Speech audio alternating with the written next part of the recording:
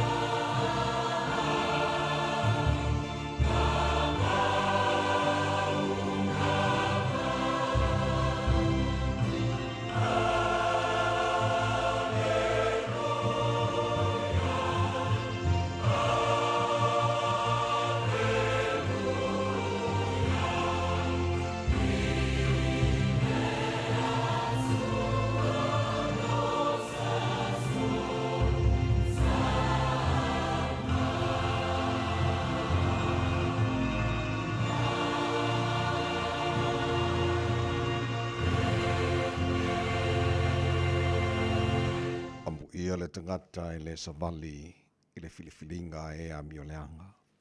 E le tū foi o ia i le ala o e angsala. E le nofo foi i le nofoa o e ta wemu. Ai nau nau o i le tula fono le li. E mafau fau fo o i e lan tula fono i le ao ato ma le po. O ia fo i e wha peo le la au o le tō i tafta whāne o vai tawhi. E fua mai ona fua i ona lava tau. E le to ulu fo i ona lau. E manuia fo i. Mea oma na te whaia. Mātou bol mawina le nei tae ao. E sele mātanga o fio oe. E sele le leo oe lo mātou tua. Awa o lele fo i wa. Po el mātou whaalongo wa. Tala noa manu ngangana le tae ao. Ai o whainia lātou vi inga i ante oe. Wa maua fo i le mātou wa aiwa. A mātou na tawhata o le tae ao. O le aso faua o mai. O au ia whaamunianga lo mātou tua. Mātou te pese ma mātou viia i ante oe nei tae hao. Mātou weifo fo i o loma, mātou tau tau lo silisili ese ma mātou whape atu e pa ia. E pa ia lava oe le atua ma malu. Oe lava le atua ma mana. Le atua silisili ese ma le atua ma tautia. E le ai lava ma se tusa ma oe. O le atua lava oe, e soifua mai le vavau e o lava i le wha vavau. O lau alofa ma lau wha maoni ma lau lavanga le lei. E tu mau e le liu o na nafio le so tai au. E o ngata anga o mea malava. Le tua oe la e le vi inga le mamalu o le tua oe. Pulu le mātango fie. Ta mawha af tai. Lau mea lofa lau la fau mātu maua. Le rei tai au. Whaftailo o lofa o le fo ua. Tuta i manuia. Whainga malo longa sa tofa whai o tangata o mātu o lira ni yaso e whapopo foi. Le ni aso fau le lato se fua ma le mātu ni yola o mātu o lira ni aso lulu. Lua se funu ma le lua ia yaso i anuari o mātu fo launga na neitu sanga. Ia o le mātu malanga o le ni aso fau. E le iloa e mātu po le ale me tupu le si tu lalo manai. Ai a mātu tel tonu o lo e whalau e le pa ao lo mātu iai. Mātu tel tonu fo i o la au o manuina. Ia mea uma mātu te whaia tau tai mai o e tamā. E le wholaunga a whai nei, manu ia ngaruenga le a whengai ma le tunu, e le nei aso fau e a mai, whaaftailo o lofa i a Samoa, ua umba le whanausu le tunu le nāso o mawai, mātu padpatia, mea sirisile te whaia mo te tai o le tunu, tu maulu manu ia oilo mātu o tua, te tai o le tunu o Samoa, whapena fo ina i o mātu te ngata mai ngā oma le ngata i Samoa, au le alala mal papa awa i so se tafora nei ke lope whamunia fore nei atunu o New Zealand o mātu nofo mama wai whapena fo i atunu oma ole nei lalolangi mātu mantua nei tai hao lātou o loo whaata o toria i ngase mai o le tino i tono a inga so se mauta ngase le ngata i New Zealand nei so se tafora nei ke lope mātu tel tonu lava i le pupu ulo au mātu val au lo manafa malo lopa i atu pa i ane pa i fo sia le malosi e fo i lava vi inga i ate oi. Ya lo fangiele tu mai mo panga ma le tapo inga na yo mato matua tu asin sino le tu i malo mato malawa ni yaso ba o pela lato se fu ala le tino si sili le nganga ya le lo fatasi mai be o mala formato fa ni yaso fo e mai lo mato tua ya mato fa lava ina e fo ile vi inga ya te oi ta mafa mo mole fa mo ni mai le tu tu already sa bon ni yaso ato wa mato wole mato bala au ne me malawa ya la so fa mo malo yo se ke riso lo mato di mo mato fa ala. Amen.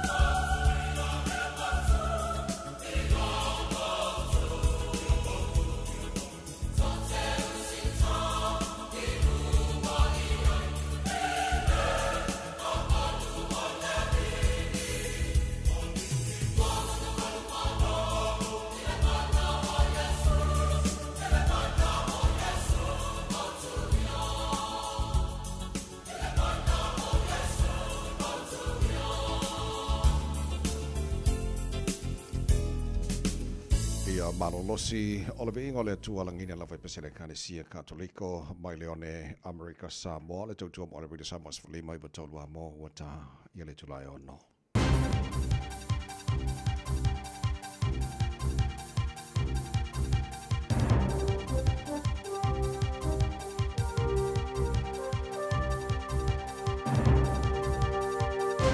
Good morning. In this update, Donald Trump is starting his second presidential term with a bang. The 47th president has signed dozens of executive orders, including pulling out of the World Health Organization and the Paris Climate Accord.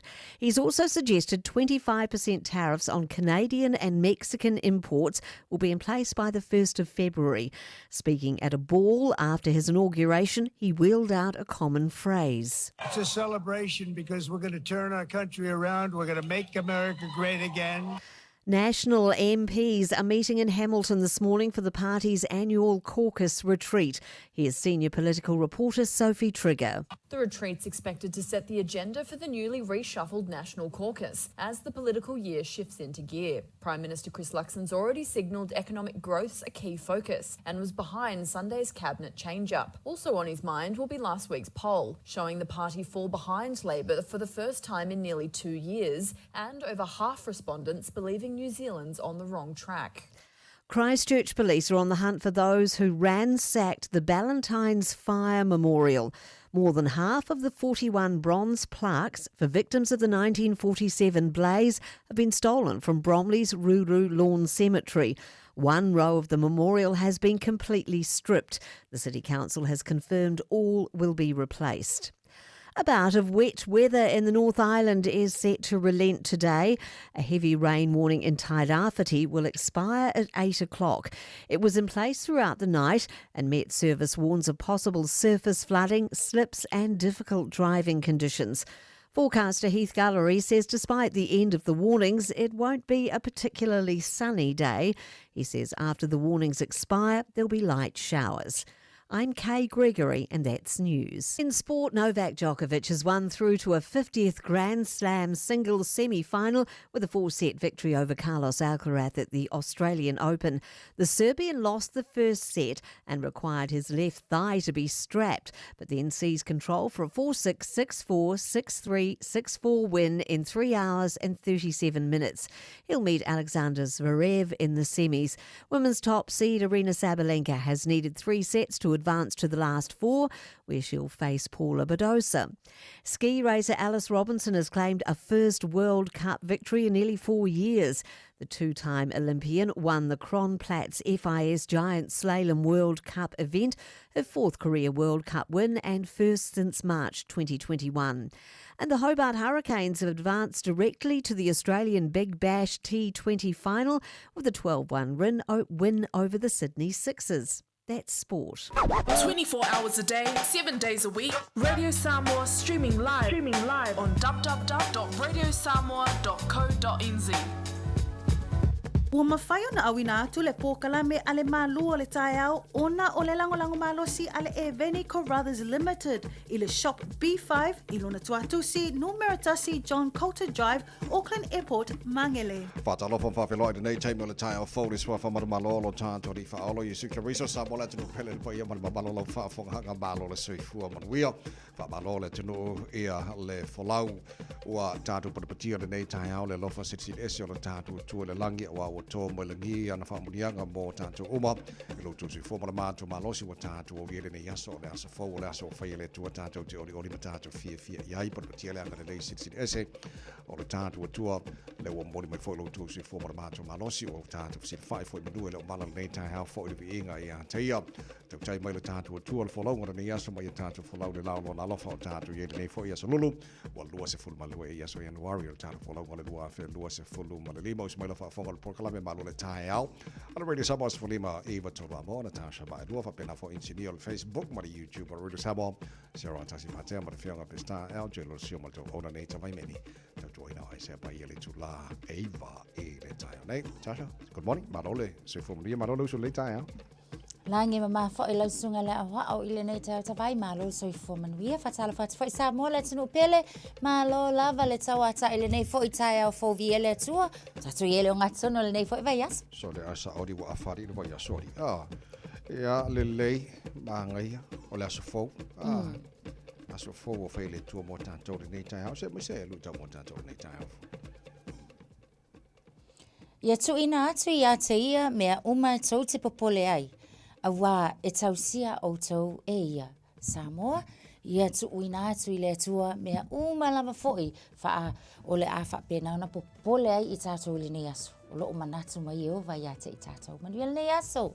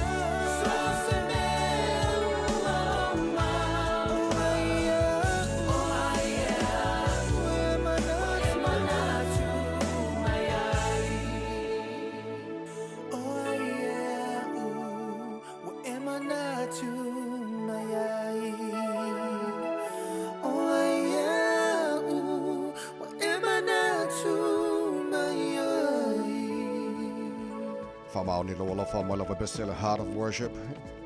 Mga ia upore pese le mwhai au na mamai le whamao ni le tua ia i tātou.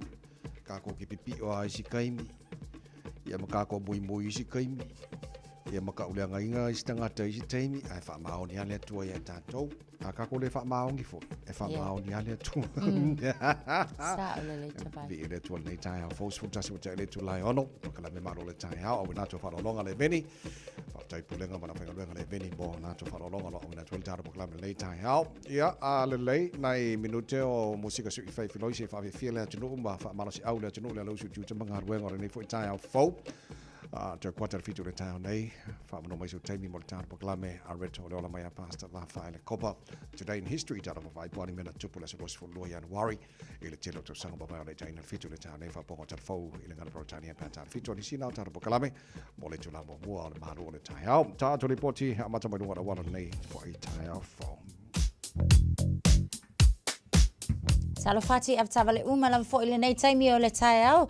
Lunga wa tata wala sele le nei taimi ia o lo so lunga le lei lava fo i file mu le nei taimi o le tai au. Ele o iai fo i ni lapta inga ele o iai fo i ia ni ta avale o lave ve le nei taimi o le tai au. Tau lava o lea ia manu ia tele le usua ia tua i le atunu ia i lunga fo i o ala tele nisi fo i la tau wa toi anga e mai maota malawa o le na fo i wa manava ngaluenga o le po mabai ma lo lava fo i le fa ma lo si i le nei tai au.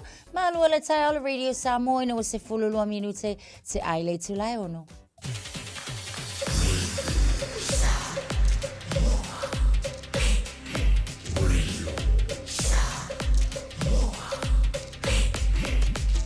Tasi limoi votu, amo. Ua mawhai ona au ina atu le tala o le tau i aso taitasi ona o le langolango mai a le Pacific Finance Limited. Telefoni o Valselau fitu whawha lua lua fitu. Wai ngā mata le tala o tau le nei teimi o le tai au. Fau se fulbalo la ile malua le ea mo tātou i au kilani tama ki makaurau le no whanga o whasalaunga Radio Samoa wingo le tau le so le whasolo na awa oa. O timu ni so taimi whaasoro po ina langi le lei ni so taimi o le so lua se fulu ma le lima o le maulunga i whanau i ele vevelo le ea mo tātou le so se fufitu lona mawalalo au lia tai au. O le whaasoro na awa oa langi le lei le tau lua su whana maulunga o le mawhana mo tātou le so a tai au. Le bai ngai on tuatu le asfo reile. O le whaasoro na awa oa langi le lei pa unai wanga ni so vaenga au. Kilani whaasoro po ina awa oa langi le lei pa unai wanga le aso to nai. Whaasoro atu na langi le lei le aso saa. Whaasoro ina langi le lei fo le aso ngā fua. Ui, kai mahanga ia fo. Pei au ke no le aso ngafua e o le aso maro lo pe a e ka fifi ai kai mahanga i pole susulu mau le la ia langi le foi le aso lua ia o whamamaunga na la wa ai tau le ngata nei ia tai au ma so lumana i atu ia pa wale me o le audio kai hao a o le vai ngapa mauna la wa ai tau ia tu langa la i tau mo tātou i le so ma so lumana i atu le neva ia so whanga so po kalame manu le tai au la tāra papai tu langa i le tau telo isi vaenga o New Zealand Pena for the tau Samoa mani samahenga o le kelopen. Tana o le tau Radio Samoa o natu.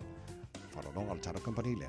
Ua loa le tautua le Pacific Finance in no ngā tupe mo so se wha moe moe. Maliu, whai puiponga, aso whanau, sa whai whai ngā malonga, ba so se wha lawe. Apa lai nei loa le Pacific Finance.co.nz. Pe wala au le oval sa lau fitu whawha, lua fitu. E talo sanga sauna no ngā tupe i le bao le 5 se lau tala, ma le lua se furu hawhi tala. E lua minute whai lau talo sanga online, www.pacificfinance.co.nz. Ai tasi le tu lai whatali e se tali. E iai, ai inga whabitoa. Pala au loa le Pacific Finance Limited. Ile oval se lau fitu whawha, lua fitu. Oval se lau fitu whawha, lua fitu.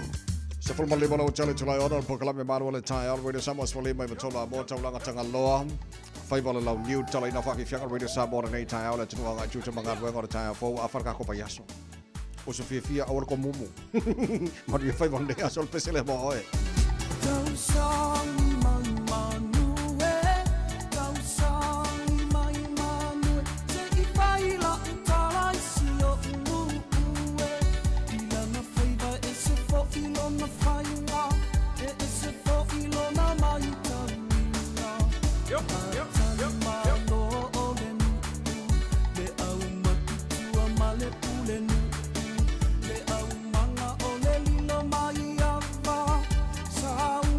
le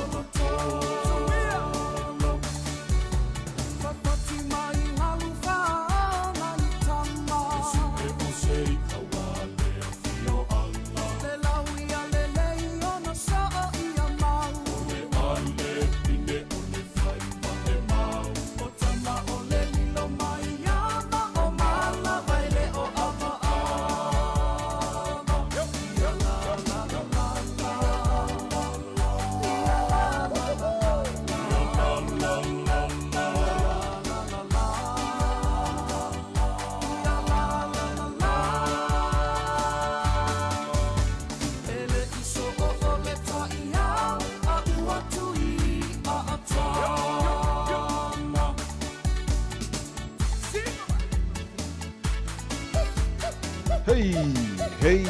Ho.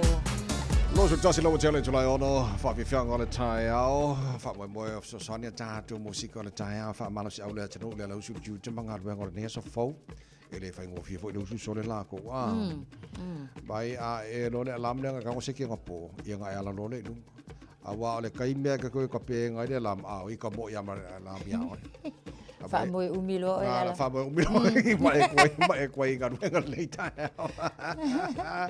ala le pa ngal ta ba kala me fa tas mai ngal le Facebook ma YouTube ro sa mo nei tai out ma lo la versi fu mo ia fa time ele fa tas mai le nei fo i tai out fo pa ta lo fo le malu le tno fa malanga mai sa mo lo ta fa tasi au kilani nei vai te mo te sanga ma lo le malanga ma wia sa fe lo Malaysia na fil of business fo le tno fionga sala les silver or Silver Group company. Pena hoi le sunga ya Patrick Ahem to Lourdes Swafa. Ya, o fai business fo ele tunu i longa fo i tono le tunu ia manisi fo ia malo le si fo manu ia fa fa mo ne no ta to foi o kilani ne foi temi ole to sanga. Asa mo le President of America Donald Trump ila so nafi ke fa ko le ole aur ko inga. Alole out going up, fanga ango.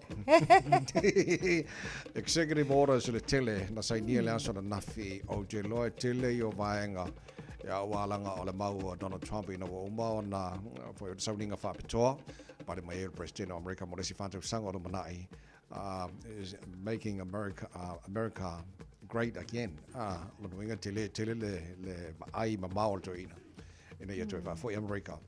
Ele a to tuanga sa yai kiri rope le mafai ngis press king e vai ya lona na tel tununga e lona tu lai mai e tele la executive orders le na sainian nafi o jelo ya fiai ele ko e Hawaii America e vai ngara World Health Organizations jelo ya fia foi mai si vai ngala fi Hawaii America o le NATO mai si vai nga uma fala tonga la langi me kalang wile climate change wa Donald Trump les kai bakwa de yoya long babo fa i nei me o swing o taulo o ka ko visi ma mafaki e lo langi ato but one of the things na junction over by atu o mo fo sa India o le tulanga fo le nga lu e mai o tangata fa ngalo ngal federal for federal workers ele fa yon to ngal lu e fale they have to go itono office ngal lu yeah mai tawa til tulanga na ia etali tu salava fo imtato le nei fo I tau sanga na mavai atu le na toi au mai fo ia le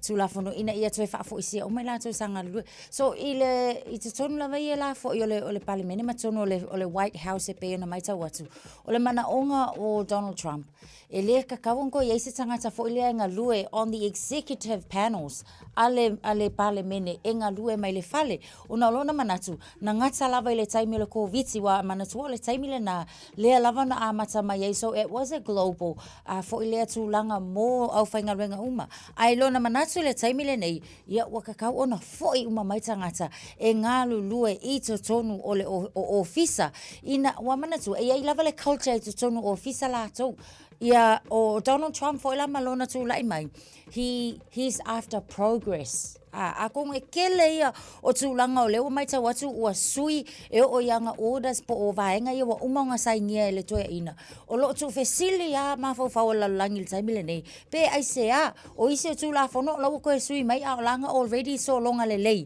I le tilo fo ile ala langi pat ia tau ia ile nau le toia ina I lau kikilo o koe inga lea e after ko inga meka ole progress manga o ko inga ia ko e fau mai nga ia inga ia I loa ai fo ia wa ale progress se tai ele ma fai fo ona I loa e olonga manga ia la ko nga ia ko e fau ko le si me fo mo se si me fo I lo le watu to e fa se e lungo me fo ile sa ia mo so e ia la exemptions o la fo e tu ava noa ia le tai ia ia le tai e ma fai onga ia le exception e ma e ala nga tsa ona nga lu e malfale o nga avele ia o le ioenga al kaimil ngai e leo toe whaatanga ina la se tai e ngā lue mai le whale.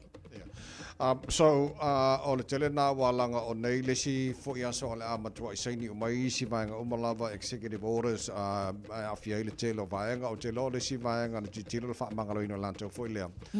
Mai le lua fe, I think 2021 na so no Januari. Yes. Pea male a fe lima se lau tulango iai US Capitol attack. o isi nā vaenga, o te lo isi vaenga. Lesi vaenga no umaua na fi. O Trump na ia whamanino ina. O ngā tuspa ia, ngā re lua kaka whai le tua, it's male and female. O te le lola mpo le ale te leo lona sitisila i le tūlanga fo i lele. Ma le whātou sanga lumana i mo Amerika le tūlanga. One thing no maua fo i o lo sitting ia, peo no lui i le court.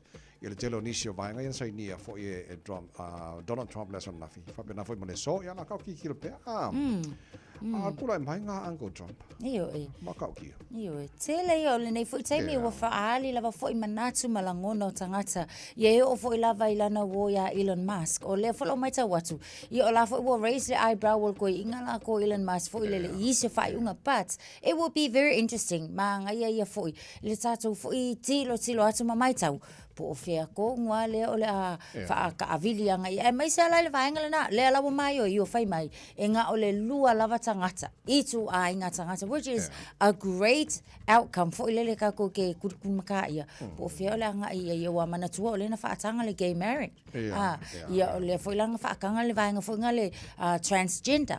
But o le la tātou tilo nei la. Po o fea o le a whaianga i ele tu la whana fo. Ai sa nei. Lo su fitu mo le a whana o tia le tu lai ono. O le vaenga nal tu lai mai. O le president fo Amerika pe ona iai mai lea sona nafi. Ka ki kilo po angi si saingo la whani ngai aso. De ko inga fo inga fia fia saingo. Ngi milionga makako. Se mai singa milionga ngā mama ko wha mole. Ma non se fua.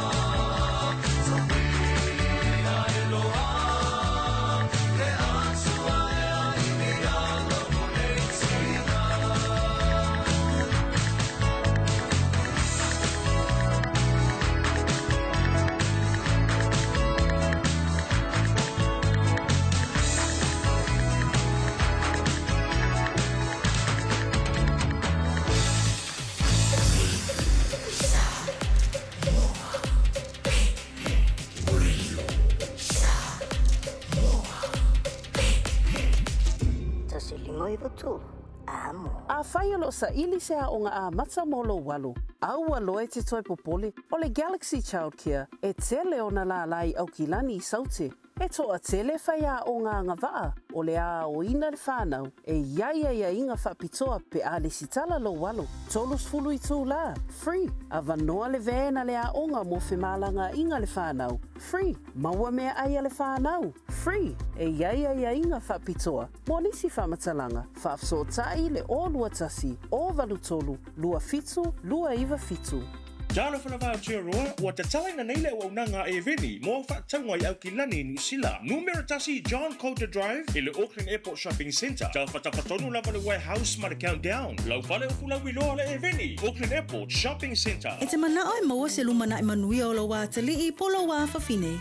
O se fulu nei tau sanga o whaatino le Pacific Advanced Secondary School le au nanga. Na whaavai le nei a onga e Sir Michael Jones. E whaonga ina inga ngana ale Pasifika I le NCEA, STEAM, ma le waka ama. Maua fua o fuaonga, tai le aini pili a onga. Ua uti ava noa mo le lua o lua lima. Mo nisi whamtalanga wala au loa le pass I le o valu se lau, valu o fitu lua fitu fitu. O valu se lau, valu o fitu lua fitu fitu. So lua se folo ma le fitu minuto lo jora tale o le tula le fitu holo whafonga le pokala me malo le tai. Hau rida samos fole mai vatoru a mo lona lua se fulu ma lua neo aso.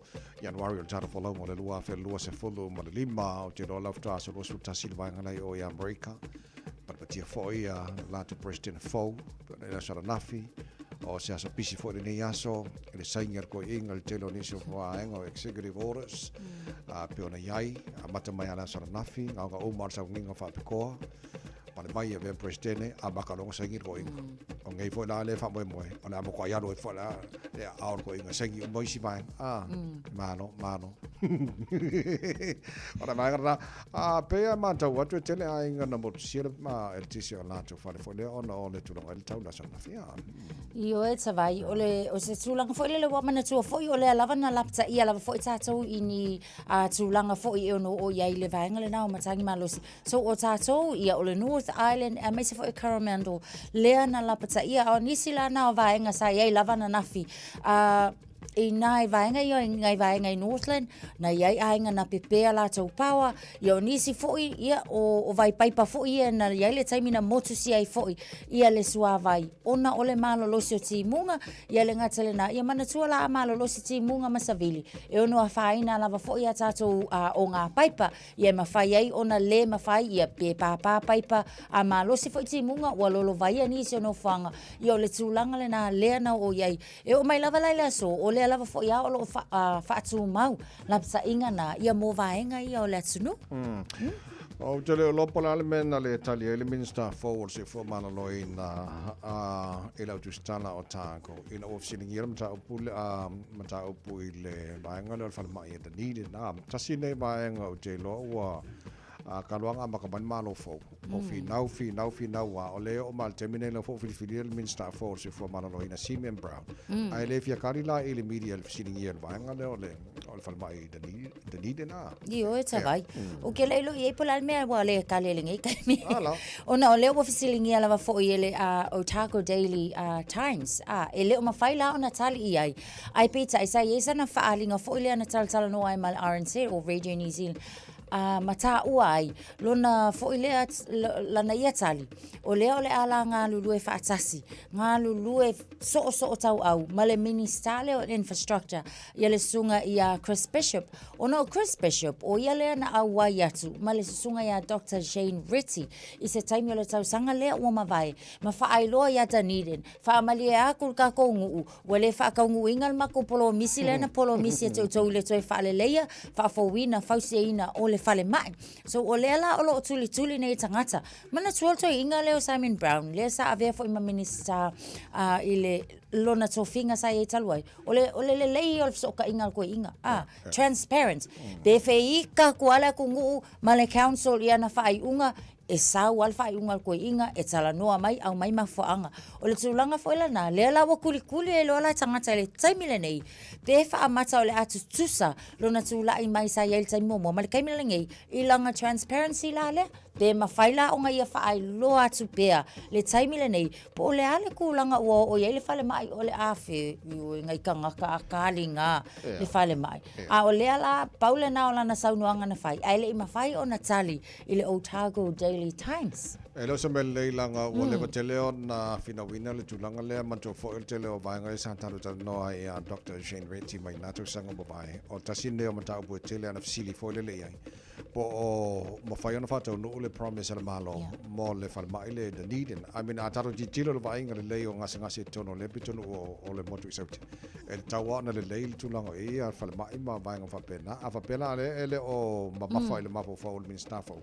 e for nga mai le good news mo la to lo i the need mal tulanga lo ia le tele te vai o le vana tal ia mai se le foi la nga ia tul taimil palota ia o atono se kulanga le foi la le ia e tau tanga ia le tato community for the need po fe ko mo a ko nga il palo ka le ata vai e awa a tato vai le so fu maloloina e fa mo i me umalava ia se fu maloloina tangata so fa mai e so swani mo le vai o tangata ina ia mo tinoa o lo mo la so fu maloloina a le angoangola il malo ia no tula meles tula ngai le manuia ia le lei a fa pe foi tula mo living scar for ai relation kula mai ale wa maka fo ia ele ele fe alo fa alo ele mfai on sala no sa o ana nafi Natasha Lote vava yatu na release ai electronic card datas monitor lang or spending latino ia December to sangata to nei manto fo ia telen fa mo wina umala vai lalo vai ngai electronic card datas ia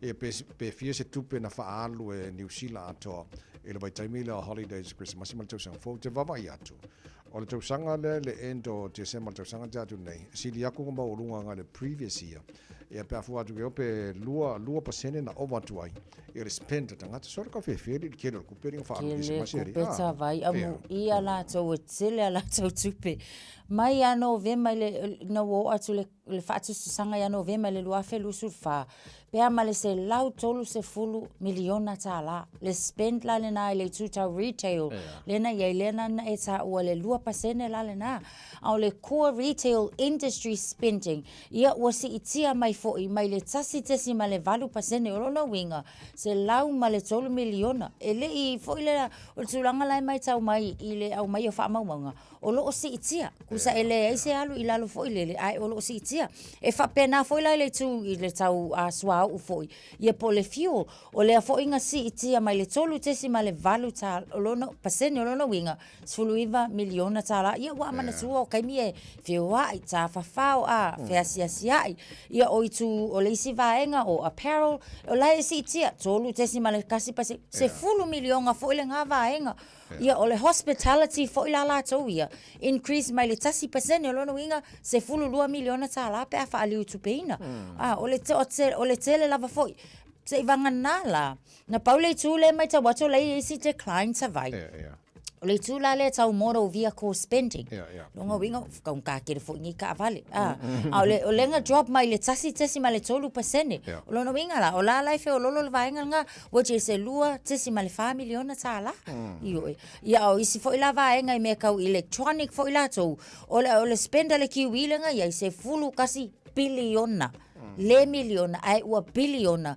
ia te sema ile tausanga lua o lua following ala ke la ku peka ngaka atavai o ka ko ia le ka puki aku ala ke le ku peka ia spend pe otsa pa wale mea spend vai ngala ia sa uni ta so e vai fa le lava to me ja o ngole la ko ia ko wala so le atala tamai namal tala tamai mali potio electronic card datas ia pe ona fa ali mai le sona na filto jomo e samos folima e toro amo no wato lo se follow il fitu o le tanto ni poti ma wala wala la so ai pe mai fa fanga mal penino tia fau ona so no le mal tanto ma ro ta fa nga a retro no mai pasta la fa de copa ma lo verso fu Anzi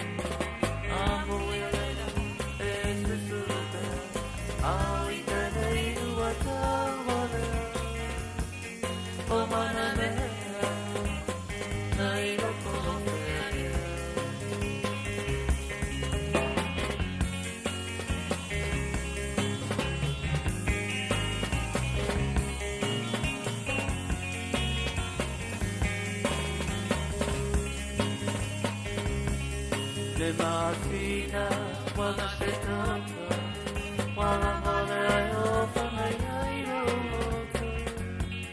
Petele piamo o atafia sao Tu mamau asio sio ai tu maula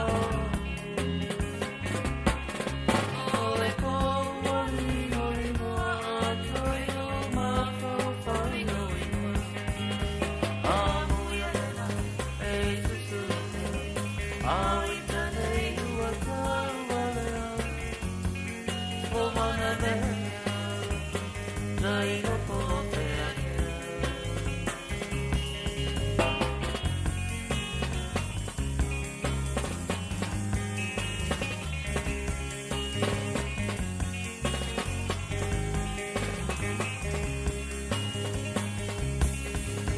Amo ia oi o saoata Awi tane wale ma whaina ngalo Ile tula Pia pena o koe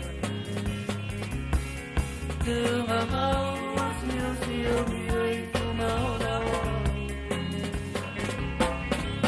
Ole po ali morino Toi lo ma fa whaina Amo yana e susu Awi tanei ua taumalea O mana mea Nai no potea Tu na mau asio sio mia I tu maona E po ali morino Toi o mata whaina Amo yana e susu Awi tanei ua taumalea O mana mea Nai no potea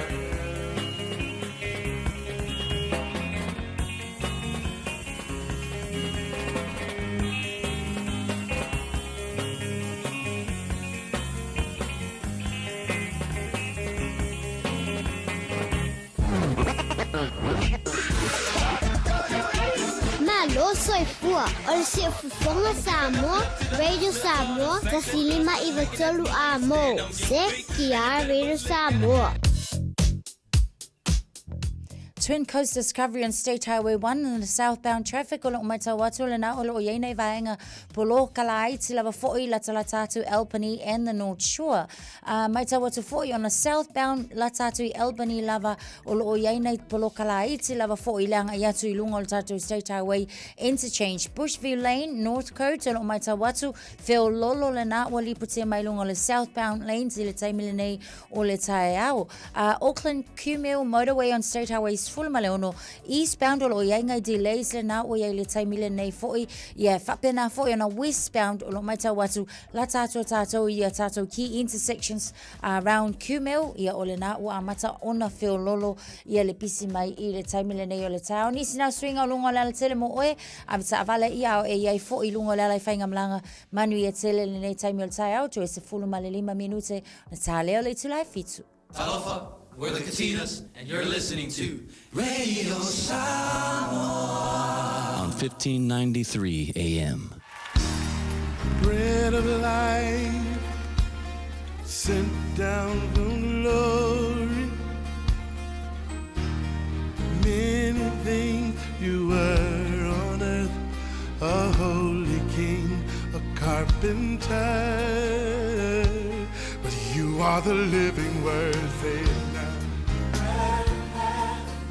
Come on.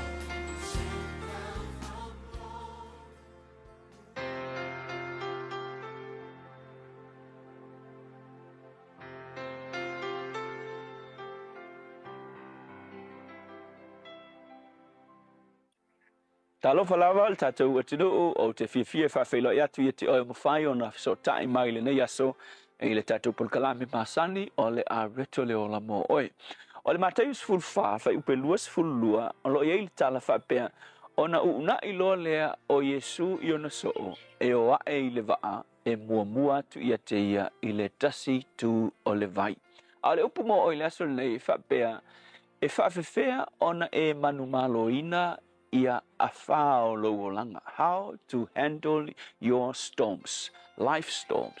You know le lalolangi le nei, o le lalolangi o wha fulifo e a ngai mai a te tātou. Ai tala e vai tala whapea, ina ua una ia Yesu ona so o Yesu nga mafuinga ona so o le situ o le vai. Vai Yesu, ia, whio soilo le wa amauro, o e mua i le tasi tu. Nenga mua i lo le au so. E whai tau tala lea. Ina ua o le au so. Ma whea ngai, ma se a wha, ma losi, a wha, fulifo. Au whasiki. Wha mata nei loa e Yesu, e ai le a wha, lea le a whitau I maunga so. O le tali, I oe, na sila fia le lei e Yesu, le mea le atupu I on so. A le mafu anga na yetu ua I unga so oyo, e ai le a onga na mana o Yesu, e a oa o I on so. Mafu anga, ina ia oa o ina ona so o, ina ia tupu lo lato o langa whaatua tua ina o Yesu, I o lato o langa. Ma ia whaate le lo lato whaatua tua I a Yesu, a wai ke loa, muli ane. Ana le toi o ia Yesu len sa vali lunga le vai, se mangu e whangoa lau so, inga ua o Yesu, au ngoa ma Yesu, e le ai se mea lato te mawhaia, o le o langa wha kerisiano, o le sona la ia ua o ina mai tala, me mua, o lau au nanga I le li whaola o Yesu, a vea o ima kerisiano wha maoni, e le whapea o se mea o le atao fiai, le a ngai mai o a wha furi whao I le o langa.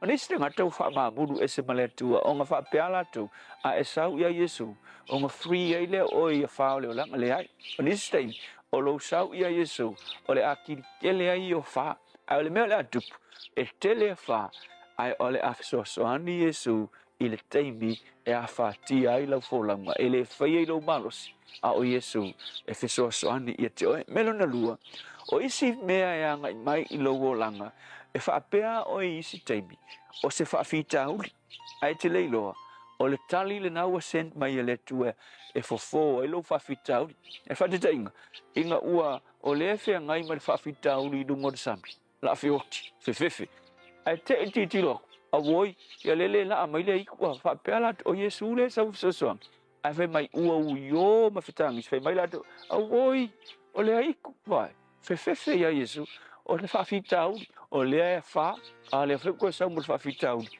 o le aitu wa sau I whaafefe la tau, whioi lo ma whiei lau so, a whai mai Yesu, aua, tau te matata, ia leanga, whai a Yesu le wavenga, ia laku empe te lunga le vai, sa vali lunga le vai, umai whenga, tango Yesu, wha malu le vai, ma le melo nitonu, whapea, e mua, olu se lava mantua le mele ai se fa I lo langa o fe mea ai lo ma fau, le mea Yesu e fai, e mua fa file mua Yesu lo ma fau, sov mua fa fita o lo ma fau popole mal fefe, o nga fako a sov lo le o le fa, ke vai men tupu, ina ua uio ma fefe ila to fe mai Yesu, aua tote matata, mai aua tote fefe, aua ko kia ko vale.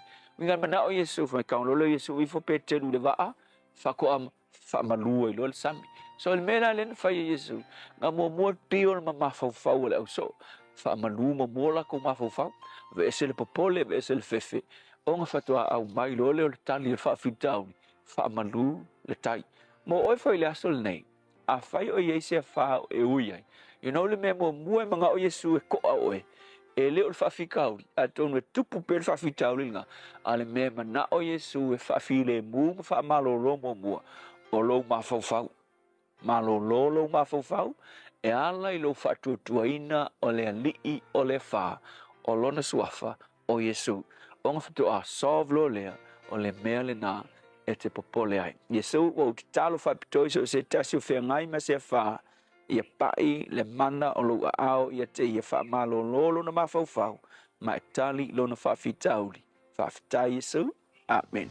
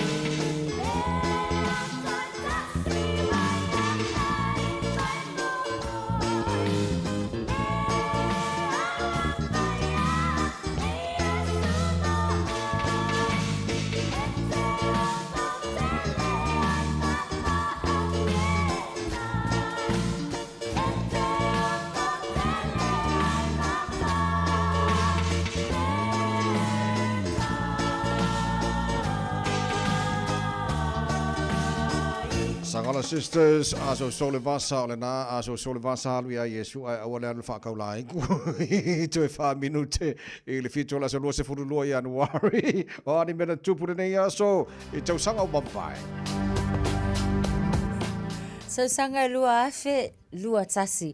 Ia i le aso, o le aso le nei na maliwa i se tasi o ta ngata ta o ta ua lawi loa mai Amerika i le ta alonga le nei o le baseball o lona ingoa o Hank Aaron. Ina ua valu se fulu ono aile na ona tausanga. I le tausanga ta siva whātolu. O vai taimi lava o le tawalona lua le laulangi. O le aso o le aso le na tau fia uma ai. Whainga whaatu i ese a ilato uma lava le atunu o Japani. Sai to tono o le atunu o Papua. I se tasi o pitonu e ta o New Guinea. So o le aso la na whaamuta ina uma ai. Whainga whaatu i ese i le malo tele po tono le malo o Papua New Guinea. I le aso le nei le tausanga tasi iwa sfulu o le lona se fulu fitu ai fo ile nei o American Music Awards lea na manu malo ai ia se tasi fo i po onisi nei o ila ua e sili fo i ona lawi lo le musika Paula Abdul and Bobby Brown ia onisi na o vainga i mena tutupu ile nei aso i tausanga o mawai.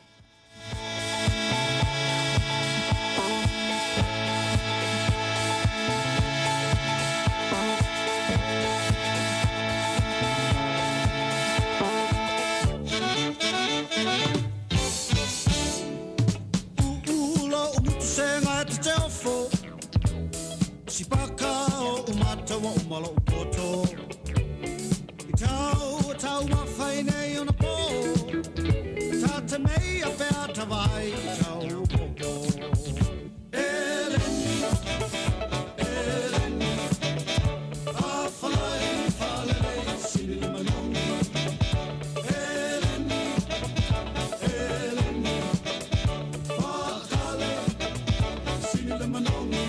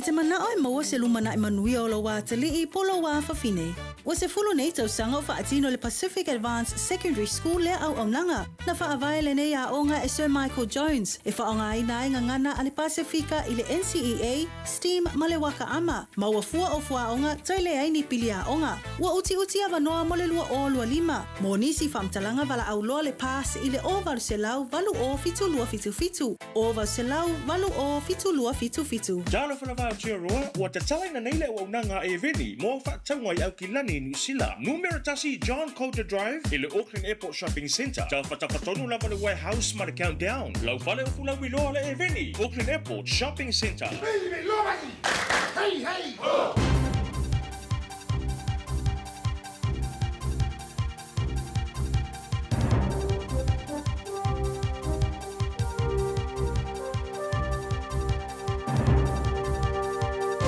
In this update, Donald Trump's sweeping changes to US policy are already garnering pushback. His withdrawals from the World Health Organization and the Paris Climate Agreement have prompted global concern. US correspondent Nick Harbour says the new Department of Government Efficiency is already facing 3 lawsuits, and the decision to end birthright citizenship is being challenged. Already claimants have come forward saying that he has no authority to redefine American citizenship. Submission deadlines for 2 more bills have been extended following tech issues after an influx of feedback on the Treaty Principles Bill.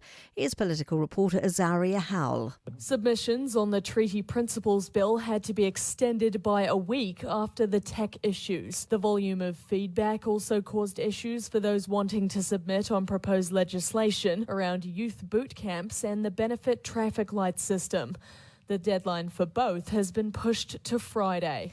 The company in the process of buying the Whakapapa ski field has expressed interest in reviving the closed-down Chateau Tongariro Hotel. The historic building is seismically unsound and has been empty for 2 years. Director and co-owner of Whakapapa Holdings, Tom Elworthy, says for the right terms, they'd be willing to come up with the multi-million-dollar upfront investment cost. The terms include a 30-year lease and peppercorn rent. A bout of rough weather in the North Island is set to relent today. A heavy rain warning in Tairāwhiti will expire at 8. Forecaster Heath Gullery says despite the end of the warnings, it won't be a particularly sunny day. So the heavy rain is expected until 8 a.m. and then there's some further rain and showers through the morning and the afternoon. At least 66 people have died in a hotel fire at a ski resort in northwestern Turkey. A further 51 have been injured. I'm Kay Gregory and that's news. In sport, Novak Djokovic's hopes of a 25th career Grand Slam title remain alive after seeing off Carlos Alcaraz in the quarterfinals of the Australian Tennis Open. The legendary Serbian, 16 years Alcaraz's senior, recovered from a set down to triumph in 4 sets in a 3-hour, 37-minute showdown at Rod Laver Arena. Kiwi duo Ian Ratliff and Michael Venus are through to the semi-finals of the mixed doubles at the Australian Tennis Open, and Ratliff is also through to the women's doubles semis. And Alice Robinson has admitted she was unsure if she'd ever get back to the top of a World Cup podium. The Kiwi ski racer claimed the giant slalom event in Kronplatz in Italy for her first World Cup victory since March 2021. She says it's been a hard road over the last few years. That's sport. 24 hours a day, 7 days a week. Radio Samoa streaming live on www.radiosamoa.co.nz. Verisimo Drive on State Highway Luasefulu southbound traffic o le na ua whiololo le pisi. Goodwood Heights State Highway 1 northbound traffic o le na fo iwa amata ona whiololo le pisi anga iatu ilungo le tato State Highway 1 intersection. Western Springs on State Highway Humaleono westbound traffic o le na ua amata whiololo le pisi le taimi le nei. Te ara to south eastbound traffic o le na fo iwa maita watu ua amata ona whiololo le pisi la tato ia tato intersection. Sunny Nook towards Twin Coast Discovery on State Highway 1 northbound traffic ia o le na fo iolo mai tawatu feololo le pisi ile nei taimi o le taiao nisi nao va ainga ilunga o le ala tele ile nei fo i taimi avata vale ia o e whai malangai me fa fongfonga mai pele malu o le taiao la Radio Samoa ina ua 5 minute te aile tu lai fitu. Talo fa Samoa Wa ule nei o ka asputi alu, a wale sui ale ngila ura ule kio. A eva mai ina se furu lima iwa kolu. A mo, Radio Samoa, Vevela a. Ua mawhai ona au ina atu le tala o le tau i aso taitasi ona o le lango mai a le Pacific Finance Limited. Telefoni o Varselau, fitu whawha, lua fitu. Malona Varsefo Maria le tano nei taimi o le tai ao le vai ngala tamale nei le talo le tau tātua amata mai Samoa. Vavai atu lai mana ia mai le tau i Samoa lai langi le mai le nei taimi o le tai ao. Lua se fulu ma le tolo la ile vevela le nei taimi o le tai ao. Fo wingo le tau i Samoa le so. O ngā toro le aso o tātu i aio la whasolo na awawa langi le lei foi. Se whangarani sa vaenga o Samoa pa ua timu. Toro se fulu le maurunga na e o ile vevela le e Samoa le so. Lua se fulu mane ono i lona mawalalo, 9 minuti foi. I o le antara no atu i Samoa. I le whionga ngan mana tu marabao, tanga vaia tipi o tanga vaia. I o le abau e foi le atuanga. I o tulanga i le tau i Samoa le nei foi i tae o fau. Se mai le talo le tau i New Zealand nei. Whatalofa i paanga tara pokalame, so se vaenga o le motu i saute. Kalau paya na fonga mai em fata semai tara programa nei tai ao ba paya tola fa solo langi le le tau ele tele banga mo tu saute kai kora lo su tasin mo runga ma fana na fa solo langi le e awa ni jo timing Nelson langi le tau mo to lo su fana mo runga ole bevela ole air o mo runga langi le for the tau fa solo langi le for the tau Queenstown team mo runga langi le for the tau Wanaka langi le Westport langi le tau Dunedin. Ona pasalo lang delay for the tower awa initial time on the so le ayo fungala aude ayo keriso kana state good morning malo se forman wiam lang delay the tower pasalo na awa puao for initial timing age maria mar savidi mai matu se sae lua se forman lua mo runga ma fan le air ya mo kana state le so le motu matu lua su fan mo runga ma fan le air kai taia pi to la pedunga New Zealand ona pasalo na awa pa una i wanga pasalo atu le fia na nei le mo Wellington good morning pa angal ta to maru tai au fa fonga mai so smaeng o no mua o le alangi le le tau mo to le so angi maria marsavidi mai sauti sa e lua se fun mat fa ma ngai mo yal ma fang fanga ri o bonin kongeri de so ri le le o tele ni so pa angal tunu i tauranga fa si velo le alus fu ona no ma lunga wala pa solo pa una wanga langi le fu le tau le so tau po wala pa solo ina langi le fu le tau mo to le so lu su tasi mo lunga ma fan fana i le tele wanga ro to rua ma lo se fu manuel nei tai au pa una wanga nei pa beau pe tau la langi le tau lu su to wala mo lunga na ma fan fana fa ma wina mo ro to rua e le nei fa so Palmerston North la awa le tau mo to le so pa solo na awa po le tau i le tele wanga New Plymouth Napier la fa solo pa Timo i ni so wanga le so i le tele wanga e Masterton wala awa le tau lang le fo i ni so timing ba ya tu Hastings la pa Timo i le so Gisborne la pa fo Timo mo to kiri ro Hamilton pa solo na awa ya lang le fo i ni so timing lo su fitu fa si vela le ani Hamilton le so lo su fitu mo lunga fa mo wina por nei fo ia so lulu se mai le talo le tau i le no fanga fa salanga Radio Samoa tama ki makaurau se futbol o ile maru le ene nei vai ngore tai pa ya tu wala ma nei o suru mai la nei vai ngore tai au winga fa mo wina le tau le so la fa so na awa langi le le pa ona wanga ni so timing angi maria mar savili mai saute lua se fulma limo mo runga na o ile vela le emota tau ile nga tono vai aso tanto yai au dia tai au la fa so na awa lang le le tau lo su fa mo runga ma fana tai au fa so na awa lang le pa ona wanga la sport radio ma sto na i lang le le sa so fu so lua oka kai manga ye foi pa mo bongo mana mai tau ile nei temi ole tai au ua loa le tautua le Pacific Finance i nonga tupe mo so se wha moe ma liu whai puiponga a so whanau sa whai whainga malononga ba so se wha lawe apa laine lo le Pacific Finance.co.nz pe bala au le oval sa lau fitu whawha lua fitu e talo sanga sauna nonga tupe i le bao le 5 se lau tala ma le lua se furu hafe tala e lua minute whai lau talo sanga online www.pacificfinance.co.nz a tasi le tu lai whatali e se tali e iai ai inga whabitoa bala au lo le Pacific Finance Limited ile over salau fitu fafa lua fitu over salau fitu fafa lua fitu malo fa tele tro malo fa fanga le nei tempo le tai au le malu le tai au Radio Samoa suli mai batoru a mo va toli le mule o i tre kiri fa yani sko kiri fo la ko fa sono ma liu mai eri io e vai ya o le tulang fa no fo talo fa ya o fa lava fo i le ima fa wina ya e pizza yani o le na fo o mai ta watu fe o lolo la fa i la to le o lo ta o mai fo i le nei fo i fa lava ya pe ma le lima fulu nisi fo o fa a o ma o fo i la to ola io e fa si so tele yeah So te loa o Turkey o America fo i si vaenga o America le si vaenga leo te loa te le fo i ma fia le mu au Australia fo i si vaenga so ka lo fai sia o a o ye ni so wo ke le lo pe ngi so tatou Samoa ma New Zealand o Turkey le vaenga America sa te no ni si fo i mai America le so nafi ya olai sa ngone mu ko nga fai na ni la to wa lo ngi si la ka fa wa i o mai ka ko ngi New Zealand ya ma lo ya monisi foi mai America lo tatu mafuta ya kila nei pone songa polomba le sa tatu mafuta mo sia fatua ya mona i ka ko fisanga ma lo malanga mo ye pe o ngi e malanga i Samoa kai ya foi o ko o na nei a lot of vato na nei ele private screening on le short film asitasio alo le tunu le songa Herman Jr.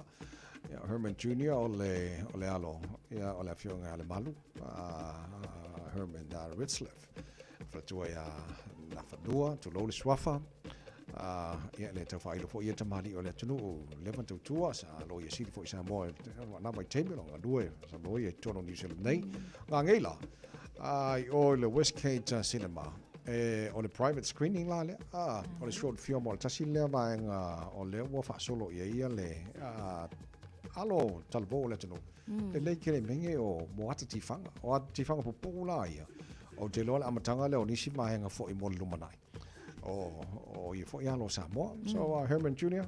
Congratulations I love of time fe na nei le Westgate Cinema o ngala le fa i private screening la le fe ngangi wa ma ia o le ko sapan vai foi la ia ngangi o ngai la kare ia vai o le mako pikongu ia mako pikongu fai me fa piko mai foi la ia va ko pikongu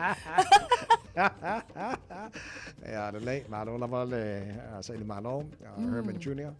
ya Manuel fa boy mo le fia na nei o le grandson le o le tinal tanto le jo ya etifimono makati ya le la private screening angela short film len so waru e so maka ye o sa volia fa skala kaya mana ya pau dia kaya yo mas ka ko ki manga yo kaya fa mo le se wa farka ko ba ya so se mas ka ko ki manga ya mana ya kaya la ngi pancake fai pulle lava pela poto pe ma fola fa tafa ia e pulle lava tangata ia le ngau singa lang pancake ia tu ia masina ipu kofe ia pole ipu koko Samoa ia o le mana o ke mang pota vai ele fa punga le fa palang fa mai eat breakfast because no one looks cute when they are crumpy ia wa ke fa kwa misi breakfast au ka lo ka fa ngal wenga sa mai ia ka ilo fol fa o le siva ngale pe mo pe mo lo ka fa ngal wenga unka e fa pe alva ngala le ma fa ki lo ko ma fa le ko ngi o ka pidia le lola e mo le ma le lei so o se mele le tele fai o le piti o le tai hau pule ala ngaka ia pe o le ala ngai fai pau ale me ia fai le piti o le tai hau ia wai so le ia fu ki ke manga venga pe ko le mo tai hau fo no ki kilo aku ir kambersanga ke ngi sile Australia so le kwa maka ki ale mele o ia so o isi la kama sa o yo le tennis le sa ko la final po na po o kama le o Novak Djokovic ala tu nga fitu la langi marka ngaka fai nga karnge yo Alcaraz o le ngumer ko ya o mai forka mo sanga sole wa malo la o kama Novak Djokovic sole yes o le kafe malo Alcaraz le seki mo o ngofa ia la kuar ko so o malo ka malo Novak Djokovic o ngofa o ko do fa sole kafe ala ngala wa ve ko boya nga poile so le quarter final ka mai ala mo ngel kana ka o la semi final semi final la ya Novak Djokovic so ki kilo poile la ke semi final Zverev ala ka mga le kulanga dua la langi la winga la o le fiku male lua il langi il tennis le la semi final a fa ka kali la quarter finals la quarter final mai le ngumer kasio la langi la kamelo tanga sala ya nexila ya mare ilo di mino o le tulanga valuna la langi ato o le quarter final la le fa ka kali o le quarter final ka le o pen Shelton ngumer lusu markasi le saka alo le open au kilang lang fai ile masingo yang wa nga Le ala ke wa ku no so na kwa ona ka malo so quarter final la ma Sonico. So o la tola man malo mai I quarter final si elu. Ne la taro le si semi final ale confirm le semi final bombo. Novak Djokovic numero 5. Ka alo ma 0 o tulanga dua ngalo langi ako. Il bengi o kengis. Me foi le sa kengis am kwa ka fia ka maka ni mo kengis so. Maka ali ya I mai o pe ala fa o ka ya. Ai o li mai o alo ko. E pe yo me anga no ba ko I ga so la ko fa lo ngo e. O ke ni maka ya ngo fa lo ngo e. O mai apa mai fa ga yo ai alo ko. Ai, ka vese. Kusa kama le akala kapa mai nga fa ga yo ale alo ko ide ko I ngama lo ba ku I. Ke mi ako kilingi. E masa ki le au fa le asu. Ngai sei fanga pa. Fun mo no tele jona fichi ma no se fo mo ngai ka au fo. Tell a boy. It's even mine. Hey, Ol saule ale a masio nanga fatausi ol tau tua stonu ainga tau tua ile nu male galuenga ale tua ol sililena e faya male ava lau au na ole ala ile pule tau tua Malolo tau tua ile manga Tole foa Nu ufaingita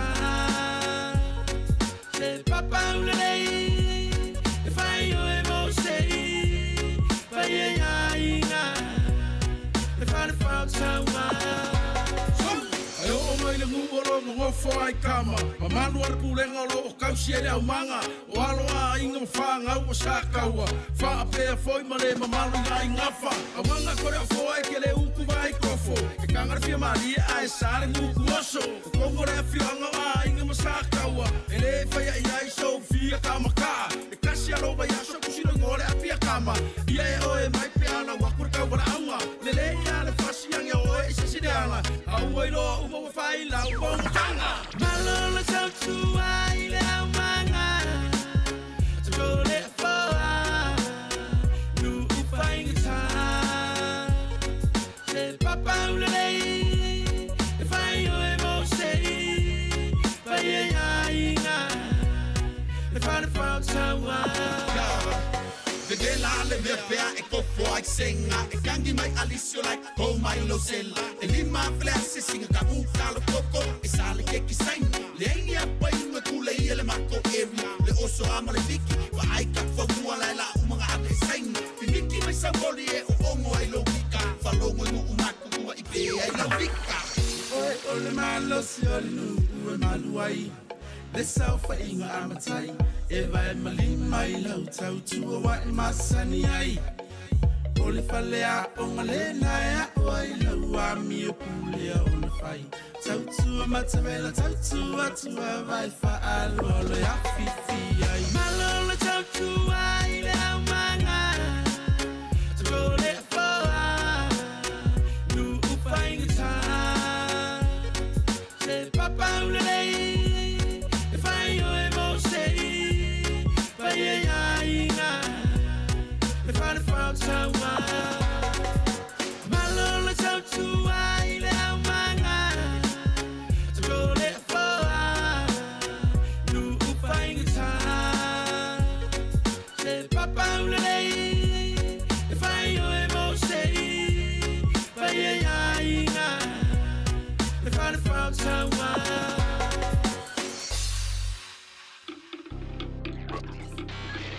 Tasilima I Watolu Amo Radio Samoa. Just think a minute. It could change everything.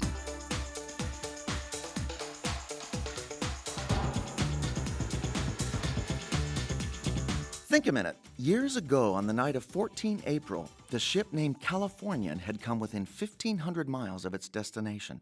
Boston Harbor in the U.S. It was midnight, and Second Officer Herbert Stone reported for his watch. He found his apprentice looking through binoculars at another ship in the dark distance. He could see some lights, so Stone told the apprentice to try to communicate using the Morse code light, but the other ship did not answer. Then another white flash came from the other ship, followed by 4 more white flashes. So Stone called his captain. The captain ordered more light signals to be sent, but still no answer came. They noticed the other ship's cabin lights were disappearing, so it appeared to be sailing away. At 1:40 a.m., Stone saw the 8th and last white flash in the night sky. It wasn't until 4 a.m. that they learned the truth about the other ship. Both Second Officer Stone and his captain had not understood the lights and flashes from the other ship as alarm signals. You see, that night of 14 April, the Californian had stopped in the middle of the ocean since there was a dangerous field of ice in the water. It was while they were stopped and waiting that they saw those lights in the distance. You see, the other ship had sent those light flares as distress signals, and the Californian, which was only 9 miles away, would have rushed to help save it, except for one thing. The other ship had also been sending distress signals by radio, but the Californian's new young radio operator was sleeping. So that night, Second Officer Stone and his captain did not know they were watching the sinking of the Titanic. But you know a far greater tragedy? To watch yourself and the people you care about sink into eternity on their way to hell, lost forever in the worst pain and suffering there is, forever separated from God and everything that's good. So won't you read and follow the signs to safety? Jesus has made them very clear. Just sincerely ask Him to save and forgive you for all your wrongs.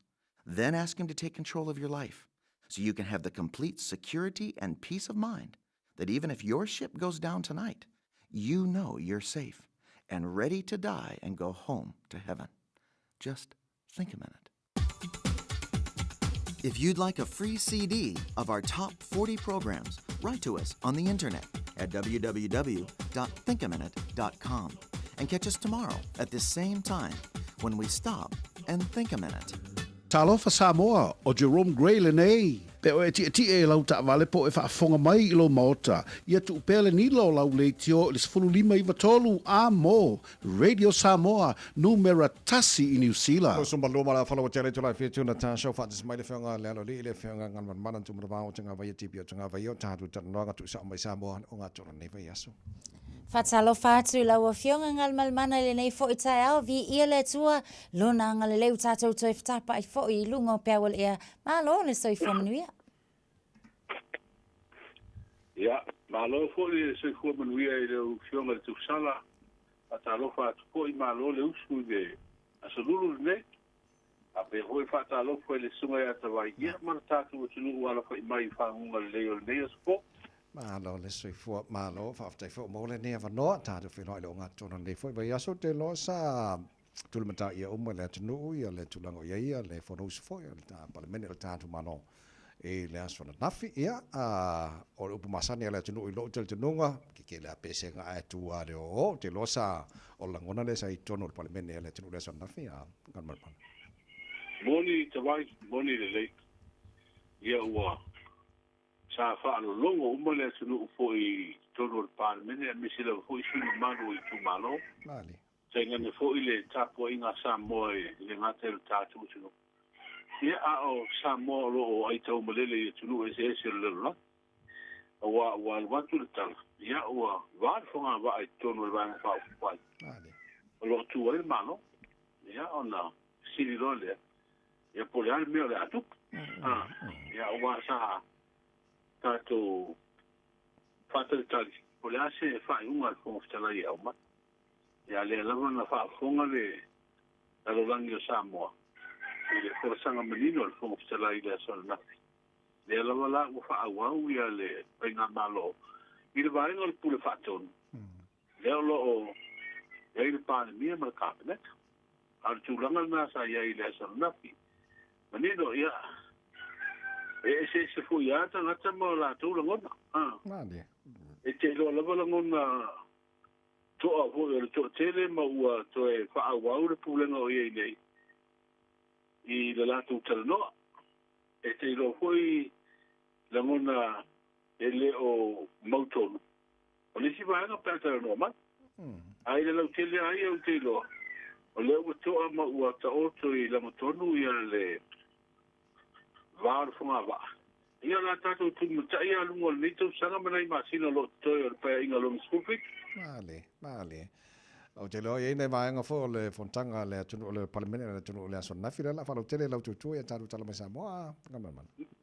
Moni te rai o tu la mana ko i o to mai vaenga ta ua ma anoa o ta upu e me se lava i fo sanga ko mstalai ia va pe fo ile sa luanga fa minister te mate pania ia me ta upu le fa i te ul manga nafi o le pasa ko le male la ko le fa tu e el wele tu le fe pule o sa pata tasi au mai fa ma ni ngona la fonga na fa tono el parliament na tu ia le fe pule ko nga ngai ko manga numero to ia tasi na van ta we te ul manga amateur kono ile nei to so fo Mano. Lo mai tau atu e pei fo e tas fo i tūlanga lava fo i tonu le tātou pāti o lo tūla e mai nei i le pāle mene. O leo lo ua iai se tūlanga o le a whaau atu lava le whaamasnonga i le ave ese o tūlanga o nisi o sui fo i minister sa iai. E me se lava fo i tonu le pāti le fast? O le teimil nei, ele o te loe le i o le mta upu nei whaamasnonga i tūlanga alo, ia mtūlanga masani. Ai pe o le totonga na o le ia i le mata upu wa le ua wha ailo atu i o i le ponga fitalai e le te tai o whiriwhiri nei le e ma te tai o le vang wha upu whai. Me tūlanga le ua iei whai pule i e to ono. Au ki alta mai te pānemia, sui pānemia maisi minsi kā e to wha. O lana ka penata. Ua solo i o la tūlanga o ni sui awa i o le pāti wha upu whai. Le hula sa no manino iei le ponga fitalai le asan na. Ola na sila. Ile wa faina tūlanga o le solo o le aveo i la tō masui pai pule i tūno le parliament. Ai o le tūlanga lea. I tu inga le whapea wa iei le tūlanga le sila fo i a le sunga la auli malisi vaenga o le vaenga wha o. Wa awa yatu i la tau le tua le pura whaatonu i o lisi vanga wha upoi o te lore vanga le e angai e le malo e a le sau noa i a le whamukitala i lana sanga manila e le o mawhai o la matu i la tau i whaamaoni a iei fui i whaamaoni ngai al mena e me la tau i o i le i whaamasinonga pe a ise la tau kufonga whapena So le tau whawau i an tau le manga al whanau suna tunu le so a an mana. So mai alo sini da no pisa kere vanga o le tue fa ia le fonosu al panemene le sope pele o le fa wa le fontana al panemene le so ci le fio fo le sa ta no de so fu ele ma telo no fo il telefoni ma le fo stala il fa il vason tenne o tatu talia se tu la no fo o ile ngase ma lo le lo tu ko le fa fa fo lo tu poi o lan sa do no mai solo e aluanga masadia con le parliament le se metu ya le lanta to mo mawina le sonna de holan tor po le sonna ya tor po mai le so no fa tai ese mal vanga le o le parliament le tnu mal fanga malo o mata watu lo fa tel pela o fa sa fanga no pifa e pe mo singa fa mo nga sei so senga kula mo kangor kausa ngamba fufuanga fo faiol sa le lava te vai o le wa i wa tu moi lunga le apio fo linga fo i manatu fo i o lo nga lu e ma fa tani pe vai nga le fa tani ala ku da kama tu sanele the dividend ya por family ya wa ho la ma ka kausa nga misel vai nga le umin malo lo ko nga lo ngal malo ia eu mai eu wa nga I le vale para ele ngala ia te pa mo la wa le te pena nenga I kamiki wa le e ko au ai me masani la vai ka pena I sa mo la tu ia bio se pa mani nga le mai se tu pele ba tu ol nu pipa ia pe wa fai lo me o dividend po le family nga o mai se le ni mo e fai sa pa e pe wa masani ko eu ka kupi a masani te wa ola masana na ko o fa ka o pe na le wingol tanga Ure o le ai ngoni o ia o ni sa ko kala pe singa dividend o ngai ko sanga la ka ko mai ave ma ko ni vola me lo dividend o ya se lo Yeah. o le me vola tu pe ai fu e lo sa fanga tola ia na mai le ya le fa ma o le me alo fa Yes. Yeah. ai ave na le si me to lo sa fanga la che u pa nga ai me sa o le si va ngai ave apa pela mai le mena mai a me lo fai le la mai pena to ya o la usao fanga na a ver si me te lo mai ida ai pero tu langa na o le ai pa te tali le u fisa fanga ho ya mas te mi sa lo pe o te mau ya wa o le fa lo le pula no ko no pi fa ni si o li poti ele fa ya fa un al minsta o yo no pi fa pa pele come ti fa poi ya to no ai to ya sa o fi te le o dividend di Ja, sawa. da vai mal to sala wal me fungai ya na ho ile mo me ho le kapa kaukan le alma me toi au mai ana la pa ya wa te le ala sa fangala ya se ro lo fo isa me mo ya ai foi le ya le ti fo le ngal mana la matula bano fa ilo mo le fa fong mo le tino tulanga mo e te pena ia ya wa fo la tu e taru tala masa mo pe tan van fa mo ya o te no le a tonga tola vo le tu fo le ya so o mana te pena ya tulanga sa ia ile te wa fianga al parliament le sa na fi a le fo ila wa fa wa ile te wa venga al parliament mo na ka pena te le va ngol pur fa tono tu finga o le tau veina o le pulenga o le malo. Le fua le mai o le hinde tau sanga le pai inga le nei no na school fitu o le parliament. I le lango ino tu la fona ma po fuanga tau tupe le malo ma ua manino fo i le vai ngai le sanga noanga le tamai tei parlimia. O le ua lango atu la uri le lafo na fa atu le tamai tei parlimia. Io e uma iei le parliament. E fa mangalo si fo i kule o sa pata mua. Patino le aso na nafi fa alo longa fo i fa le nganu ua le tu malo palo i fa pa i le fa ea le parliament i le fionga i le la ulu le o fidio se tasi o le tolu ua se einei i to finga o le sui o le fono sito fia.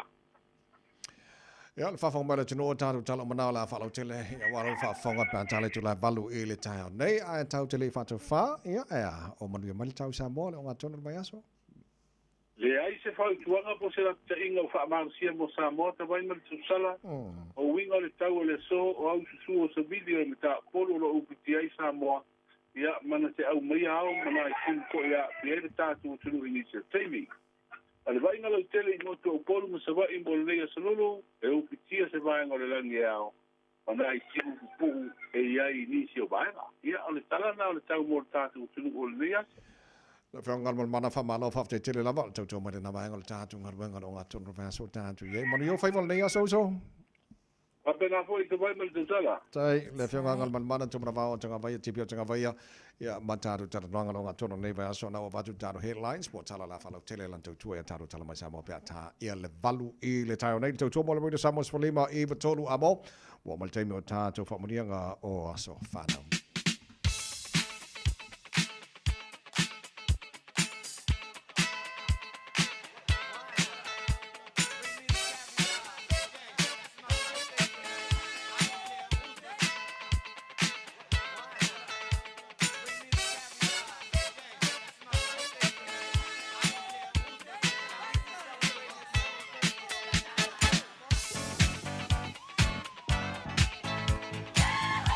Nangas whana ola sa lulu nei sa lua se fulua Januari matala telefoni mo o tolu fitu tasi lima iwa tolu mo fwena bino lungan tato I meli. On air at radiosamoa.co.nz. Papena fon Facebook mani YouTube o Radio Samoa awala manayo mai lofa mni ngas whana ule nei fo itai au. Tato telefoni malor sui fua.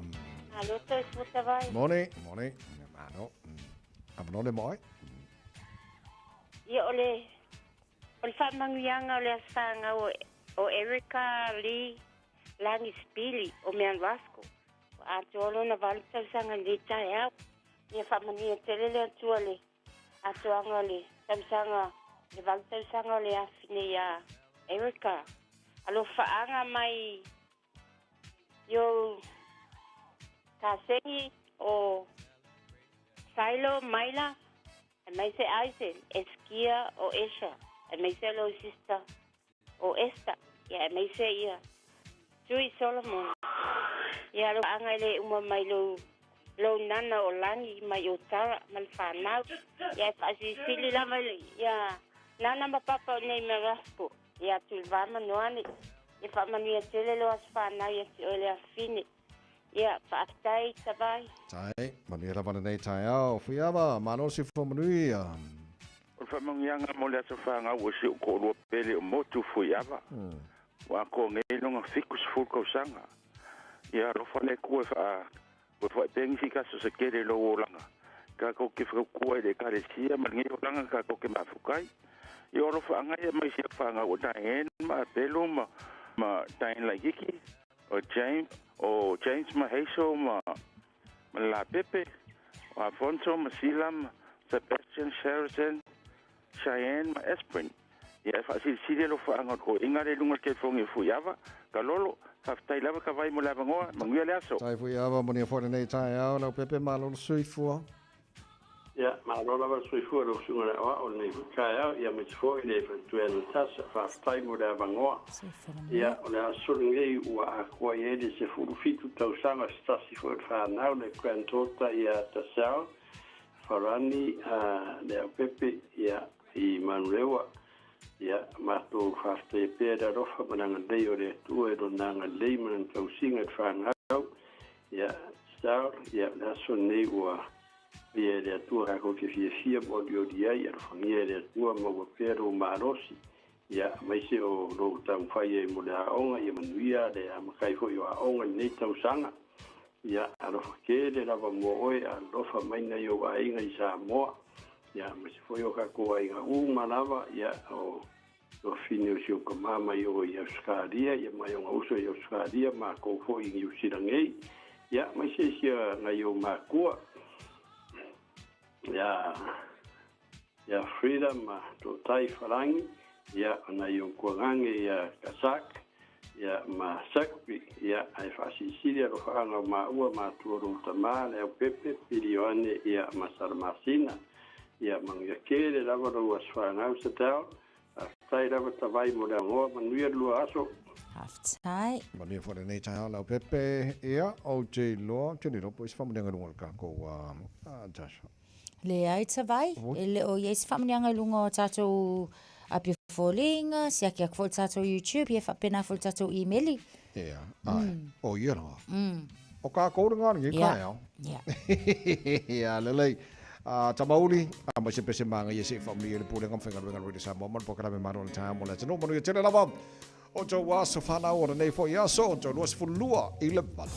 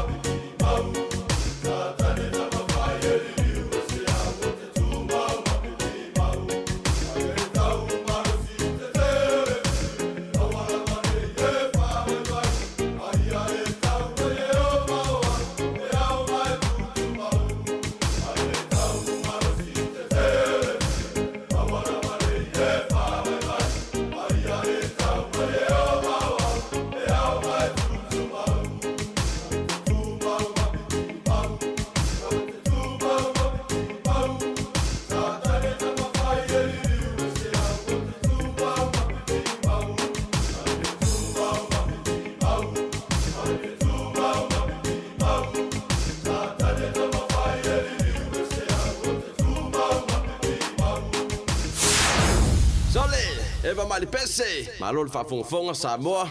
Malo fo ile va ile musika. Radio Samoa #1 New Zealand akoa. Sipso.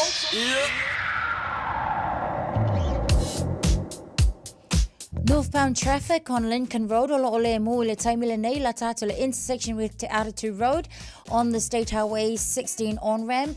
Westbound traffic, Hill Road, olo Maitawatu, olo 546 delay le taimile nei intersections near the Great South Road, Mullen State Highway, Louisville on-ramp. Southbound traffic on Pakuranga Road, la tato mai Pakuranga Plaza, anga iatu le intersection with Reeves Road, Malatato, anga iatu Tirako Drive le nao lo pisilava I le taimile nei.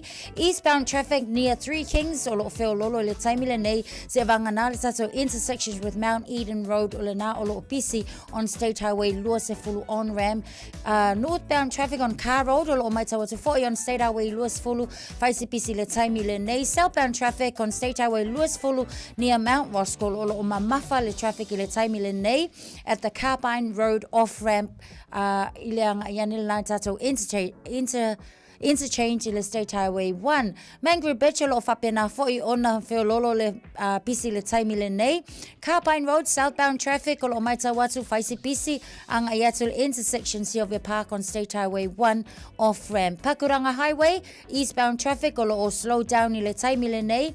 Ono le na foi wa amata ona pisi tato. Takanini State Highway 1 northbound traffic Maitawatu faisi pisi tato e maise foi ile ang ayatul lata ile tato off ramp na ia malanga iatu ile South Auckland routes. Onisina o suinga o lea o iei tātou lunga awala le nei foi taimi afta avale, tautua na ia manuia tele lau whainga malanga, o tue se fulu male whamenutan tale le tulai valu. Breakfast Show, Radio Samoa. Radio Samoa. Taslima iwatolu. Amo.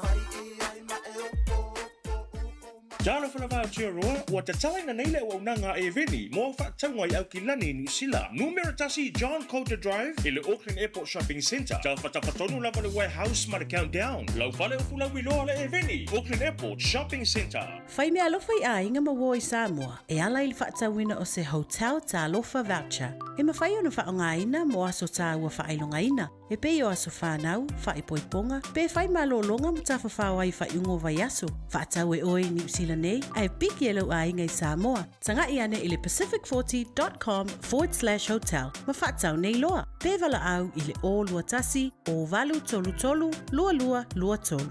O lua tasi, o valu tolu tolu, lua lua lua tolu. O e fufu e whaatau ese lo fale. E te manao I stangata e whaanongo ia oe, tau tua mo oe, ma malama I launga ngana. Vala au mai loa le malu mawhatau Bob le malu. I le olua lua, tolu ono o, lima lua iwa pitu. Olua lua, tolu ono o, lima lua iwa pitu.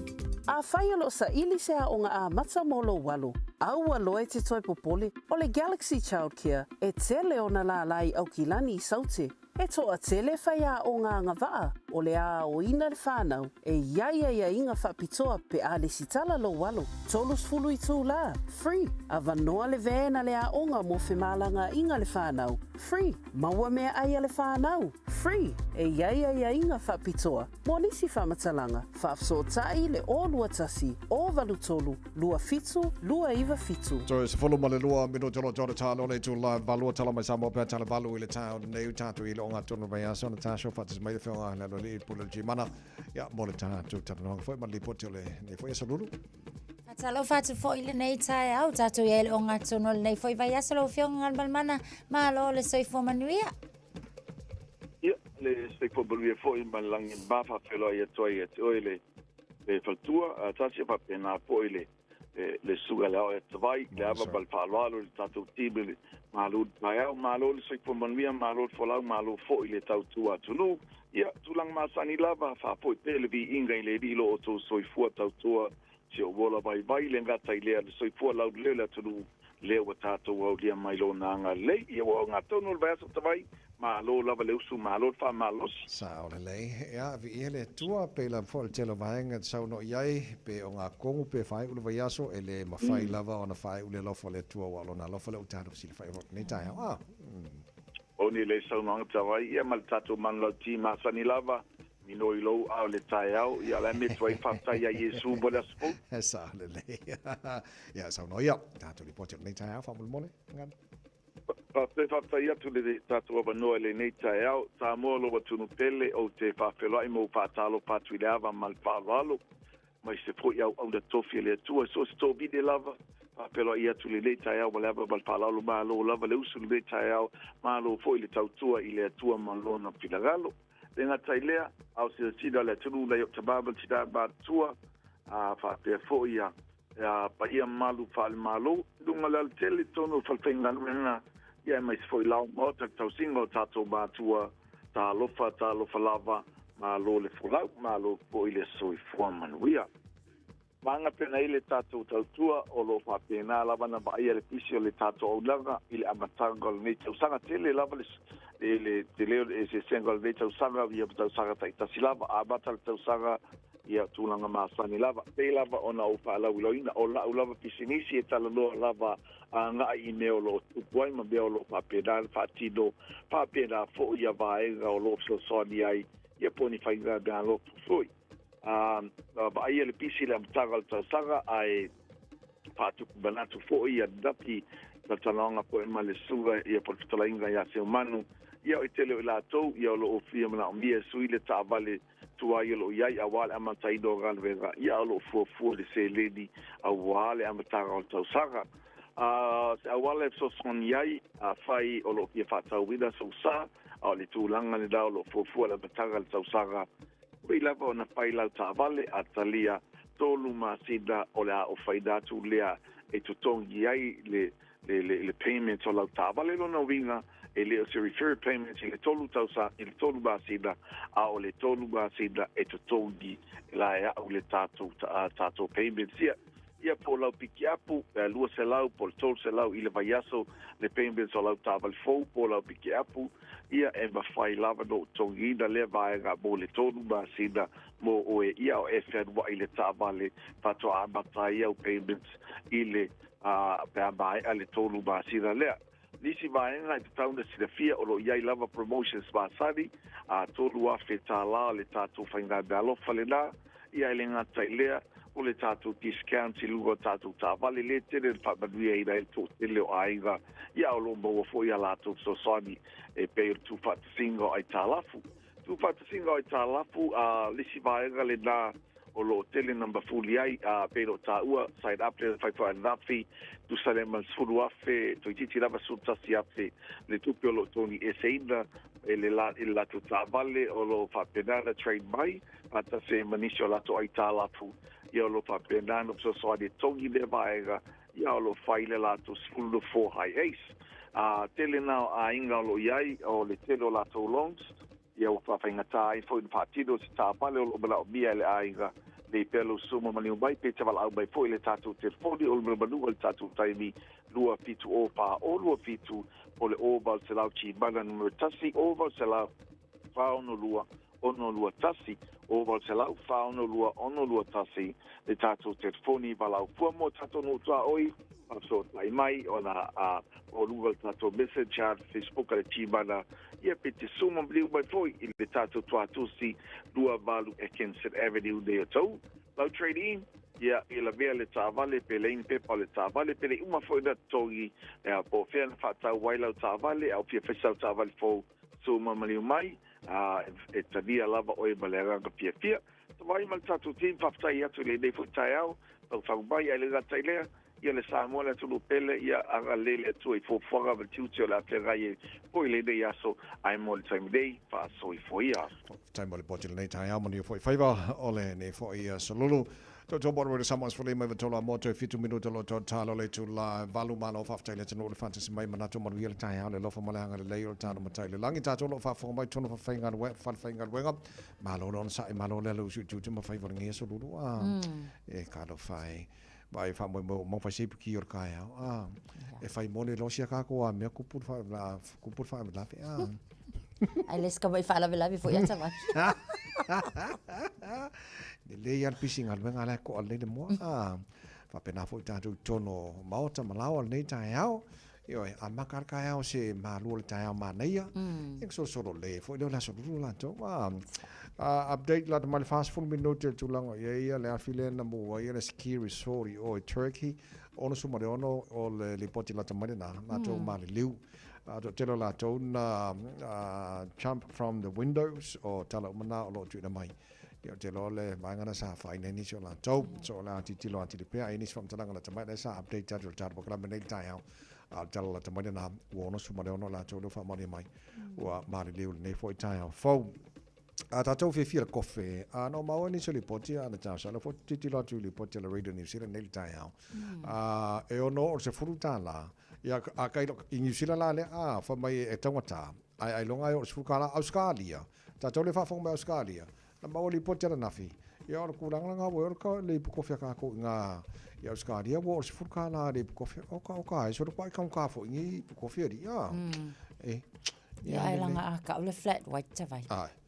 Leise se koe solo muli mai flat white. Ora ka ma pa la kasi. Ora pa la kasi. E pulia ka ko por fa sa mo. Aku sa flat la kasi. Ia pa white. Ia la pa la ngatas. Ia la ka ko wol pa la kasi. Ola la titi la tili poti la tamai tato New Zealand. E mo e ka ai donga su kala Australia. Ai ola nga ia le lei Australia ai ngofa o ma kukala o sisi ke le fale ai mo le manga ia nga ka ngofi ioi e fai al flat white al tangata il fa le nga ia o ka fo flat white la ko ia lu ko sa mo ai kam sa o ngata vai o le healthy black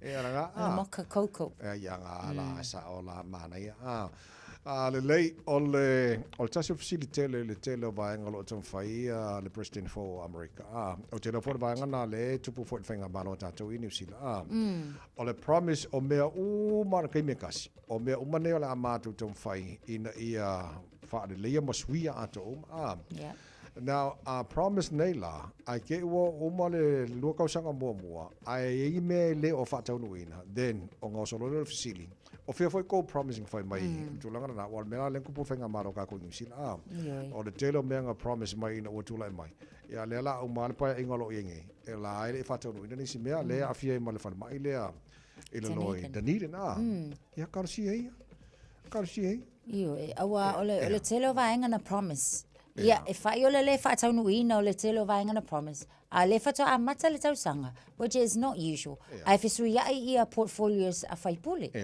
so kalo sia la ia fesuia ma ia tama fai la onga ka achieve mai la ia targets uma nei na fa ta atia mai la to folfolanga le tai mo ia wai le se winga le nga sui pe fa pe uma ngal fa ka le fia tau sanga le la to no fai ai le se me nga fai ai sa le ia le ai already sa mo ia ma ru ka ia le suia fa maruski le kai suia e wai ka ke suia le ai se suia fa flat white mai la fa maruski o mo fa maruski no so tala mai sa mo nei tai au ia se so no fa la mal me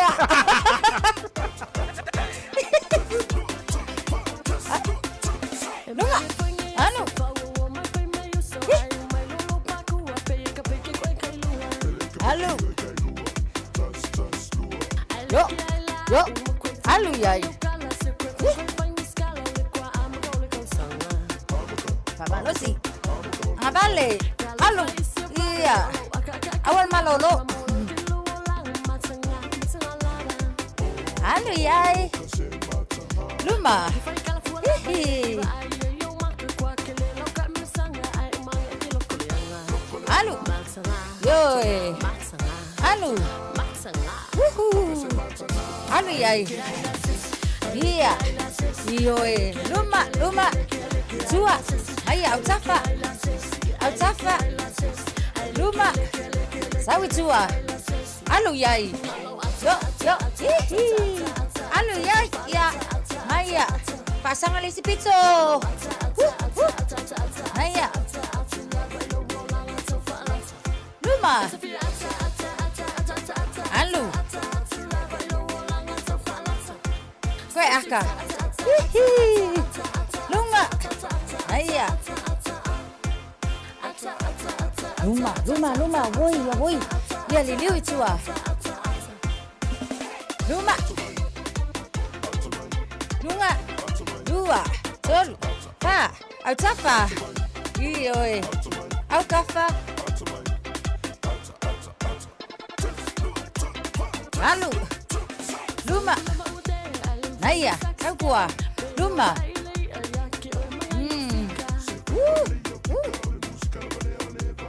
Lunga. Yoi.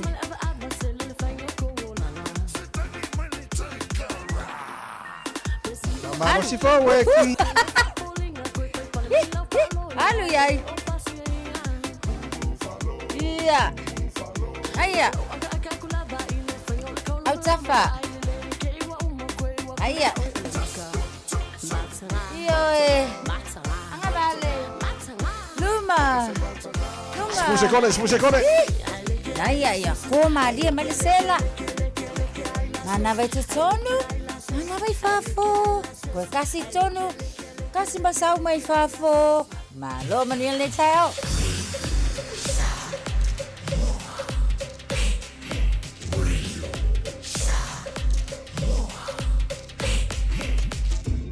Limoi betul. Amo.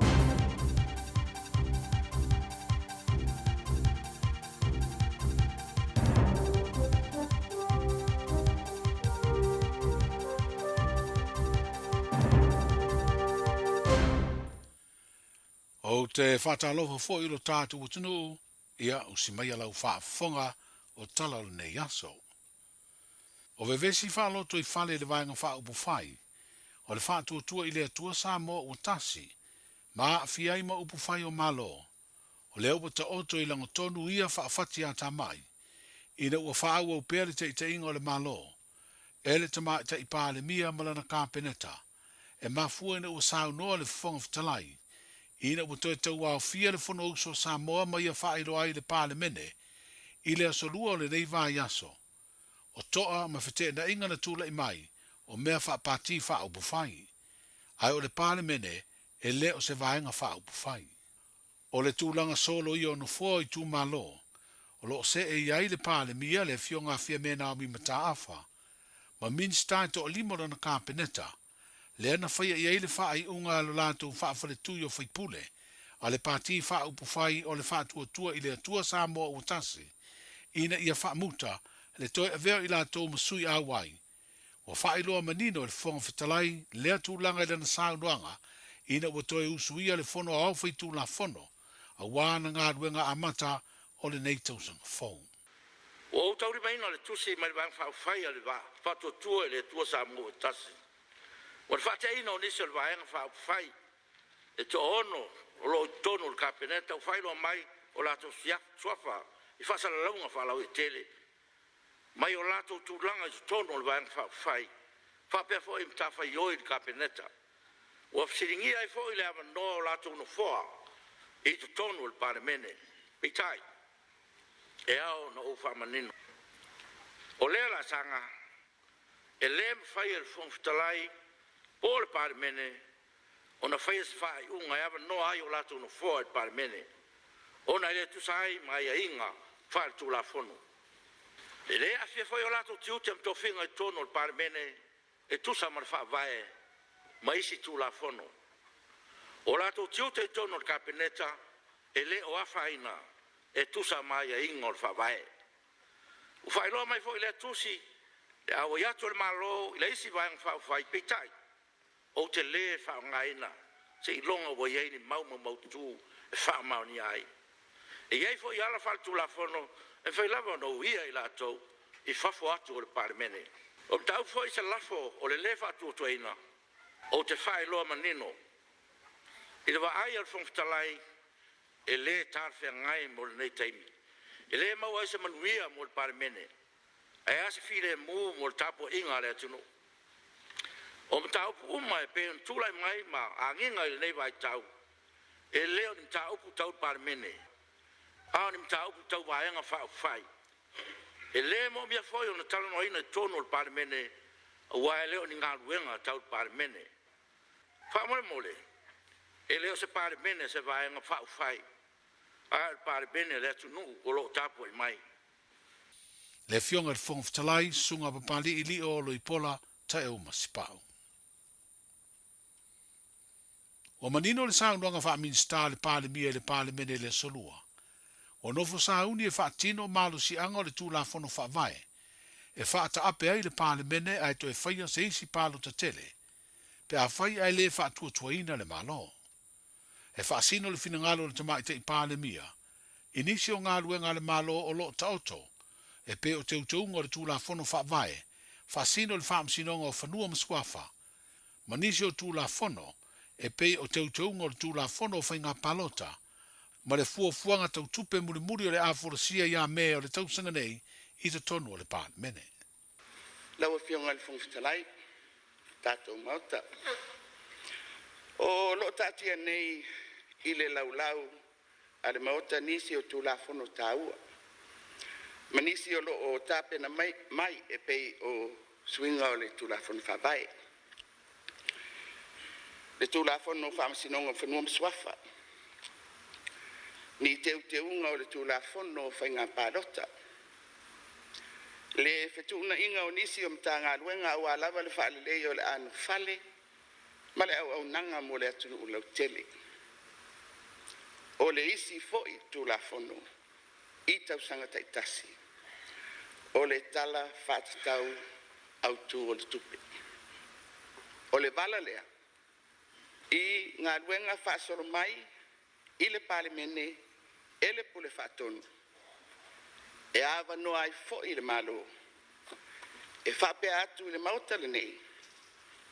O se mata upu le nei o le whaatua tuai.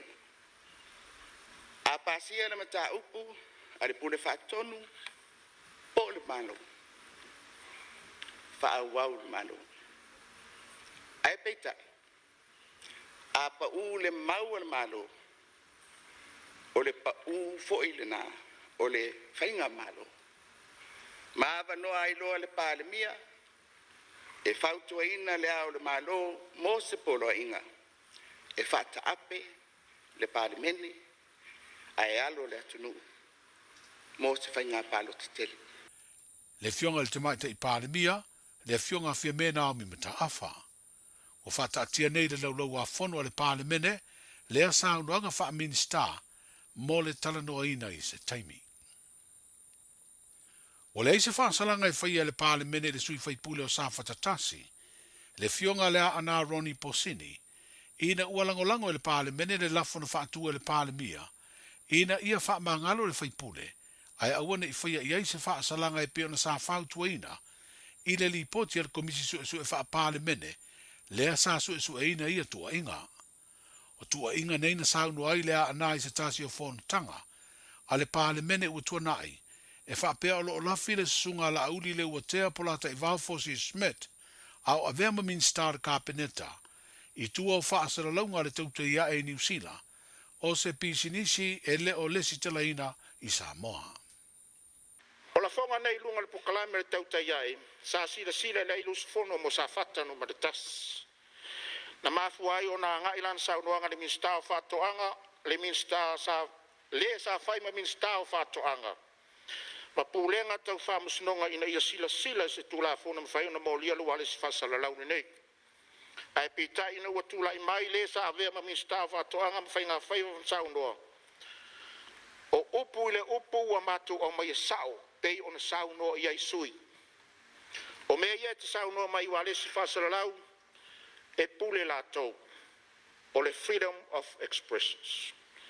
Ma o le afuanga lea o la fonga le suis fono mai sa whata, ia o le a e oso la e lafi mai, i tangata ia. O lea e te sau, e lafi mai tua tangata ia. Lau fionga le fonga whatalai, o mātou au mai ale ano liu, ma le a noa, o fe lafo inga i le tai au. Ai peitai lo si sila komiti ma la tau whai unga whamba umbonga tu ina mai le suis fono mo sa whata. E le ma whai le suis fono tu ina mai wha mao ninga o le saunuanga le sa vea ma minsta ua tua ina. O le fulasanga lava lea le sui fonga fitalai, le tō wha au apa au muri pola alo i ta fua. I lona tūlanga o le teitei fono o le komiti su e le pāle mene, na su e ina la fonga le whaipule o sa whatatasi. Na ia wha ilo ai ma whau tuanga le komiti ma le wha asalanga, e tolu aso e wha malo lo, pe tu e seina ai le fionga lea ana Ronnie Posini, ma tau arumanga ale fono au whaitula fono. I le tala noa ino le nipoti, sāli lifa finangalo te te, mai faipule o le itua ngai. Ai lango nisi o sui faipule o le vanga wha upu whai o le wha tua i le atua Samoa o tasi. Lea ua vea ai le sunga la auli ma te itai o le lato pati. Na sound o le sunga la auli le ua te apola te Val Fosi Smith e tuso le ripoti ma le wha mamaina o ia mai tua inga. Ma ia talia ai le fina ngalo le te itai o le malo. Ina ia wha mangalo le sui faipule na mafua ai le lafo. Lea na wha atu i le pāle mene. Ina ia sue ai le moni o ia tua inga. Ia me po a lunga o le tātou whewhesia inga tū mau lo wha lolo ia te oe. Tū mau ai sea. O le no o tu si lima ia ia tai la tunu. Ma tau neno no whatu. Whai le nā lo fina ngalo i le so. Utalia ma lo wanganga wha lolo. Ai moli mau le tunu ina ngā luenga na whai e te fono. Whai e te fono e mai e mama u upu lafo o le ana. Manu le lumanai. Langa e te tūre to o ai te paleta. E alofanga i la tau olo whai le mausa o tau wha leanga i lumanai mo le tunu. Pari lau whionga whong stela i wau wha mangalo i a le ana. Wau wha mangalo le loto maua lalo i le tae au le nei. Tai au le nei e inu po ngam fa inta ma le o ona le mele alu. Ai se ai lo fa ila wo fianga le fongstelai. Mo fa alo le tal sanga te mai tai pale mia. Ai ma wor file mbuol pale men. Ai mai serfa fonga mai sa mo ato. Lo tu malo to artai. Lau fa alo na mai e te au. O mai fa saul mele fam sinonga. A fio mai. A wo talia. Le tal sanga le fionga te mai tai pa mia manuel fono mo mono molenga fa tele komiti ma le lato le poti wa to ina mai tono le mauta nei ia o ve holtanga ta mewa wa isai tono le mauta o le mava ma le fionga le sa fa minister official fa toanga ai mo mono fa malulu atu i lau fionga i le fongfitalai. Pa to si atu i lau fionga. Ma si fa i lau fionga i le tamaitai pāle mia. E le fa ingofie fa iwa matiu te whianga iai. Le a faua paule tanoa i lau fionga. Ia mātou te moni atu i le fa to senga. Fa malulu i lau fionga i tamaitai pāle mia. E le fa ingofie lo tūlai mai e mai se fo i nei taimi. Ai ia te me luta ai le ngata i fali. Ia le mai tau o le te toa mali e maura tau wha. Pi hoi le atua e wha toa ai le mālo Samoa. E mo le atua i lau wha toa senga i tātou a pāle mene a toa. Ai whasiri anau manulu atu i lau whionga la auri. I le tusai ma le mta upu foi e. O whelawhilawhinga i tono le pāle mene. O tono foi. O masani ale pāle mene. Ia me se foi temi tātou te whitari iai. Whātou se atua i lau whionga. I se tala foi wa ia. Lea wa maili poti al komiti. E mamala wa whionga pe on sao nore. Tamai tai pāle mi. E wha manulu atuai. Whātou se atu. Ia tu se hoi malafonga na aso. Au te tono ai si le fiele atua langona ma le loto. A uma upu tono tātou whalefono i on whapena lea. O te tono lai whafonga mai lo mātou tu malo. Ia, lea ua sau noa te mai tai pāle mia. Sau noa foi e le fionga ia la uli tūlanga le mamta upu. Ia, o lea ua iai le whamangalo mai foi e le fionga ia la uli. Ia, o te mole ele nganga whaftai tele. Whaftai lau fionga le whongwhitalai i le whātua toa le neimta upu. Ia o vea i holi nei sui ma pisa o ali tātou pālemen. Ia e whaftai le tofa. Mano leuta. Ia mātou talo. Ia tu maupea le teita inga o tātou pālemen. I le file mu mai le rofa le atua. Soifua mai manuia. Ni vaenga o saunduanga i le pālemene. A le sui whaipule o sa whatatasi le fionga lea ana Ronnie Posini. Ma le whaipule o nganga i whamaunga numele tolu. Le taitai o le pāti i wha upu whai. O le whātua i le atua Samoa o tasi. Sunga la audi le watea po la te Val Fosi Smith. O pa ia i ainga ma le mamalu o le tu malo o palaudi le whai le motu tele i sala whai. Na masi i mai tu muai le sorua o le vaso nei. e whaatino le mamoli, e ala I whaaloalonga whaaleanga nuu, e whaafetai ai le Palemene o Samoa, I le whaeaea ua tofi ai se tasi o tamali o le tūmalo, le fionga le la ulu tia ma pesone, e avea ma se tasi o sui e tolu, o le tofinga sui o le fono o sui tofia. O le mai au tau urumanga le fono a ofu I tu la fono I le solua, na afifio ne ai le Palemia malana kapeneta, le fofonga fitalai ma sui mamalu umo le Palemene, e tali whaaloalonga maurulunga le fionga le papama le tūmalo, le asa moni mawina le ialo tamala, le tāpenanga I tūlanga masani whaaloalonga le tunu, le ai tatalai io au afa ma io velevelenga, ai maise o ia te tele leo a I lawa ma maota o tupu mae, ma fale upolu o le tūmalo, ona o aso tāua e peo na iai le solua, I le malai o le whautunga tangia Samoa. O lo whaatino aua wai whaaloalonga nei e sui o le fono sui tofia, na whaatauto I se vai yaso e le I mamawatu, le fionga lea I le la uru tia ma pesone, o le fionga atu I atua tupua tamasese efi, ma le fionga le tapau whaasina, le sunga mali toa mo li mali toa.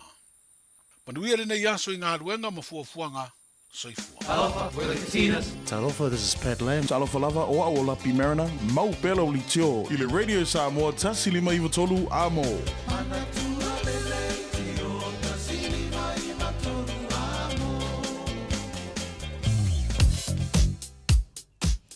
Nelson Street on the westbound traffic o loo mai tau atu le taimi le nei latane Mangrove Bridge o loo faisi mamafa le traffic I le nei fo taimi Carbine Road Mount Wellington southbound traffic o loo wa mamafa le taimi le nei mai salanga iane le tatou intersection with Sylvia Park and State Highway 1 off ramp.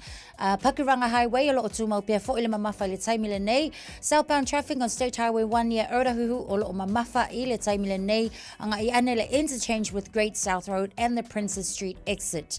Nisia vaenga pāhuruhure takanini o loo mai tau watu fo'i faisi PCE le taimi le nei Manukau Station Road interchange le now on State Highway Luasfulu o loo fai lava fo'i si PCE le nei taimi o le taiao Panmure southbound traffic o loo mai tau watu ia o loo faisi mamafa anga iatu le na LSC Panmure Highway interchange.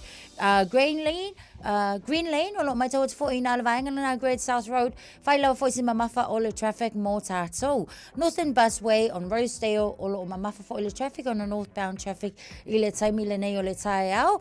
Au nisi o vaenga na o loo iai Eden Terrace westbound traffic I o loo fai fo'i si mamafa I le nei fo'i taimi o le taiao. Avita vale tau tuana le saunga le mo lunga la tele manuia lau whainga malanga I le nei taimi o taiao so fitu minute te ai le tu lai valu. Radio Samoa, tasilima iwa tolu amo. Ua mawhai ona au ina atu le tala o le tau I aso taitasi ona o le langolango mai a le Pacific Finance Limited. Telefoni o Valselau fitu whawha lua lua fitu. Malo whaftai le tino malau, mai mō malau whaafonga le nei teima le taihao le vainga le tamai le tala le taupa vatu Samoa, lua se fun mal whawo o i eile bevela le e Samoa le nei vainga le taihao wa tia le valu I Samoa. O ngā tono le vai yaso e tu maui ngā awa o le taulangi le leifo inisio taimi se vanganani se vaenga o le tino e pa ua timu. E le sol e whainau le tolu se futasi degrees Celsius mo runga le pevela le e Samoa le sol. Lua se fun mane ono I lona mawalalo. Tāra papa e tulango e le tau le nāwai ngātu I o le Vasa Tasmania Australia. Good morning. Malo se fumanuie panga o maltara pakalame so se vaenga Australia le lamoa I Canberra se fufalo I aile malu o le ea le ne vaenga o le taiao le amatele na awa o le tau bevela I o le ea mo o tolu se futolu I lona mawalunga. Se fulmare ono I lona mawalalo. I le vavaiatu I Sydney Australia malo se fumanuia. Sydney se fumanuiva malu o le ea o le ea le ne vaenga o le taiao. O le awhaasolo in Savili nisio taimi. Awa o fo inisio taimi mo o tolu le so.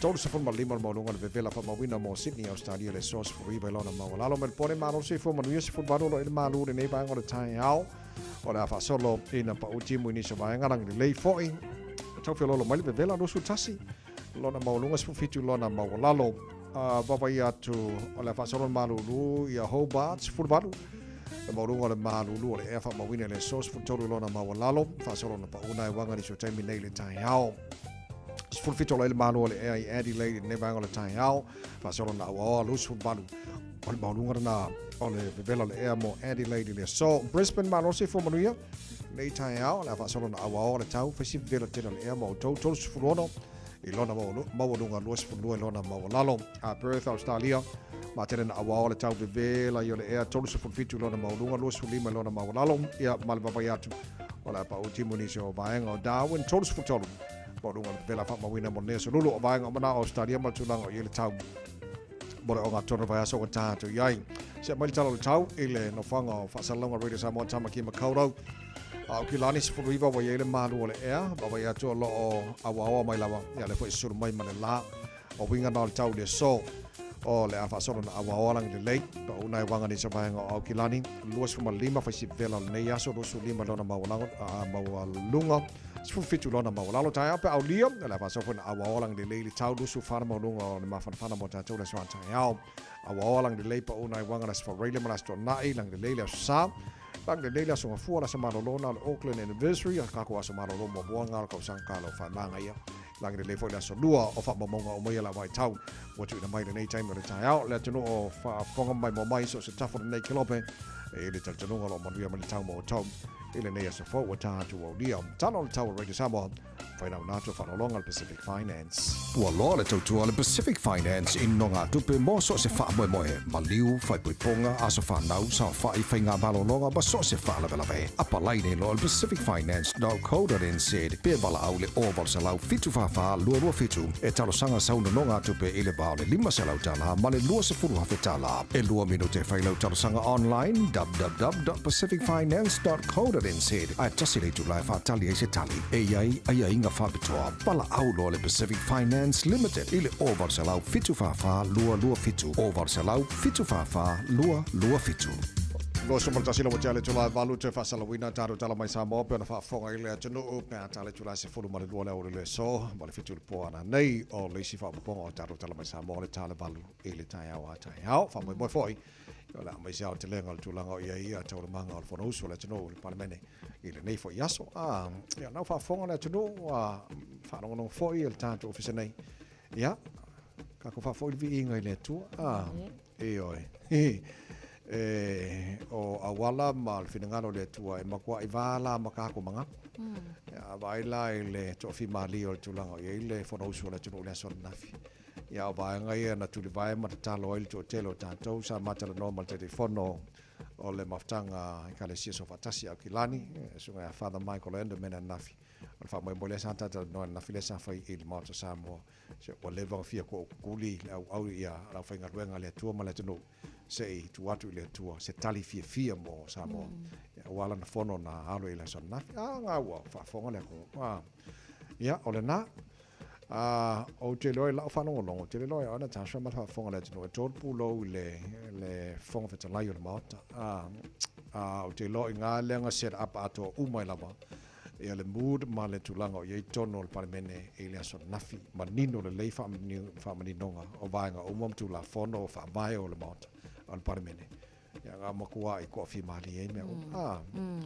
ya yo nga ya walai o le me ma ne fo la te fa no lo mo le mol tanga te fa to ese ma le loto ua ato toa ai ta lia fo il tangata o la esa ave I tu inga ile loto fa maulalo mal fa aftai se o manuia mai le langi ma le manu malo I na ile loto tangata malo fa aftai le ngata sunga ya lauli malo le toa malo le on sai ya ale ngata fo leo le ta yo malo le fe mata pa mia ya mo se fa pule o mon maut o magako ioi sanga ya ne faini mele le mo malo mo ata ya o le menga tu si a o sa mo ato dan fainga balot ko ko ngol par mene fai o to masui o sa mo ato o ba se mo sa mo ata ya ya maniele alo ane par mene sa mo lana fo huso nei fo tai a fo Ia le tua ta vai. Oh. Ngola ngang whaafitai la vai, fo i le tua le nei fo i taimi ia wa moni lava fo.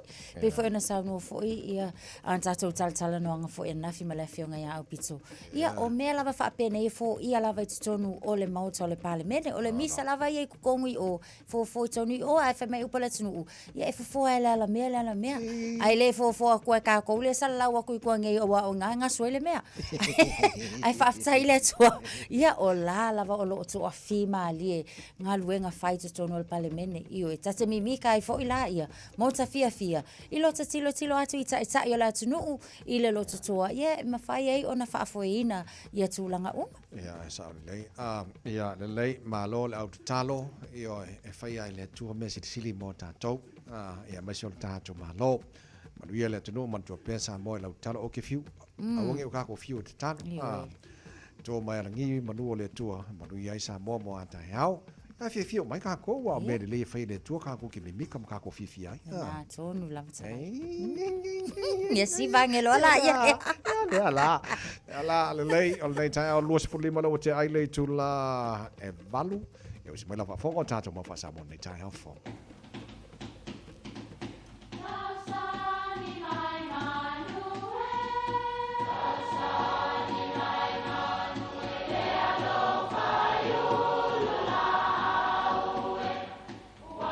E o whanga manu i ululu o la au, awa e whawhanga i funga o la au. A o le tangata, e whawhanga i upu matala. O le mawhileo o alanga upu mamuanga ngana sa moa maona whaaponga. E a fua i lona sio. O lona lea sao i le whaatufunganga o le iloa whaale aso, mai le tautua se ia o ina pule. O alanga upu mamuanga ngana, ua lanto mamanuina le tō whamanino a Samoa, ma ua fo'i e tāo fitau muli le atunu. Ua ami whanga le tai o atoa. A o i tai o le masina atoa, o le a ami le ngalu whātio o whanga mamao iuta. O le mafuanga le o le upu ami whanga le tai o atoa. E whaatusa i ai se tai au ua pa ia mamamalu. E whaatusa fo'i i se tautalanga ua maotua, whamalofi talai i lau tau wha. O lea ua ami whanga le tai o atoa, a ua tala tua valu lau o le fō i le fitalainga. E whapea fo'i le tala e mawhai o na whao ngā i se mamalu a poto. Ai au tele i tautala i se upu e au lava ina o whaatulou a ua ami whanga le tai o atoa i le tala mai o au ma le awhio mai. Manuia lau whaasau. Malo, ia. Manga isi ngā vaenga whapopoi. Ia. Lisi o kako langa upu whaasa moa. A mata lisi o lua whelua lima ta vai. Ia le vai a kusi lalo. Me le se kupea luai. Ora vai ar kusi. Vai ar kusi. Agora vai ar kusi wa ngai mau fu le se kupe. Nga. A lai mau fu. Ole mea mongi lava. Ia wa tele nei vai taimi. Ia wa tele fo ia langa upu wa tele fo me wa ta fa longo ai. Ia e kau fa le a mai le skemi fo. Kau le le be. Ia le le no fantasy mai ta wo Chris nei tai au Tasha. Morning, Chris. Malo, mai only tell. Germany no for it to la wo. Yet to a neat tail. You left a minute mother much at on the tail of him. I won't fat to la loina or it is younger. Yeah, fat to la loina, the younger is late. Amen. The family farmer who see them much at on the tail for me. I won't fat to la loina or it is younger. I'm moving a different. I find me tongue at any man younger you too. I would say a different. Yeah, different. I find me tongue at any man younger you too. Say it way. On the air, on the fire melody, a different. I would fire me tongue at a million. I ate a different. I friend. My memory mood, the town memory mood for me. My fat to the ruina, the younger, either late, a different. After we met on a young, it's a total we trade late, a different. That's all fun now, or to film ma le atari le tua tai tatu ona fa tupu fide mu mai tai tatu ona tatou tau ia tu lei stangata a different ma le alo fore tu ta la ia tu ile lei o le tu ma le ma le lei o le tu different friend tatou mauna mu tatou ni tell kamani tele tuare tu moto place la friend ne ya so fa ba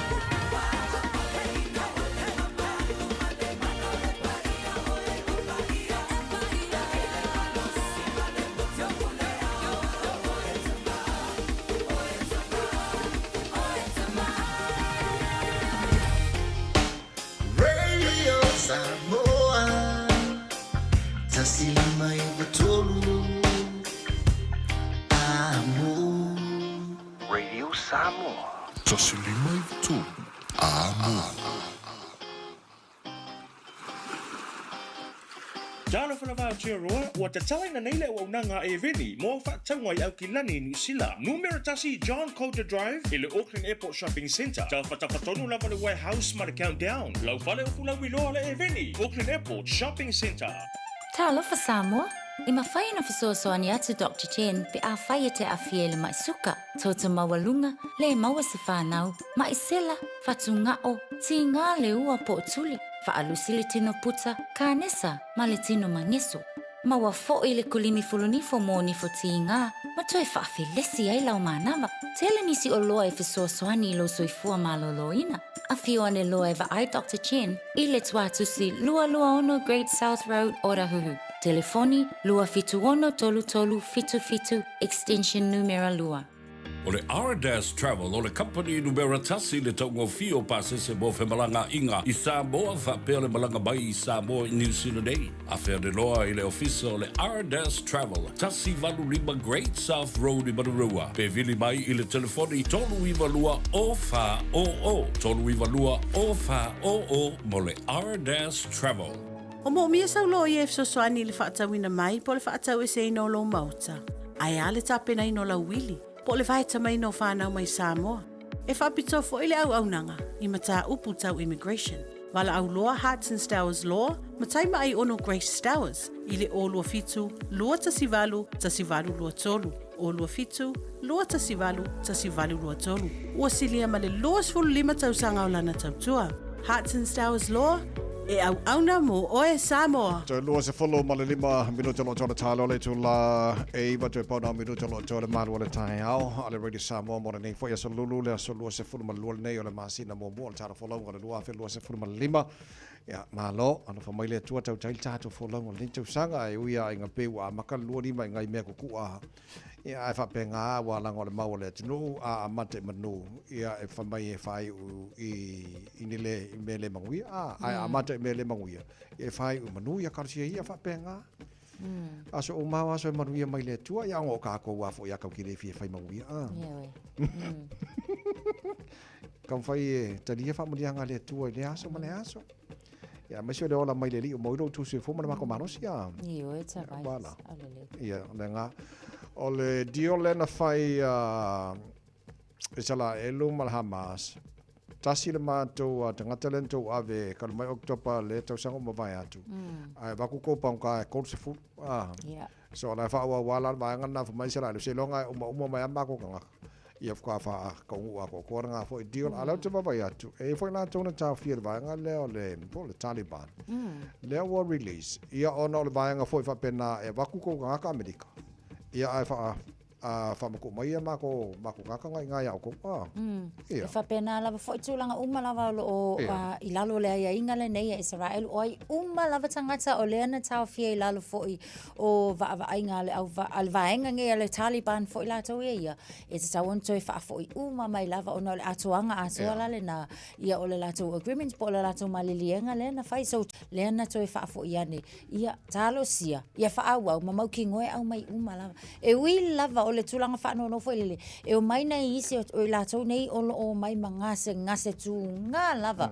Ono le tu lava tau le soifua malolo ina. I vaenga sa tau fia I la tau.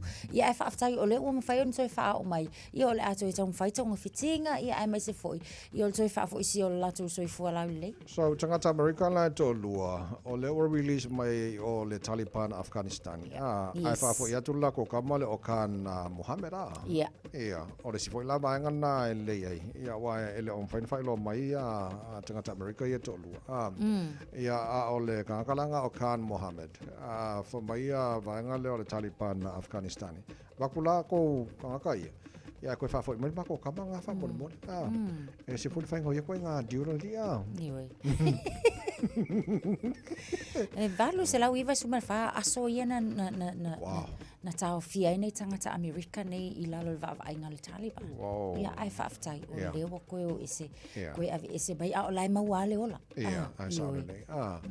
O te lola peo na tau, ta shan nei tai au. Pe fola vanga la isana e lule sa ave le Hamas. Te lol me mo ave le fal mai foi le. Se siaki po antu langa o afia la tu se fo. Te lo foi vanga na fai. Na Amerika ia afua kule umiringa ka fia li o dum kwa umia. Ai paul me fa fai. E umian kafi ala mo le ona Ioi. So kafi fe O le tulanga foi lele ia o nei tangata. Ele o fa penga alanga nga woi o ni taua po ni vaeng fa pena. O le ainga le nei sai lunga o se malanga fa pisinisi. Ai peita ia na pu e inga ile kaimi lava foi na ia o fa inga ia mtulanga le Taliban na so. Ia mata o fi ona o tam fai lava foi ia fa sanga tau mai foi ia Amerika la to ia mai so Israel le taimi o le nei fo i tau. Ai sa le o leo te wawai atu o peia o leo sa oni le tupu tonga e whaasirisilan la tu pale mia fou.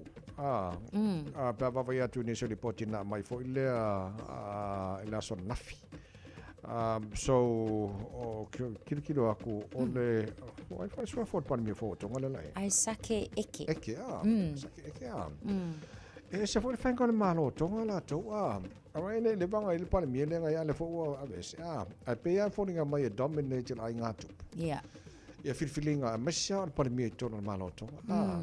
O tele lo ai ia na yo tato so fo ima na yo tato tangata il malo o tonga. Pe fifia ko de tulanga ngo ka mawa ngi suri poki. Ka ma fai ai avese le pulenga fa tupu le tono tonga. Le kelenga dominate na to ia fa ngo filfilinga. Masana pale mia wale lang o mawali po King Tupo the 6 lau sa o ni e whasirisila i or kako pale mia fōre le la ia Ia mana tua wai ese il man tua la o la tau ia Kingdom of Tonga o lo winga e o mai la taimile de ia e moni lava fo ila e ia ini manatu fo ia e fau ona o pulenga male involvements ale tupu i vaenga uma lava ia ele mawhai lava ona alo fia o alo o sauno fo ila se tasi sua whai a kalafi mo ala i tau sanga ua mawai sa mawhai lava ona tō fia mai i tonu e minista uma o le pale mene ia le pale mia peta i o le taimile nei o nga o le malosi fo i lea o le involvements ale tupu male ainga tupu i tonu o upufai ale malo ia o le la ua o whaapea i lava e filifiri mai lava la pe kofi mai ele tupu ia le o le avian palemia ia ma taimi foi e whaapale mia ele tau so le kafe feri ia le lei ia o nei mai ngā wāra whaafo mai na tunu nei tai au ina o tō lua se 40 minuto lo tōra tālo le tū laiva Nei whawhiwhianga e wha kua whimari e fōr kai au. A whai ngaf kua whaile piki or kai au. E ma kua kua i whai ngai oi lau kukara kou ia. Ia le lei, whai mari o ngā woi ko au. Koe sola. Whai whaftai le tua mon whawai nei tai au. So i luma malu a kua pesele mo.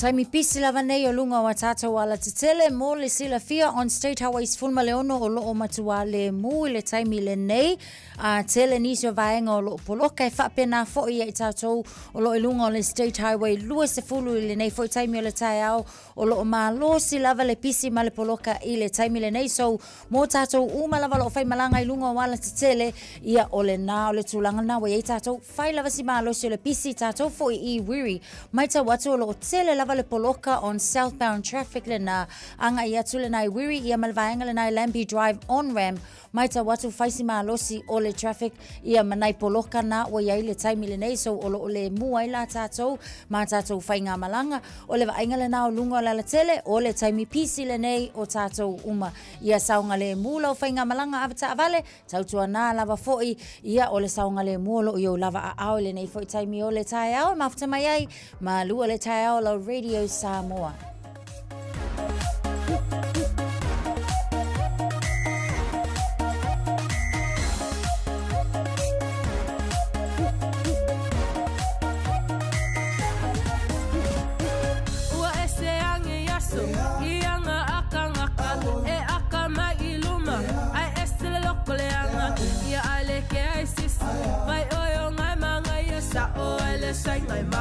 Mangaya le mangaya uma o fokuanga uma makima inga sa sikoya inga ua feu kalinga ai afaya kupei aka veio ngore sifiole aka makua ile make sense a sole sunga lo wolanga ua make sense alenge olanga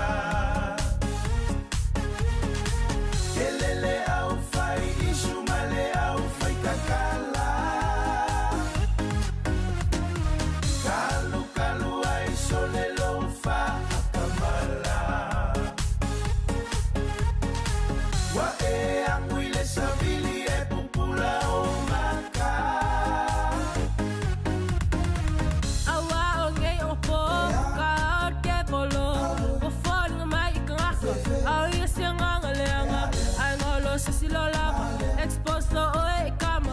Salva la silomasia stella wala la fiesta la le wal follow low toi pa ya yelang kom wala firfia kaka ai le wokilenga sola le ami olenga ai kulilo inga kaka kulkuli kalo fala le wo pala si wale make sense alenge olanga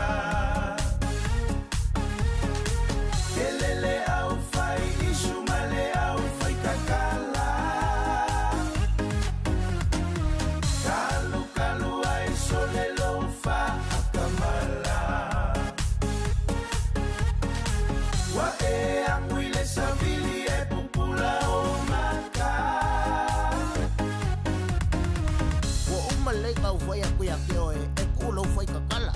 Baku e se bailo wisu bai le pisikisi iska ngaka ya e fai akwa e fai lava loko palai kiki no loko maa ya vai o ke poga o ngalo no manga kua ya e koe ko kudi mai o makua ma awange i whakai ka i fua le skama i de o langa le skama ya ka mawhai lava oe ia make sense la o langa Wat your makas ma ia kukusa no fai kakala maro ka ele mama ia so upa ai so ia wa paula ba ole o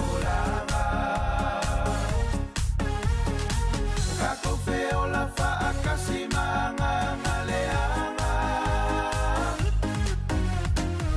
Paule mea ia suki mai lo fia fia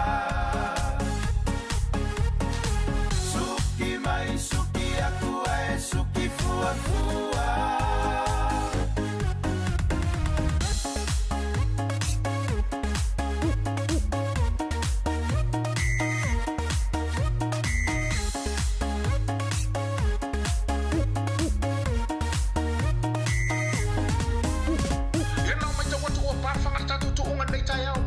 sana ro fa foi man au fai tana para se tu tula malua au lo tole ma tula no o le ta ta sin ta to lua tula fa au tui pa tua o we ka fe e ser mata ina o tato tu uma de nei tai au para se tu tula mani ma au fa pa pa tula no o le au ma polo tu tula no fitu o le au ma kwa ile make sense ari kama ya ma tato tula ma no nei tai au Gafia bonga oi ai so ia wa paula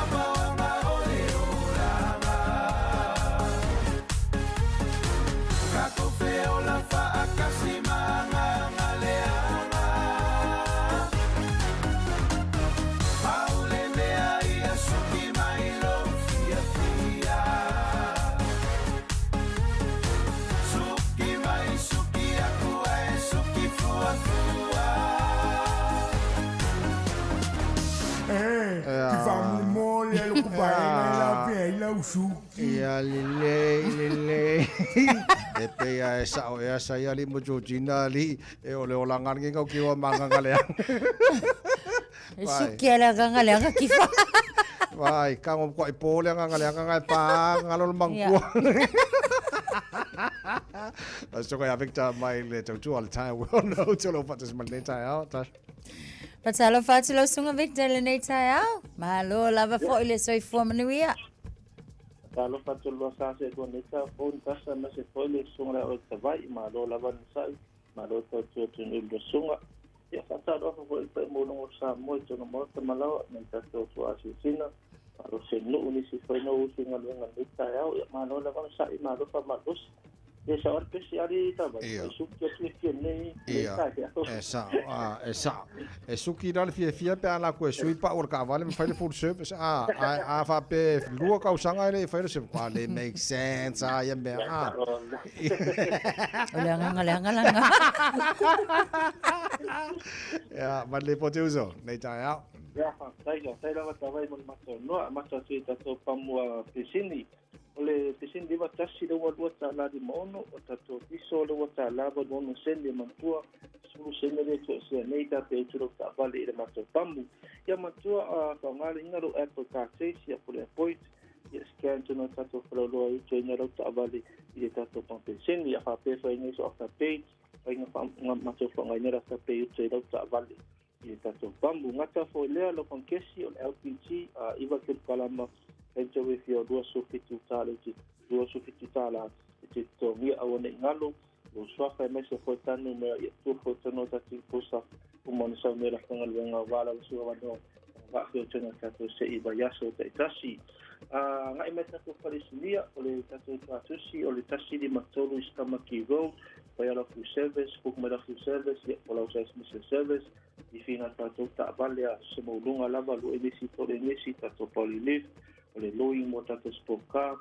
pa piso tato ris no kuma tato pupa si lo tere tato pupa se temene ye fai do feeling ile tato palisilia ye po e ko tato pa pita to le tea tato rufre ale se matono pa folo sa pa pe ni pa tono ni me wali kiswa uni mo ri no so mai ni matesco tulangan na ye tilonga ye fai no mato fai ile mato palisilia pe por one e wa futa la di pota wan ape le tfafunga ni lunga tato radio sa mo mo ta ba di fa ta ba di fo ta ba di tuai sai do firinga ta ba mo la to tele ta ba mo na o do ma na bea ya tato CV cars tato di events ko ka hito cars mata pole tato pick up wa o le for ranger highlands ni sa o man te pa ma ya tato se ke me ku o man tu ia pa o do suru makaya maldifi maresnoko mafapi o te pole me ta si o mate te to apiapu ape te wa so ta bare tuai mo to i ton e formato fena tulanga mo oi ola wa te sume mo oi o le sino ta vale ya mana tolu masinga thanks to me apalai so sa ma ina mato ta vale e mo to la best ia mato per telefoni o le oiva lu fitu fa to lua o ole tato farpau ole tasi fitu suru pe o tara le tato tato sinna a le sa ai me tato longa fa tau ni o tara lava ia lo mo tato sikine ku amata mai sa su lima i pa ile luas fulu mal luas fulu nga ilunga mo tato wala po ava pe tiro mo tinoa ia fa tu na mo ta vale i ma to farpau ia fa pitau e toisa u sa sikine ku a su se langu lava su sai so mo ia ma to a fa tau do sikime e la kuma pa fo e a kuma la dalta e so sa i le tato pompe sini a sui pa o fa lo ta vale e puli la a la via line pa tino la i ma to ye le aso la na pa te ke no ai puki sisi a so fa ke ma to fe na to langa to mo tato pa o le makta sa po tato pa o tato fo willi le to tasi nga to dimba a te nga ke mo sui le size o ku to lua po to ia fa forma to pena tulanga mo e ya su mai e fa lo vi dinga i ta to pa ure mo temine i le ta to pa ta vale ne ve aso to la stima pan po a pena to so ta vale more na to tele ro mo ta to la stima temine le a to ya le la vale su mai ta nga condition ma ta vale mo i ta to lo o le si pei a ka pei le pai ia ma le windscroll o whangaina teme nei to la la e lua o tato whanpa o le ngata po e le tato wharesinia. Tato numero telefoni alo i dunga o le o iwa lo ki tasi tolu o. O iwa lo ki tasi tolu o o teme nei whakera o tawai ia mana pasa mula ua wanoa ia manvia o whai wa filima nei tai au ia mana teme nei so i fua mai ia manvia. Tairawa. Victor, whaftai mo le poti le nei tai au moni e whai wa nei aso so. Ia, ua o mali taimi e wha tafi e fōi ma wha mai ale tau tua maru le tai au mo le nei aso lulu. Halo. O ka kou no ha? Ia, ole na. O ka kou no ha? Ole wā ale na, ole so lulu. Ka kou woi al pa unga ngā mori ngea so lulu wa. Suki fia le so lulu. Lea, lelei leo tapena mai a sarava masamino mo taru telefou pe a tara iwa le tau neo tuare. Foi lau wha salonga redu sa mone so ngā tia wha tu tia mo po kalame fifia mai.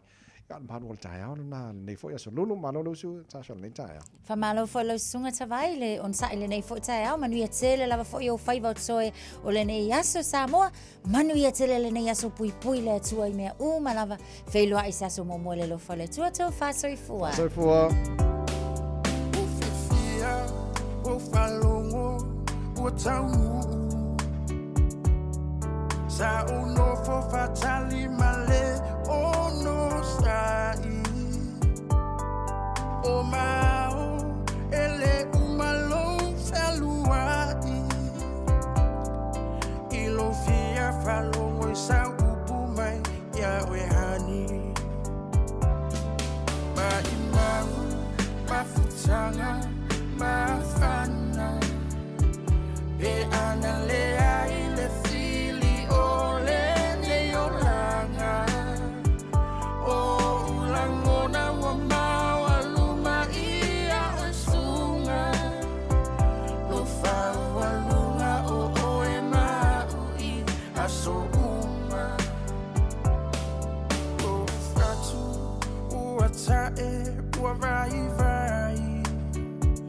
Le fia vai, le fia baiatu ia oihani. Se upu malu, he failea mau usulu. Ni moa lulu, liu pulu, weta musu. Se masalo, wa emusu, yata ita. Wata o upu fabesi, tinu stila. Taulemu, lo ufatu ia ufainga. Soy foia e malolo I lo ainga.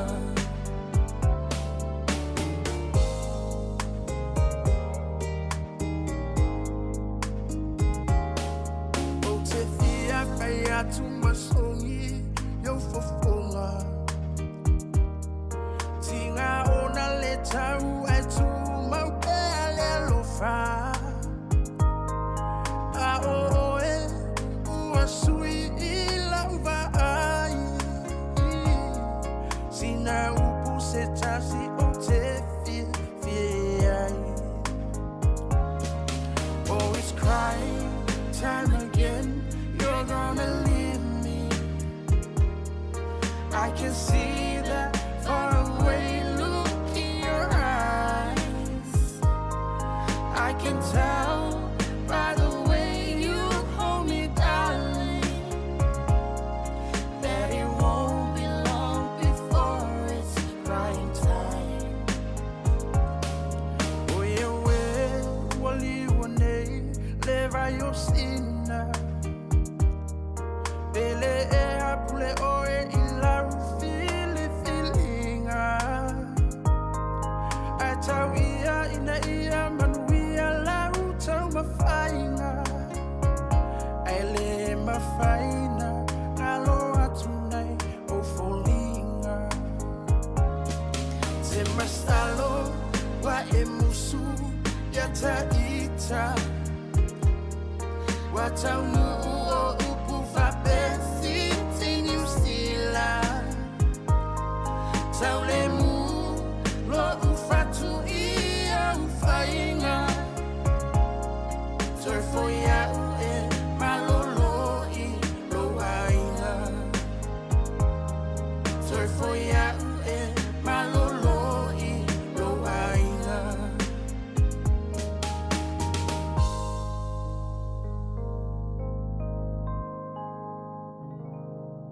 Baby, lo aí! Hey, hey!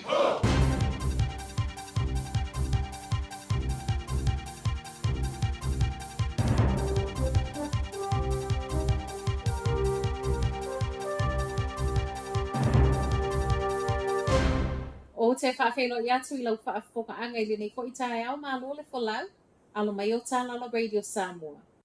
E tomo atu I talo le aso lulu. Ai tau se lau e asia le ana I Cathedral Cove, tālua na toe tatala le awala savali. Talo mai le whao Gabriel ma maunga solo I le vao le lua whedua lua ma le lua whedua tolu. Le ana tāpuni e le awala savali I le ana lau I loa le nei, o le whaeunga le tausanga tāluai, le a whaato ato e tatala ai. Reporti e matanga luenga o whaasau I Waikato. O leo wato e fo I lava le toa tele o tangata siasi I taimi ai ele I sau le poviti. Ma o aso le Boxing Day ma le tausanga fo lea na o ile maua lunga. I le valu se lau tangata matamata I totono le aso I tasi. O le toe te talai mo mai moanga ma siasinga wa sau e fo I manisio au wala mo le saunga le mua tangata lau tele. Ai le ngalo e le wha manatu I so se tasi e asia e tautua na. Le mamau na tāwhanga I a whaatu mau. E to ono tangata manu nu ana nafi ona o le whaalawelawe tau ta avale na tūla I mai lunga o le State Highway ono I Southland. Mai le ofisa o leo leo mai lea whaia to a lua o loo ti ngā ina. Ma e lua whale mai na ave iai lato nei. E tolu helikopa, 5 ta avale le whale mai, au whai ngā luenga mai isi ta avale na whaanatina ti atu le lopuanga na tupu e le whaalawelawe le nei. Lea na ngā lunu e whaatasi, mana tāpuni ai fo I male au wala I lea taimi o le afiafi. O le whaalawelawe le nei na wheto ai ei ta avale e lua, mai whaamaoninga mai a St. John, o le toe kuata I le ono I le afiafi ana nafi I lea na mawai reporti o le whaalawelawe. Ua toe te aitua ma le whale mai le pepe 5 masina le ana tili le whale mai Northland ona o manu anga tu ngā I lona ulu. Masina tāluai na ave le pepe le nei le whale mai Darkaville, ma o lea na ave le helikopa I le whale mai Whangarei, muli toe si itia mai le whale mai o tamaiti au kilani, le Starship. O se tala fia mai leo ana nafi le whaasolo manuia, ma o le ua te aitua ma le whale mai, ma ua ngai leo e whaasolo whaatala noanga ma le aingo le pepe, e tusa ma le mafua anga o manuanga. Ua wala au mai fo I masui le ofisa I so o se tasi e sila fia nisi whaamtalanga le nei ta upu, e wala au watu I le tasi o 5. O le tae nei lea ua wala au le fono le au whainga le New Zealand Herald ma le News Talk ZB, ma ua yei le popo le ngai le ono vae o le au whainga luenga. O le emaili na maua le au whainga luenga o lo ta uai. O le afo le iwa I le tae o nei e whai le fono I au kilani whaapea malungo le Zoom. Ma a mai au na whaia le o fono la iti. Reporti a le tio whaavao maloa ni usila e whaapea o le fono tanga wa talo I le tae o nei e whaamanino mai ei suinga. O lo o fuafua mo le au whaasalalau. Ma a fianga I tangata ngā lulue. O se fono tanga wa whaia le umai o le tafsi le masina talu o na whaasalalau mai le NZME. O le a whaamuta nu si pepa mo le community e se fulu ma le wha. Ma e a fia le tusa ma le tolu se fulu a vanua whai ngā luenga. I whaamaumaunga e tusa ma le tolu se lau le au whai ngā luenga o lo whai ngā luenga nei I ngā luenga whaatu si tala I lalo le Herald o le Business Desk ma le News Talk ZB. Ma tala whaaiu, ua toe maua le isi a vanua e wha umi ai o na tatala le a vanua mo fina ngalo wha alia I isi pili e lua. Wha le tonu le upenga tawha I langi el parlemene I taimi na tatala I le avanoa mo le pili a le Treaty Principles Bill, ma ona o lea na toe mawai le isi avanoa wha au popo ai aso. O pili e lua na a fia ono le wha le tonu lava le nei o le upenga tawha I langi. O pili nei mo le Youth Boot Camp wha apea le Social Welfare Traffic Light System fo. O se wha le tonu o toe mali lia I nei le komiti wha a parlemene o lo wa aia pili nei e lua. E toe wha au popo seisi taimi ma o le ua toe ma wai le avanoa e o atu lea I le aso whareile nei. O whai mai ei fo I mal komite le parlemene o a umawhina ngalo wha a lia e ma ua I tua atu o le tau le se fulu lua I le a waulu le aso whareile nei o le a le talia ina. Whai ua toi tala la Radio Samoa, manuia le nei tau. Ua mawhai ana au ina atu le tala o le tau I aso taitasi o na o le langolango mai a le Pacific Finance Limited. Telefoni o Valselau fitu whawha lua fitu. Ua loa le tautua le Pacific Finance in no ngā tupe mō so se wha moe moe. Ma liu, whai puiponga, aso whanau, sa whai whai ngā malolonga, ba so se wha lawe. Apa laine lo le pacificfinance.co.nz. Pe bala au le oval sa lau fitu whawha, lua fitu. E talo sanga sauna no ngā tupe ile bao le 5 se lau tala, ma le lua se furu hawhi tala. E lua minute whai lau talo sanga online, www.pacificfinance.co.nz. Ai tasi le tu lai whatali e se tali. E iai, ai inga whabitoa. Bala au lo le Pacific Finance Limited. Ile oval sa lau fitu whawha, lua fitu. Oval sa lau fitu whawha, lua fitu. Bounce with me, bounce with me, bounce with me, bounce with me, bounce with me,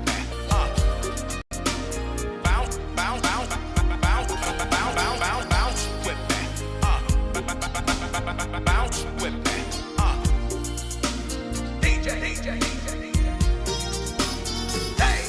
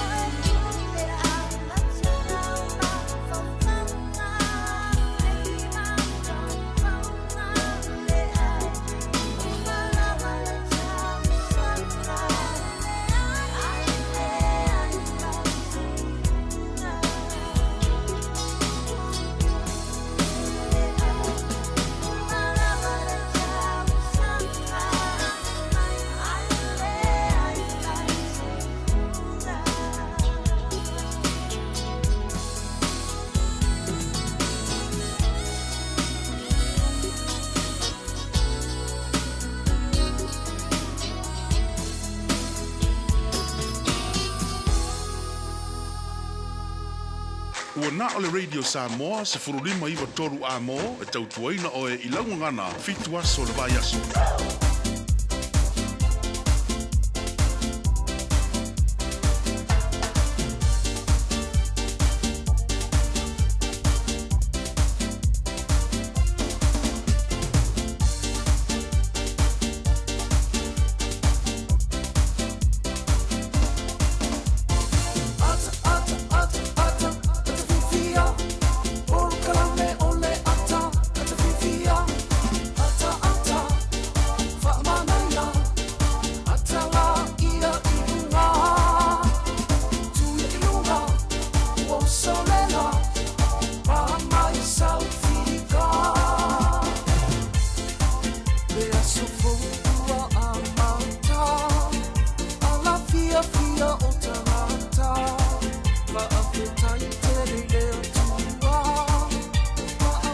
Lo se bali mal tai le wat le tai aus mal tolu minuto le te nei le tu la iva le tai au fo mal ni aso matango fie la so lulu nei a so luas fu mal lu ole nei fi masina mo mua la voltato fo launga ia le laba tato te fo launga tato sa vad vadia ile nei tau sanga ile mai ale masina au la nganga fi wala nganga fa tai nei tai au le lofa mal anga le o tato tapa usi langi e no mo fai fo ona tato te fi lo ma tato te mafuta nei tai au fo po le fo ia so matango fie fa pena na tapena ina mo fo mai ele tu mo tanto o se aso fa popo ia so lo to se fu mo so tanto wola a wao tatu tiu te mo tanto fai va pe ona vala unai tatu ele tu tatu te ngaru e lunga ni fo ngai ele me se fo de tapo inga maua ne tatu tu asin sina po tu ama tua ia la finga lunga fo ele tua o lo fa pena ona ngaru lu e tono fata fai taulanga lewa mai atu le tau tu mala ona masani le ma pakalame maru le taiao o ngā tono nei vai asa i whiau ma ngā ruenga pe ona iei tātou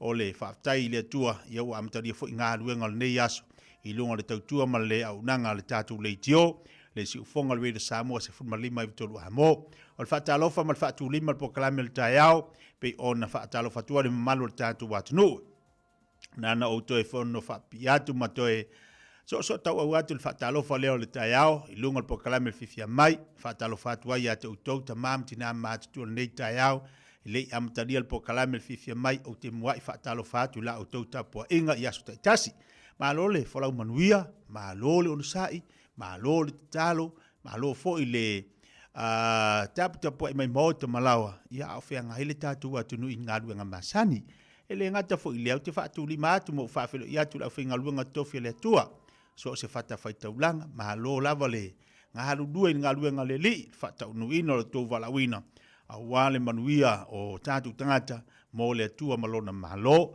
ia la whinga luenga le tua malo lo manu malo mai tono ngā luenga le li ia o lo ngā rudua fo i mafso sani sunga i whawhengainga so se fata fai taulanga fata lo fatu le pokalame ia te utole nei tai au o woma paanga uma lava le tātou le tio i le nei tai au fou whaaftai le atua ilona anga lei, whaaftai ilona alofa, malana whaasoa, e ala ili malosi maleola, ia ele ngata fo ilola na wha malolonga, o tātou fuafuanga ma tātou pokalame whaata oto ili aso male aso.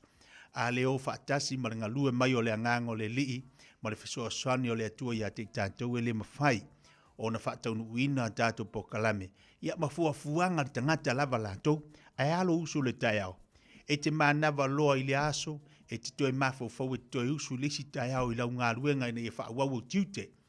E uma lau ngā ruenga o le aso, e te toi mafau e whaawau po kalame leisi aso. O tātou nā manatu ma o tātou nā langona, e whaiva vale pe ana leisi anoa le anga le lei o le li. O le alofa tū noa, ma le wsoa soani mai o le atua ia te tātou, whaatau nui na ai i se tūlanga manuia, ma se fōlaunga le lei, o tātou fuafuanga mai le aso i le aso. Ia le alanga la whaatai le atua nei tai au, o mana mori la palapa malo pe o na mori atu le sunga le o ia ta i le tātou whaatai le atua, o le tātou taulanga whai whaatasi le nei aso, le amatari ai o tiute mga luenga le malu le tātou atu numa tātou umalawa. O le nei tai au, malo se fuamoria, malo fo le langi matafi, tai au fo le neu tātou iai. Ia, o le usu fia, o le usu fia i ei tātou. Le aia se si me sili lo wala mai le tai au e mau le fia ma le ata. Fōringa ata le tai au e te usu a amata le fia e te ata le taiao e o fo le o ngā tono le aso o a me tutupu e te ata lava. Ai amata le whai o lau lotu, mai whaatai le tua, mai wala au le li e fsoa sani mai a te oe mau, ina ia manuia o tātou whaiva. Ia wa ele ai a se le yengiru i tau le aso. Oe, amu ia oe pe a whape uma le aso e le toftofoina oe le yengiru i tau walau wholaunga. Ai, ma nai ai o le o mai olu i tau, lai matua seki tātou e fia tātou. Wala me tutupu e leisi me tau poli ai. Alo o mea whafikau e aka. Ia, saudea toftofonga e aka. Ole aka iai, au ake whawevesi a fuae. O ale mea ole aka. Ai sifti, ai fu isi waru ilu ialu mawhau ma sa ve ualu file mu ili aso mele aso. Aka iai. Aka iai ma e alofa iai. Ole aka almea kaua. Aya, di whaapea e la ili aka. Ngai arula ia le aka makwa i so nga aka. Oile hai. Se ke no fale aka ke do mo lau se lengi male aka ke do ko gi or. E ke no le aka se me mala e mo lau kupi. Ai o ke aka fo ile le pi e ke mo e male aka ala su e me e no ki. Ya la mai le nita ya o le ata mane lo fo le li. Malvalo minuto te nere tu live po kala metato le nei taiao sta mina vatu lo le polpoto. Ia vatu fo ilo statu tantananga nei taiao le aso manatu statu fasoa, tatu fasoa. Ia tatu e vai afari vanei o le ato e faawo ina ia le tatu fonuso tatu watu no. Ai fa malo fa tai. Fa malo lu watu ai amatalta po kala me. Fa malo lu watu ne o pahanga umalaba.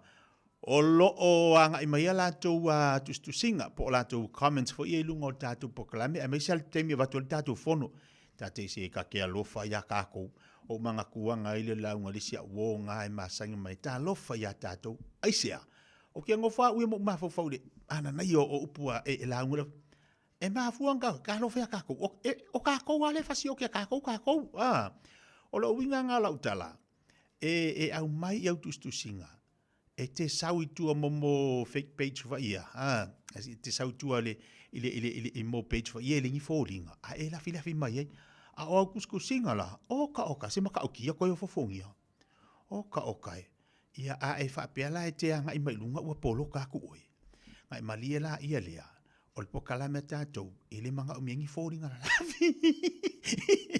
oi ele manga o mienga ka ele ngi folinga fa moni ai anga i mai la le pokala me ka ko ai mai sel tatou fono patu watu wa poloka ia tatou comments about ia malia lo la sunga anga la afia o marito tele tatou te o sai ma mau pere ko vai ai o ke faria mai ia kuskusinga ia ole sia se kulo wa fa fonga se watu no pele e o mai e ma opu le fitau ai fa ali mai dunga ka ko apio folinga mo ka ko la ia fa ila fa iunga ole apolo ka kuloa ia matatu tu singa la ia mali ila la sunga ele mana o miel po kala me titia ma le fifia mai mo tanga te melingi folinga ke o fa wile me fa kusi ai nyo folinga sa mo el tanga te la fi mai tu le fake page o fa wi nganga le melia o lo la mai ku o le fake page usanga ke sa ku o folinga le la langi wa o wi nganga le la langi e sa wenga oi fasi ma fa matia le tangata e kolosi mai le ku ele enyo folinga o fa pe atu le ana te sa tua i folinga le la langi i loa la ua ka pe aku o ele te sau tua i folinga le li o la langi. No fa pe atu lea. E te alu va ai ia le tiola ia le au le mea ka wanga le tawhaitangi au e ma lili wa ngifo. E ke whanongolongo ai. Whanongolongo lava e le se lili wa ngifo ia mako. E le ai fo kangi au e ilunga ngare fia. Maria ila susunga. Au e te whai meita. Au e te whai meita. Wai maa fuanga e oso mai kua i fōlinga le li o lalangi. Mau ke whai ngoanga la e au ia. O ngai ke sau kua fōringa le li o lalang. Mai maua fōringa ngā whai whaatuso le li, whaatuso Yesu, ka ko fōringa au le lei. E ke sau ai ma oi lungo tātou pokalame, tusi mai le anga uruanga le akalo whai ia Iosefa. Le ngei mea ua kupu ia Iosefa, ua waila le manga ia, ngo uruanga le o Iosefa kamalea. A e ka milo mai kua kamawhanga le ele engi fōringa, ia ngau whapeaku la renga ia oi. O ngai ke sau kua fōringa le li o lalangi. Ia ele karia la fifia mai la pokalame ia fōringa le li o lalangi. Ai ale ba aise le kiolo ia tau whaitangi au e malilo.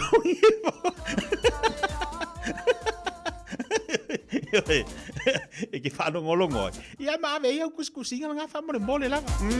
Wa tau re kala le sida ubakuanga.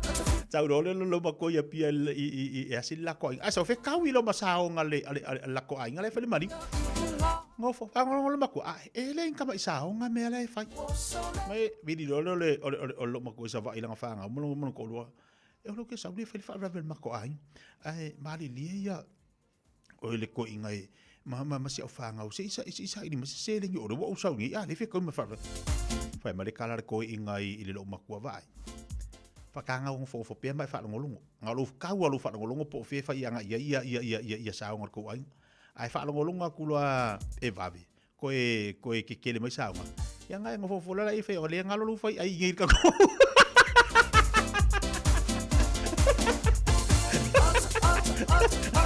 Vai lole, amon mole. Ia langa ngai kia laku ngau whika mar saonga. I whai lea o re kia laku ngā lolo ma fofolala ka ko ainga.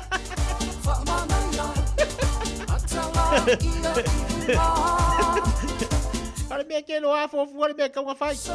E kare tino makua oka. Ke ofo ia ke ore ko inga ni mwhainga e whemere ngā kare. Ala ngā wingala, ala ukala. Mo ka kou ia ngai mai kua mo fake pages ia mo fōringa le li o lalai. Kamala ngā ua ngalo ma fau.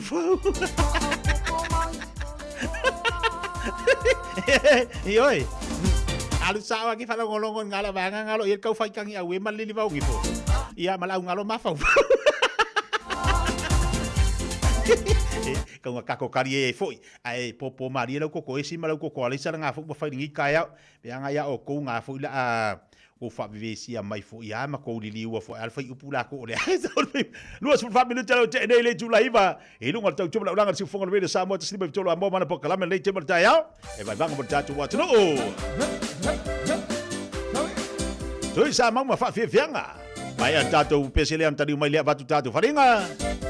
Ea, mara upot-poto mo tātou le nei tai au.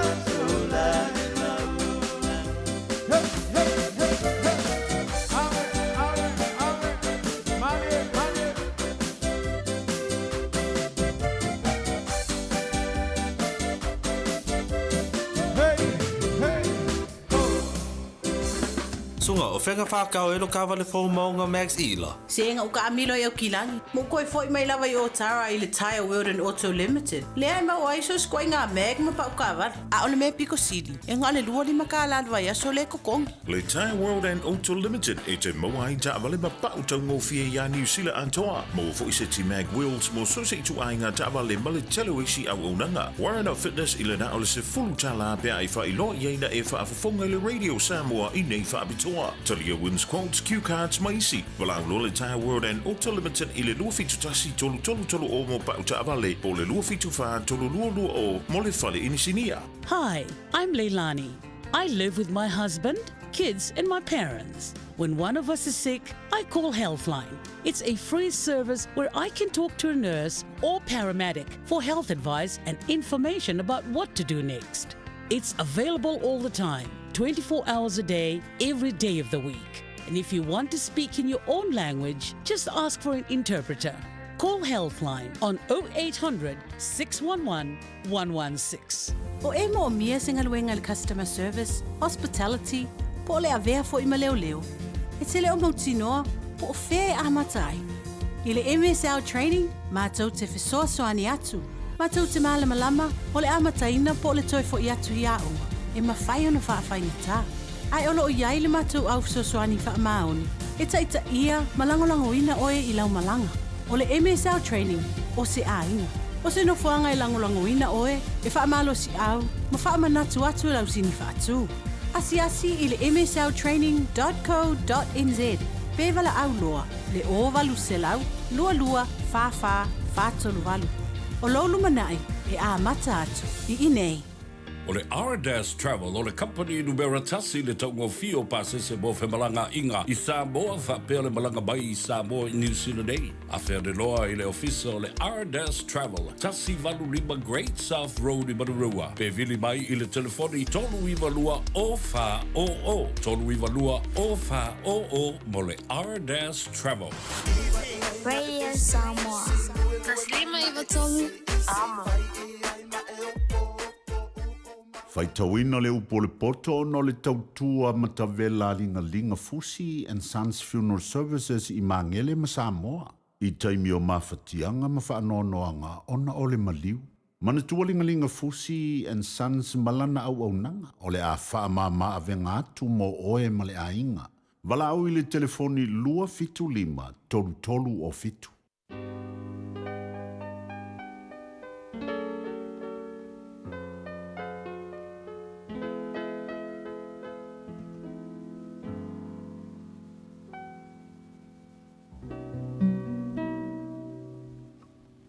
Ia sili le lei, ia sili le manao, ia tau le leia i le manao i le oloa e tele.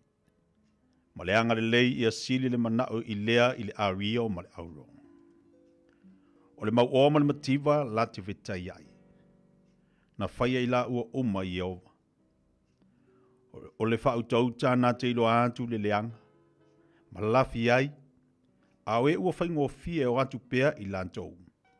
O na whaasala ina i lea. O le tau i o le whaamawalalo ma le matao ia i ova. O le oloa lea ma le vi inga ma le ola. O mea matui ma mai lei. O lo ia i le ala o le whaapio pio. O le tausi ia te ia. E whaamamau o ia mea. A o ia i le tama e tusama o nala. A o ina toi ina lava o ia e le tea e se ai. E pule le mau oi e mātitiba. E au na fo i le no mea i le ua au mai ai ana mea. O le walu ulu le ami o leanga. E sele mai ai e ia le mala. E wha umatia fo i le to o lona ita. O le ua manta alofa e wha manu e ina o ia. A wai fo i atu e ia na mea ai i le umativa. Turia le whaata wemu o na mawai atua i lea o le whinaunga. E tu ua fo i le misa ma le whaamaina. O le ua mana o le loto mama, e mata ngō fio na lau ngutu, e whai o ia mauo a le tupu. O whafonga i ova e leo ina ai e ia, e leo ina ai e ua poto. Ai whai uvale ina ai e ua upu a mi o le tonu. o whaiane le paie, olo I fafo le leona. E whasi o ti ai au I malai. O le ngutu o le whawhine ese o le lua maulalo lea. O le ua matua I tangia I ova e pa u o ia I ai. Ua fusi le vale I le loto o le tama. Ai whaate e se ina I ante ia I le sasa e ao ai ai. O le ua whaasau wai le tangata mativa. Ina ia whaate le ai o ana oloa. Ma le ua fo I atu I le mau oa. I ua I lava I le mativa. Ua I mai au talinga, ma e whaalonga mai I upu e papoto. Ma ia e matua mawhau I lo poto. A wai mātango fie pe a whai e te tausia ai I lo loto. E whaata tauina whaatasi I o lau ngutu. Ua oua o ia te oe, o oe lava, I le aso nei. Na ia whai ova mau whaatua tuanga. Ua ole tusi atu ea ia te oe I me sili I whaatonunga ma le poto. Na ia u whailoa ia te oe le whaamaoni o upumoni. Ina ia e tali atu ai I upumoni I e au mai ai I nisi ia te oe. Awa te whaua mea le tangata mativa. Ina umativa o ia. Awa fo ia te whaasa wai le whaitutoa le ua ti ngā. Awao Iova, o ia na te whaiala lantou whinaunga. Na te whaasi o tia fo I lantou e whaasa wai ia I lantou. Awa ni whawao wa I maltangata I tango fie. Awa fo I lua te o maltangata lotoa. Ina nei e whaoa o io nala. O na maua I leo lo wanganga I le mailei. Awa ni whai oe maso lantou e whatangofi I lima. Pe whai oe mamoni mea ua ai ta lafu ai. A whai wale ai sau mea e tau I ai. Se hale mea na te ave se ai lo moenga o e ta oto ai. Awa ni e si ile tua oi ma le vavau. Na whaia e o matua. Wa iloa le tanganta ua whaatalise I ana ngā luenga. E tu oia I luma o tupu. Ai le tu I luma o tangata anu u.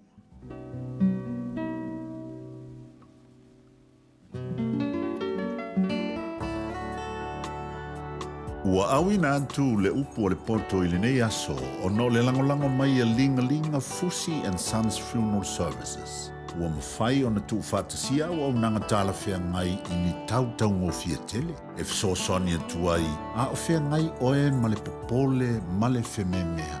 E mori whatasia atu ai ma wha mai senga, ma wha mawhana whananga mai a linga Fusi and Sons mo a inga uma o Samoa ua whea le maliu ma le oti. Malau mai loa ia lingalinga Philip Fusi lingalinga. To ia whaapō lingalinga, to ngia si ulavea, pesu mai I le luas fulwalu Canning Crescent I Mangele.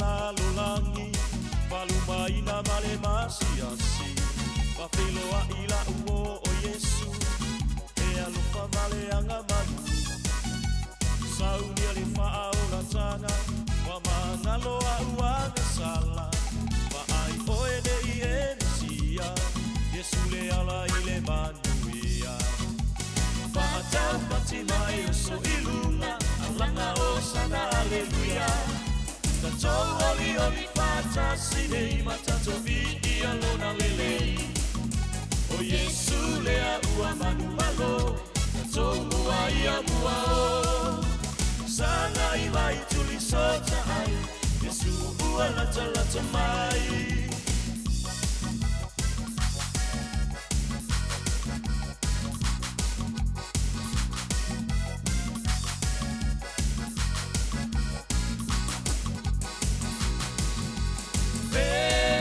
Pese mai Si i o lima maalanga la whakatai Ya Yesu le tupu O ia ua mafuai I o e lalo lalo mai Ai sau si mai a mi I o le watai Ya Yesu le tupu O ia ua mafuai I o e pese mai Yo lima maalanga la whakatai Na Yesu le tupu O ia ua mafuai I o e lalo lalo mai Mai sau si mai a mi I o le matai Na Yesu le tupu O ia ua mafuai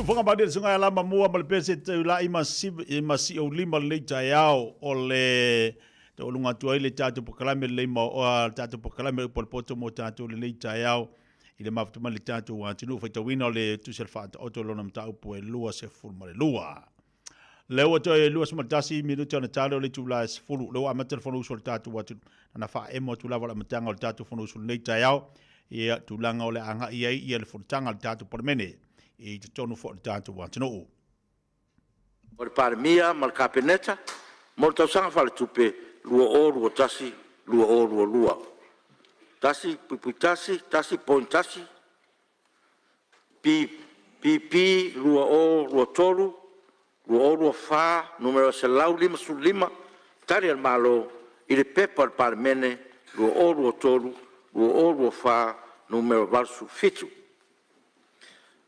lua pepa al parmene lua fa lua lima numero fitu sul tolu li poti al komitio tu la fontu mau tau finga palota tau sanga ma finga fa vai i le pepa al parmene lua fa lua lima numero fitu li poti fal tau sanga al tanga luenga al parmia mal kapineta mo tau sanga fal tupe lua tolu lua puitasi pepa al parmene lua fa lua lima numero iva su tolu tari al malo il pepa al parmene lua fa lua lima numero fitu mal tolu pepa al parmene lua tolu numero selau fa su valu i poti ale komitio tu la fontu mau tau to finga palota tau sanga mo to finga fa vai il pepa al parmene lua tolu numero fitu fulu li poti fal tau sanga ale official komsino sul fainga mol tau sanga fal tupe lua tasi lua tolu puitasi pepa al parmene lua fa lua lima numero fulu lima tari al malo il pepa al parmene lua tolu numero selau fa su malvalu fa Pepa Palmene, lo fa, lo lima, numero fit sufa. Ripoti al komiti o tula fontu mau, ta auto finga palota, ta sanga ma to finga farfa vai. Il Pepa Palmene, lo fa, lo lima, numero lo suluiva, ripoti fal tau sanga le official komsino sufa inga, molta usanga fal tupe, lo toru. Fa pui tasi, Pepa Palmene, lo fa, lo lima, numero iva sufa, tari al malo, il Pepa Palmene, lo fa, lo lima, numero fit sul fa. Lima. Pepa Palmene, lo fa, lo lima, numero fit sul lima. Ripoti al komiti tula fontu mau, ta opta finga palota, ta sanga mo to finga farfa vai, il Pepa Palmene, lo fa, lo lima, numero fa sul lua. Ripoti fal tau sanga al komisio ngal wenga al malo, mole tau sanga fal tupe, lo toru. Lima piputasi, Pepa Palmene, lo fa, lo lima, numero iva sul lima, tali al malo, il Pepa Palmene, lo fa, lo lima, numero fit sul lima. Ia, ole tatu ripoti na lima, o tola lo watu, ia mao, ripotonu lava lea fitu tonu le fionga, te matai paramia. O te tapala o fionga te telefono o komite tula hontu mau, ta auto whainga palota, ta sanga ma te whinga whaarwa vai. Mua na whaftai atu lau fionga le whongwhitalai. Tu sai whunu nei tai au ma taulanga si tia le tātou wāta puia ma le tātou watua i le langi. Whamalo whaftai, whatalo whatu pa i o le Palemene le nei tai au, lana whono usu. Whatalo whatu whori pa i o Samoa tātou whatasi. Ia mai se le whaururunga o mtanga luenga ma whalapu tonga tuma oti al malo. Whatalo whatu whoi i le tātou watunu o maua mai nei whasararaunga. Au fionga le whongwhitalai o te whatu le lafo, na ia whautangia le whono au li poti e lima, al komiti o tula whono tu mau, ma tā upu tau whainga pālota, tau sanga mto whinga whaal whawai, e peo na tō lau ina, o loo tu ina atuai ana sa ilinga, whautuanga mai ngā whono. Halua, e le sui, e mai whaleata numero tasi, wapea le sui, ma malu mai whaleata numero wha. Siri po la whamaunia lafo, o e whina ngalo e sa no mali yoe. A wese le ai, ua manu malo le yoe. O ta palo whionga tu mai tai panmia?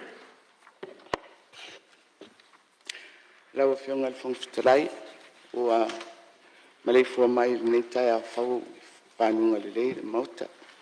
Ia, tai nane fo i Samoa i lana tapua inga.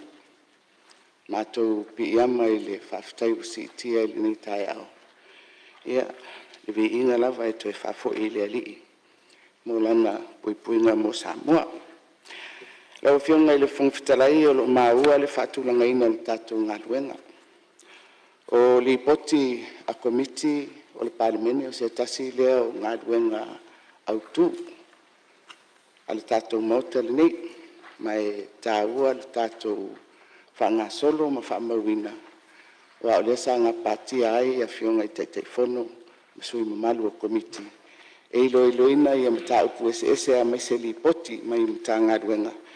I le whanga solonga o ngā ruenga le malo. O e whapea na langolango atu ngā ruenga lau whionga. O le a tātou ngā ruluea se mai a i a tātou li poti e peo na e saunoa mai ai. Awa o lo whanga solo mai foi. Lesi vaenga tele o lo whanga solo mai pea. Au te whapea atu lau whionga le whongwhitalai. O te whātū le lafo, ina ia whautangia e le whono au, ia tali a le malo, e whātatau, i whautuanga le komiti o tū la whono tū mau, ma tā upu tau whainga pālota, tāru sanga, ma tu whinga whārwhawai. Halua, whionga sui Palemia, min stau tupe wa per min stau leo.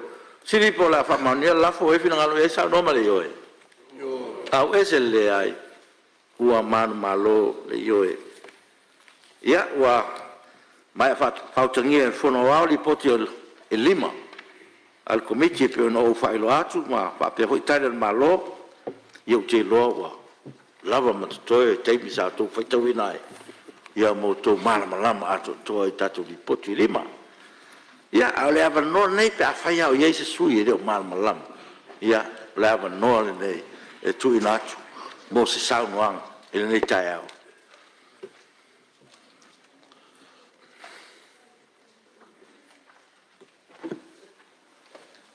ia le wa tu le fo mal sao ole susfono mai falata numero 5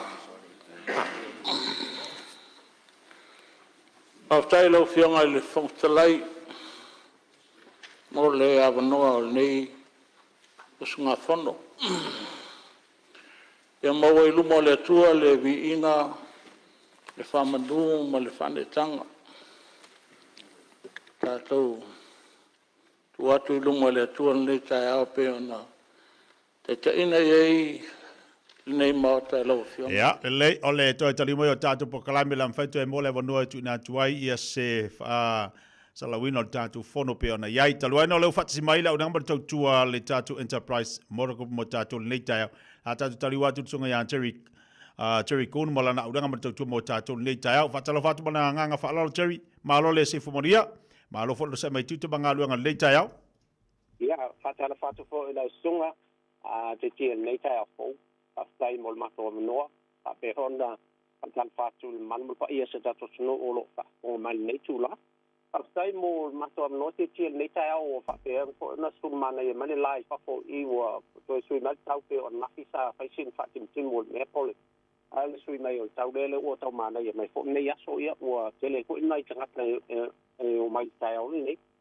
Whaftai mo mato no te tia o le tulangal mato nanga o ye nei te nei o me masani lava wa pe fo ona na masa na toe su mai tangata ma fio mai fatau la to sa to no le nei wa to amasa ye fo I ya fe au manga doenga nei tau sanga o ta to fa pe ona ta no mai manui fo nei nei ho yaso te tia o le o tulangal mato nanga lo tele mato ta vale fo I o lo mau te nei e wi lava fo I ona wa fa pe ona au lo ko le tulanga ia ona le tanga ta fo yo o alwenga o fa penga I te nei o tele ia na alwenga tanga to lo fa peona le ia ema tulanga na pengo o fango o ta vale ma tulanga le lo fa peona fa penga ko le mau stock ia lo tele lava ta vale lo fa ina mau ia mato tele ta to piki apu lo mau o utility ia fa pena o ta to people movers ta vale lo mau mai le ono no fo na lo school no fo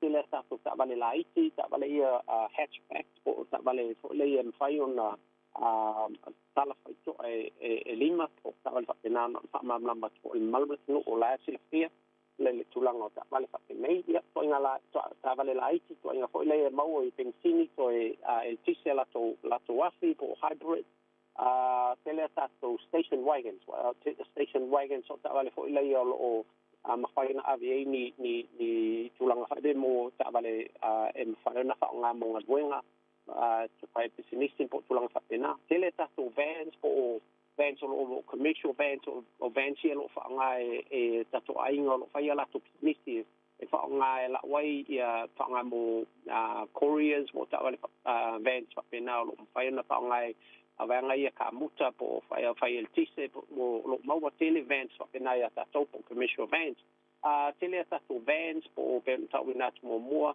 lo tele ta to ta I balun for le mau sta to spoon for te nei ma te tia fa mana to to malon ta to lo tele ta to vans pa tele mau le le spoon for ya ma to te nei lo tunanga al faingo ta to finance pe ol me masani lava apa pe olo na o finance lo sa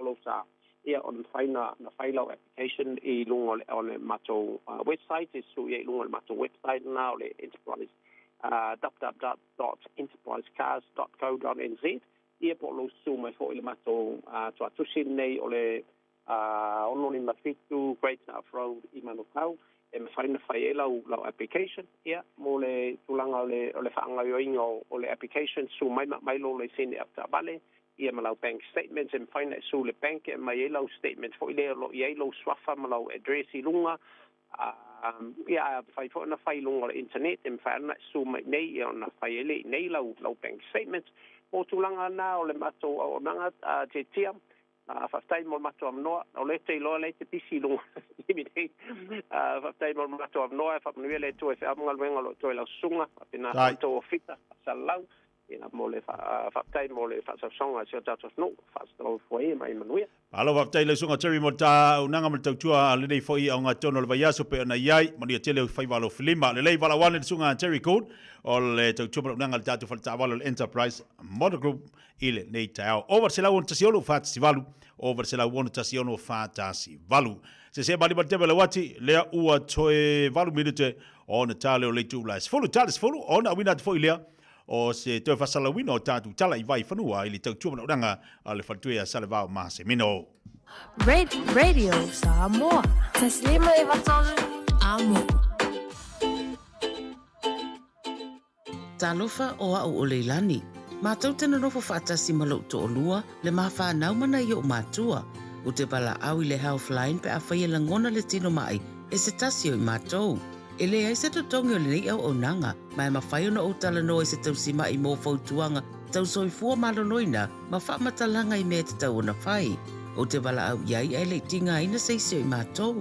E awa noi te mi uma, lua sul whai tu lao le aso, mo aso umo le vai aso. E maua fo I le fesosoani mo se wha matala upu, pe a whai o e fia tala noa I lau lavanga ngana, e le ai fo I se totongi. Bala au loa le Healthline, I le o valu se lau, ono tasi tasi ono. Jalo whanawao tia roa, ua te talaina nei le o nanga e veni, mo whaataunga I au ki lani New Sila. Numero tasi John Coulter Drive, I le Auckland Airport Shopping Centre. Jalo whatawhatonu lava le warehouse ma le countdown. Lau whale o fulau I loa le e veni, Auckland Airport Shopping Centre. Ta lofa na wasa moa, e toi whaamani atu le tausanga whaule nei tausanga, ma le tātou wa onga tuspa I le Auckland Pacific Piper College. Fia whailo atu, wa toi amatali o fo ili tatu wa onga mole nei tausanga, wa olua lima, mai te tala le awanoa mo so se tasi, o enga lue le kale sia I se tofinga, pele ai fo I se tofi ai fia o tawina, ma fia whata pena lo soifua, I le fionga pia le tua. E fia le tatu wa onga, e whailo atu le atu amatalia le tatu wa onga, mole nei tausanga, I le aso wha o February wa olua lima, I le fitu I le afiafi, I le tātou tuatusi ma le nofonga masani, le tolu Sedan Avenue I Papatoetoe. Monis whamtalanga, whamole mole whafsota I le olua tasi, olua lima, tolu olo tolu, lima valu. O le olua fitu, valu se lau, lua fitu, lima fitu. Whamanuia le O le Casa Beds and Appliances, o le tali o mana onga, I o loe whaatotonga ilo mauta, ini tau le lei, toi ananga tā, e mawai moenga ngā o si tutona New Sila, wha apea se tino fōa le potumalo lo, lau ai manafoa, TV, la au pese, usa aisa, masini tā lava, telefoni fe aveai, maisi. A whiu ane loa I le whawhituwha Great North Road o tau, po le tolo fituiva Great North Road I Henderson, le Casa Beds and Appliances, telefoni o valu se lau, lua, lima wha valu, o valu se lau, lua, lima wha valu. Baby, lomaki! Hey! Oh!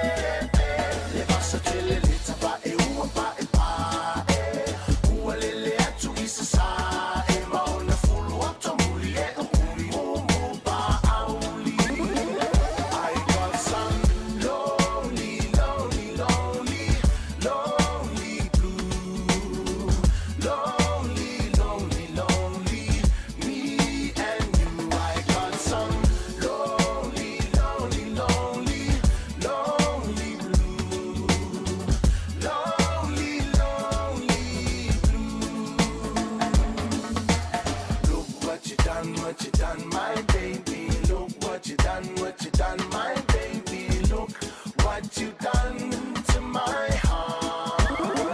I got some lonely, lonely, lonely, lonely blue. Lonely, lonely, lonely, me and you. I got some lonely, lonely, lonely, lonely blue. Lonely, lonely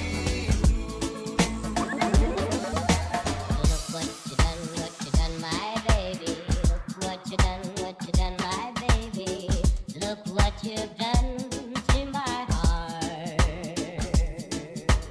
We made a date, you said maybe, then you walked away with another baby. Now look what you've done to my heart. I got some lonely, lonely, lonely, lonely blues. Lonely, lonely, lonely, lonely blues. I got some lonely, lonely, lonely, lonely blues.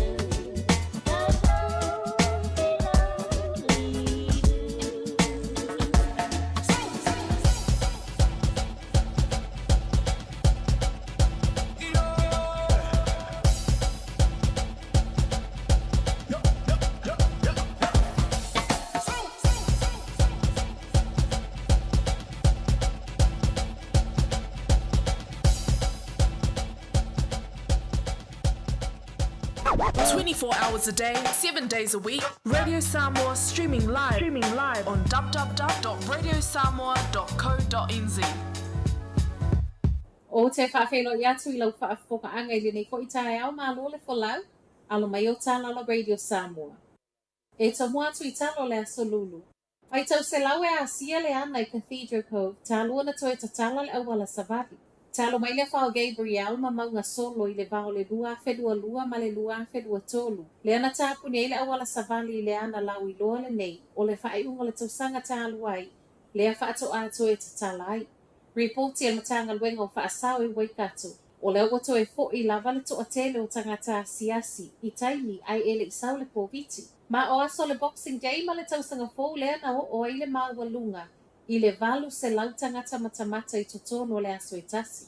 O le toe te talai mo mai moanga ma asia singa wa sau e fo I manisi o awala mo le saunga le mua tangata lau tele. Ai le ngalo e le wha manatu I so se tasi e asia e tautua nā, le mamau na tāwhanga I a whaatu mau. E to ono tangata manu nu ana nafi ona o le whaalawelawe tau ta avale na tūla I mai lungo le State Highway ono I Southland. Mai le ofisa o leo mai lea whaia to o lua o loo ti ngaina. Ma e lua whale mai na ave iai I lato nei. E tolu helikopa, 5 ta avale le whale mai, au whai ngā luenga mai isi ta avale na whaanati na tiatu le nopuanga na tupu e le whaalawelawe le nei. Lea na ngā lunue whaatasi, mana tāpuni ai fo I male au wala I lea taimi o le afiafi. O le whaalawelawe le nei na wheto ai ei ta avale e lua. Mai whaamaoninga mai a St. John, o le toe kuata I le ono I le afiafi na nafi lea na mawai reporti o le whaalawelawe. Ua toe te aitua ma le whalemai le pepe 5 masina lea na tiri le whalemai Northland o na umanuanga tu ngā I lona ulu. Masina tāluai na ave le pepe le nei le whalemai Darkaville, ma o lea na ave le helikopa I le whalemai Whangarei, muli toe si itia mai le whalemai o tamaiti au kilani, le Starship. O se tala fia mai leo ana nafi le whaasolo manuia, ma o le ua te aitua ma le whalemai, ma ua ngai leo e whaasolo whaatala noanga ma le aingo le pepe, e tusa ma le mafua anga o manuanga. Ua wala au mai fo I masui el ofisa I so o se tasi e sila fia nisi whaamtalanga le nei ta upu, e wala au watu I le tasi o 5. O le tae nei lea ua wala au ai le fono le au whainga le New Zealand Herald ma le News Talk ZB, ma ua iei le popo lenga I le ono vae o le au whainga luenga. O le emaili na mau e le au whainga luenga o lo ta uai. O le afo le iwa I le tae o nei e whai ei le fono I au kilani whaapea malungo le Zoom. Ma a mai au na whaia leo fono la iti. Reporti a le tio whaavao maloa ni usila e whaapea o le fono tanga wa talo I le tae o nei e whaamanino mai ei suinga. O lo o fuafua mo le au whaasalalau. Ma a fianga I tangata ngā lului. O se fonotanga o whaia le umai o le tafsi le masina talu o na whaasalalau mai le NZME. O le a whaamuta no si pepa mo le community e se fulu ma le wha. Ma e a fia i le tusa ma le tolu se fulu awa noa whai ngā luenga. I whaamaumaunga e tusa ma le tolu se lau le au whai ngā luenga o lo whai ngā luenga nei i ngā luenga wha atu si tala i lalo le Herald o le Business Desk ma le News Talk said B. Ma tala whaaiu, ua toe maua le isi awa noa e wha umi ai o na tatala le awa noa mo fina ngalo wha alia i isi pili e lua. Wha le tonu le upenga tawha i langi el parlemene i taimi na tatala i le awa noa mo le pili le Treaty Principles Bill ma ona o lea na toe maua i le isi awa noa e wha au popo ai aso. O pili e lua na a fia ona le wha le tonu lava le nei o le upenga tawha i langi. O pili nei mo le Youth Boot Camp wha apea le Social Welfare Traffic Light System fo. O se wha le tonu o toe maali lia i nei le komiti wha parlemene o lo wa aia pili nei e lua. E toe wha au popo seisi taimi ma o le ua toe maa wai le avanoa e o atu lea i le asfarele nei. O whai mai ei fo i mal komite el parlemene o a umawhina ngalo wha a lia e maa ua i tua atu o le tau le se fulu lua i le awa ulu le asfarele nei o le a le talia ina. Whai ua toi tala la Radio Samoa, manuia le nei tae au. Tasilima i watolu amo. Radio Samoa. Everybody say yeah, everybody say yeah, everybody say yeah, everybody say yeah, everybody say yeah, everybody say yeah, everybody say yeah, everybody say yeah. Say I wanna make, I want my fapalin. Let me go on my musica, my kamaki. Vai faila mu my musica o café. Ela my I'm so matinela o ori. Say I wanna make, I want my fapalin. Let me go on my musica. Vai faila mu mai o música o café. Ela mai ai o so matinela o ori. O e ke la nei e ngase. O fefe ka e piko vangle. Va kasi la cavale. O e ilo fale. O ke la nei e ngase. O fefe ka e piko vangle. Va kasi la cavale.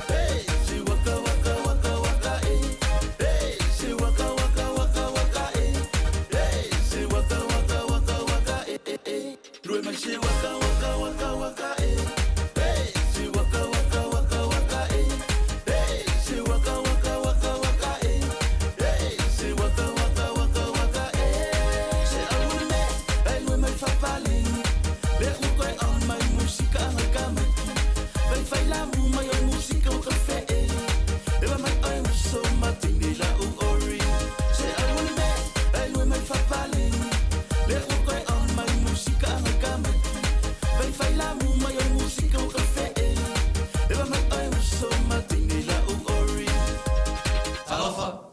Martinez, and you're listening to Radio Samoa on 1593 AM.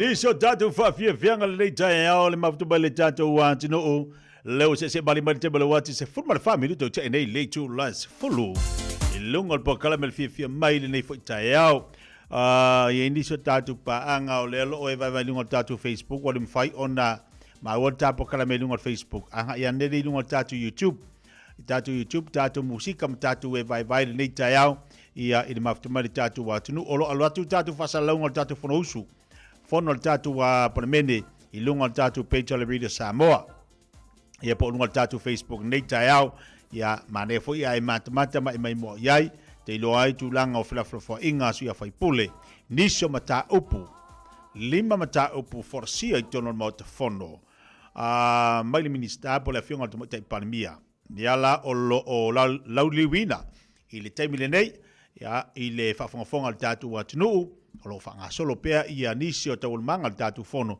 ai mana ia luanga ia nei lunga Facebook al tatu radio Samoa o ina o lo mawhai ona avatu ai tatu fasalaunga na e taua i o lo nofsira fia taua lo mamalama taua lau whaafonga ia pe monia le tatu te whawhai atunu nei e taua on ei lo mele tupu tono tatu atuno Samoa awalana e misial tulanga o lo ia tatu fontanga o lo mawhai ona avatu ia oe ia wa ani mea malanga Samoa ona te mamalama whai ngā pālota le lo manei o pili tolu o lo ta oto ia manisi amata upu o lea o lo o amantaloa na whaatala noina i le neis futasi masina o lo tutore paya ingale nei ina ia mawhai o na ta oto isi tūlanga le lei ma se tūlanga i te tau o na anga iai ia a o tau wha mai ai ngā luenga a le fono whai tūla fono le tātou wātunu na nisi da vaenga o lo mwhai o na anga iai ia le tāpinanga le mo te fono le tāu nei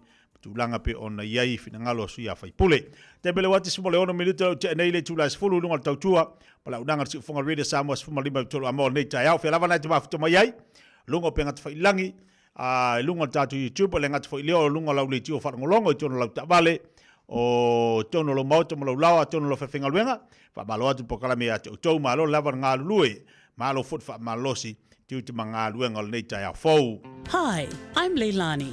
I live with my husband, kids, and my parents. When one of us is sick, I call Healthline. It's a free service where I can talk to a nurse or paramedic for health advice and information about what to do next.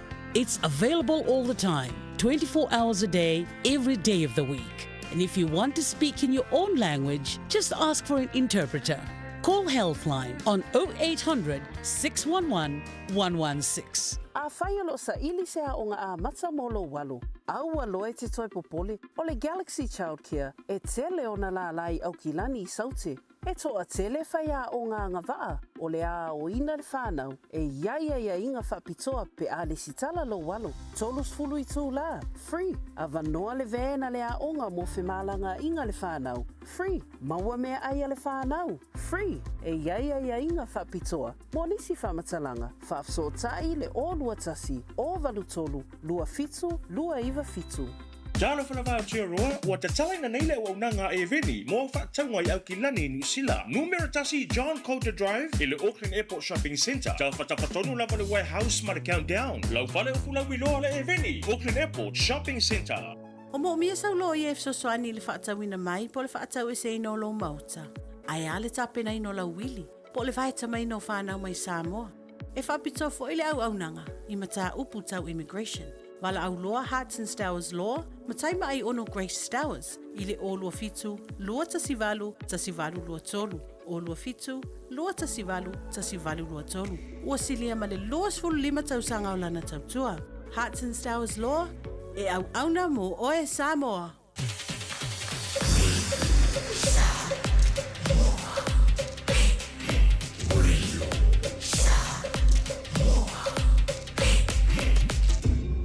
Ngoi betul, amo. Tahu ia susuenga, ma oleh ala fuan nasa fatino engal wengal komiti nei. Boleh arte leur selen in pasi atur mauta nei fatino engal wengal mtangal wenga. Ia oleh ala le la ko takits. Ai pe na ausia pele i ausia la le taket na. A fai na ausia pele i ausia. Fautuaina la komiti ina ia mfaion a mai se mafuanga. Mafuanga le ausia. Po le ausia Ma o le vaenga ma le tele lava o vaenga o lipoti. Le lava te talo komiti na ia whaailo mai whaailo fo nei. Ia na ia whaailo mai o whaailo le tau watu ai wa ausia se lau pasene o le take. Alimtanga luenga lea. A whai fo ile i ausia. Ia olo ia i lava le lanu e whapenga o nga indicating le ausia. Ia por tele o se whaale tonu. A ia mai mafuanga. Na o uma ia ilo ilonga al komiti tūlanga le naa. Ma o loo wha malo sia pe lava il komiti le telo li poti nei. O a li poti ma vaenga sa fautua il komiti nei ma pa sia i te tono il palemene nei. Tau ma whaile mata ngā ruenga ina ia tau ma whai e muri ta i la le pa sia o li poti o maea. O loo whaile ngā ruenga il komiti ma tu i pēr mata ngā ruenga ma le ofisa silo mata ngā ruenga. Ina ia tau ma whai tau si sia il pa sia o li poti mausta ia. O le sui o si umu taringa ia tuu ia ua talia uma li poti nei 5 piono utou whaafonga mai ai. O le vai maunga tasi le sui o vai maunga ia sa whaafsilvia le mafuanga o tātou pēmita. Tātou pēmita fo ies furwha aso le iai. Ia masalo le atali manino tūlanga na le fionga tamaita i pāremia e vasanga ma le mta upule winga sitseni. Ile li poti mai le ofisa i wina i sitseni pe fo i ona whaali ele fina ngalo le fionga le taitai o le itua ngai. Ia ma le wha mawina o lo se lau pasene le whaatino ina o ngā ruenga lea. O lo na winga, o lo o toa le leilo ilo ilonga o vae ngai ono ave e sitseni. Ia ma la fua mata ia le whaatino ina ile mta ngā ruenga le fionga tamaitai pane mir tūlanga lea. Pe fo i ona o whaailoa manino atu. Ile fionga le teitai o le itua ngai whaalia lona fina ngalo. Ilo tātou tāo fiofia i o mea foine o whanua o mea saoloto. Tau tāo fiofia o tātou ele. Ia msalo le vaenga le lo i tonu le lipoti nei. O lo fito i tonu lava mtanga luenga pe o le antari whaitau le fionga le Minstar. O lo iai se ala fua e whaatonu le vaenga le ono o tātou ele. Ma le vaenga o tātou ele ma tū la fono e whaatino ai. Ia o lo ua ave se whaamalu e tasi lalo le fionga le Minstar. E lau tani manino e le fionga le Minstar. Vaenga e lua o le saunoanga le fionga le teitai o le itua ngai tau ta avaleafi. Ia msalo e fito i tonu le Minstar e ona le LTA. Le ala latu le fionga le Minstar. I le atu ngalunga i mōli fo nei il po. Ia e whaftai le fionga le teitai o le itua ngai wha manino le vaenga. Ia wala fo atu le fionga le Minstar. Ia o le vaenga le peona sauno i ai. Le fionga le Minstar ia tau susuru masalo le tali manino le vaenga le ansauno i le fionga le teitai o le itua ngai. Ia o le sui le itu pailunga. I le whaatauina o tusfolau ma le mafuanga walaina si itai ia le whaatauina o tātou tusfolau ma taulia. O le lipoti le sauno i le sui le au ale pata i tu pailunga. Vaenga tonua lea o le taimi wa whaalatalate na umal COVID. Ele na tia pili o tonua lea na afia elu tātou watunu umale lalolangi a toa. Ona toa lia leo lea o le whainga malanga tangata ma le teleo i latou. Aina ua tatala o tātou tua oi whi malanga. Mafuanga la lea na teleo elu tusi whalau. Pei fo ona uwha manino atu. Ia se ale vaenga fo ile le alua ile budget ma le target. Ai a whaila o si tai o le mafuanga na o na o mea na tupu fo ile le anga i mai o le whamai. Ia mo unforeseen circumstances fo ile tātou te re mai loa. O le mafuanga na mai le li poti ma mātou mori mawino. I le toe te tala ai o tua oi whi malanga. I mafuanga si itia whataunga tusi whalau. Ia ma le vaenga le sauno i air sui munumuri. A sui o whale ariri. Ia e mai tau watu vaenga le ona leo manino ai pe o te mai tau watu ele i tono li poti ai pe mwhainto e wha manino mai tūlanga lea. Le ana sauno i eile fionga sui o whale ariri. Ia e momori atu le ngang whaftai. Ia en sau no le li poti. Wha malo whaftai o tau finangalo umban whaalia. Ia e ao ngale ti matai le upenga ia i matou komiti. Ia uari fau mai o li poti al tātou malo mat tātou suasuina. Mali te lau nei li poti. Ia pion sauno fo lau fionga le whongwhtala. Ia o mai ama o mamawa i tua. Ui o lea, ele i alo al komiti. Ele i tau mua alo al komiti. Whaatino ino le nato ngā luenga. Mori fo le whaftai komiti, suer komiti. Tu mai o tau au. Ma le nganga whawhitai lo whionga whangwhitalai, whamawina le nganga whawhitai whina ngalo whaali o le maota le nei, li poti e lima ua tui natu. Ia mau o sa usi ai whina ngalo komiti ma nganga whawhitai o tatu panmen. Dai. Ia nanga le tu sili le mta apura na langa me sui falali no matasi. Rira pongsus. Ia whawhitai le whionga te whono. Ia tu sai o le tadi foi tau manino. Ia ala le natu li poti. Mure tu nganga whawhitai.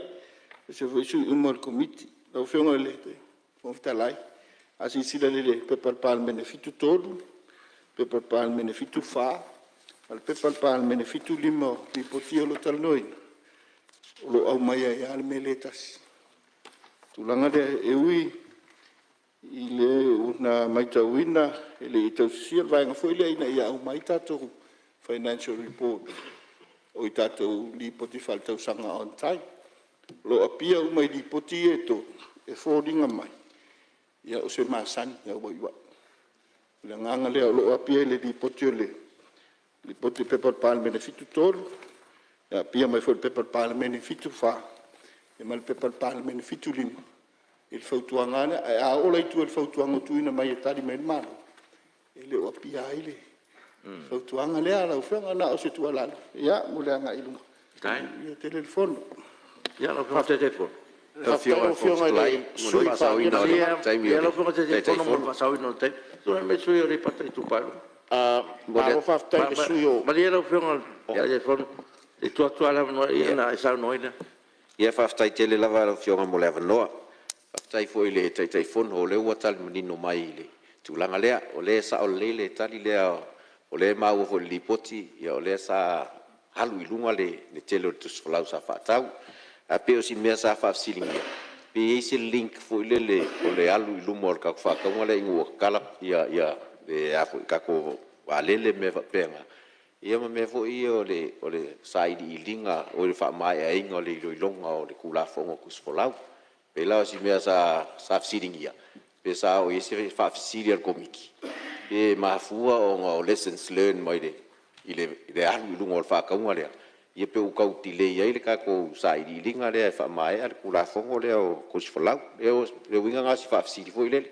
Alai mangingo li poki ia ua ke le ilunga kakala loa ia malai va lele me va penga ia kele lo fo ia fa kaukus fo lau o kan kom fo po ngisi ngamalanga mai fa fo le wa lumia ia ka kaukus fo lau a langa le fo ilo ile pidioka lava le ia ka kokula fo ngole si pe ia se so ka inga kulanga le malanga fa alo fa ftai ia tu na malo po te po malo fa ftai ia se taimi o atu fa siria le patai tu pai lunga. Ai whaftai atu le sui o whale aliri tasi lewa mau le tātu le whasiri whaftai lava. Mai o le vaenga na o le lava o le utau mwhai mātou le komiti ina ia whaamanino mauna ia mtanga ruenga. Ina ia vave mai li poti tono le taimi e tauna mai ai. Ai whaftai lo whingalo whaalia o leo whamawina o no lele o mai le tūlanga fo ile le whafautua. Ai o lo mātou whaira ngā ruenga lea. I le taimi fo e te tauna o mai o le vave au na mai o le vave fo ina na ilo. Ai whaftai tina u whionga ile. Na le sui o whale alilitas, whamawina lo whingalo malengang whaftai. O le itu pailunga, le sui o itu pailunga, tu sai fo le toi whafsili. Ia, o le pelavo no tau silafia, ia o le whaamai e le tātou te le whaitaua. Ai o le mafua angana e le mawhai fo na tupu pea mea nai te tono ripoti ne e mori mauma a mai ai mātou e one off.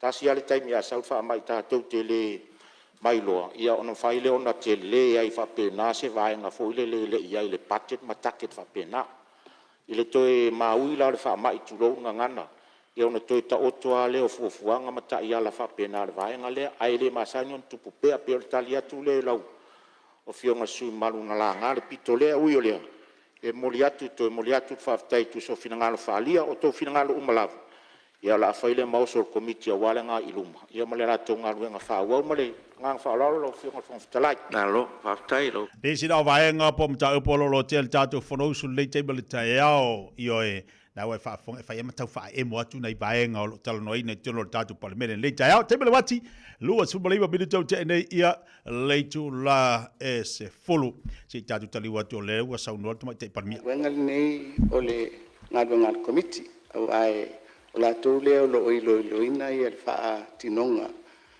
o ngaluenga le malo ia e tauna matou faaupopo atu o te manatua le foi ua talifaitau le fioga le taitaifono i mataupu salaga mai o le mataupu lea o le auivi o le lipoti e lē na o matagaluega ia tau te talanoaina nei atou silasila i le tele o lipoti mai a isi komiti i isi foʻi matagaluega po o vaega tumaoti o lea o mai ai a le feʻau le tasi ua tatauna faalelei atili ia auala e lipoti ia mai ai so it's common i komiti uma e lē na o le komiti le tatou te feagai nei ma mataupu sa latou faagasoloina mai o te manatu o se feʻau tāua lea i le vaʻiga foʻi a le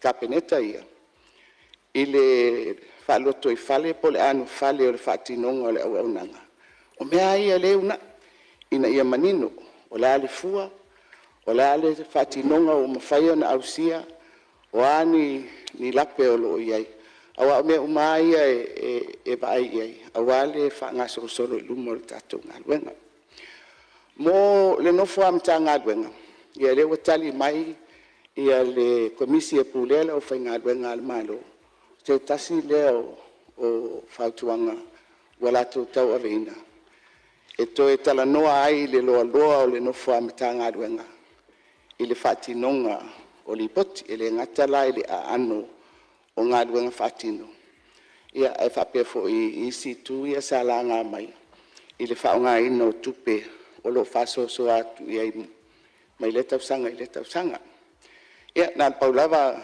le mea lau feoga le fogafetalai ma le mauta e i lava isi atina e sili atu i le tausaga lona faatinoga o lona uiga e petele ni tausaga faalitupe e faapena ona faauau ai ma e ao foʻi la ona faavasega lelei mai ia le vaʻiga mamao lea pe a faapea ua sili atu lo le tausaga se faamoemoe e faatino ai o te manatu lau e feoga i le fesili lea i le pemita i le vao tatou ma Amerika Samoa o loo tumau pea pemita tatou pemita latou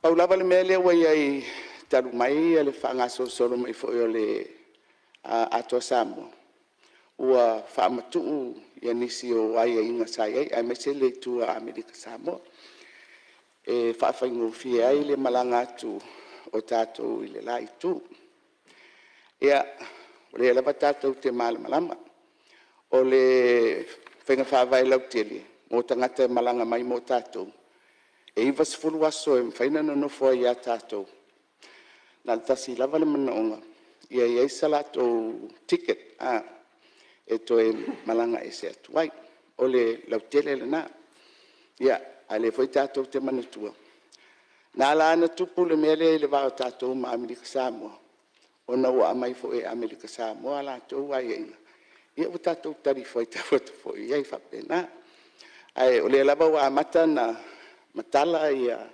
nonoataga foʻi ia po o lē femalamolama ai ia talusia e ise taimi e mafai ai foʻi ia ona saoloto e atini faigofie le tatou femalagaʻi mo tatou uso i Amerika Samoa lau fioga i le fogafetalai atonu o le ua tali i le fioga i le minista o siosiomaga ma eleele i le matauputāua a le fioga i le taitaʻi o le ituagai o le mea moni a pei foʻi na faalogologo atu lenei taeao o le faamoemoe ia ma le autū i le mea lea na faamatuu atu ai ia fanua mo tatou tagata fanua a le malo kuataeka o le agaga lelei oi le faatupu ai le atinaʻe maua ai le nofoaga o tagata Samoa ai peitaʻi le la ua ali ai mai nisi o loo itau ia atonu o mea lava o lo tutupu ma o lea lava ua maitauina mai moni e uti le lau eleele Ia ai mai se o tātou whanua umia sauloto. Mai ua te le lava ia le a'afiaga o le tau. Ona o le manosi o le tupe. Foi lea, ua si'i ai le tau. O le memonia, o le ale toenga fatia tangata Samoa. Le whatauina o whanua umia sauloto. Pea whapea o le whainga lea la tātou anga i ai. O se mata upu tau tele, mai au, ona tā pena tātou tūlafonu. E whaamautino ai le puipuinga i nai tū. Lau e whionga i le whongwhetarai. O le simita upolo o la ngā mai e le sui o ale i pata i tū pailunga a tonu e ao ngā so soani atu i ai. O le whesoota inga lea o le tele o tātou tusi wholau na whaalu. Ia ma le whapea mai. E le whaamae a le toe i loina.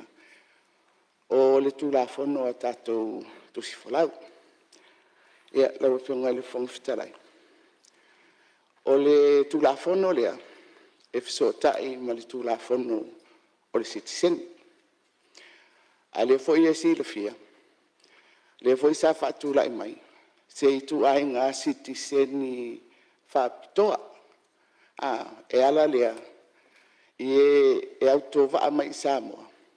Ma mai ala tau tupe. E whaafai ngā luenga i tonu Samoa. Citizen by investment. O isi la mea fōu ia, le ua ngai mai. Mai e te tau lava ona tilo au te tele. E le ngata o tusi whalau. A mta upu tau le citizeni o le tātou tonu. A whaila ua iai se tuai. Ona ua tele atu le vainga. Ina ia whialo whani. Le tāpenanga le malu.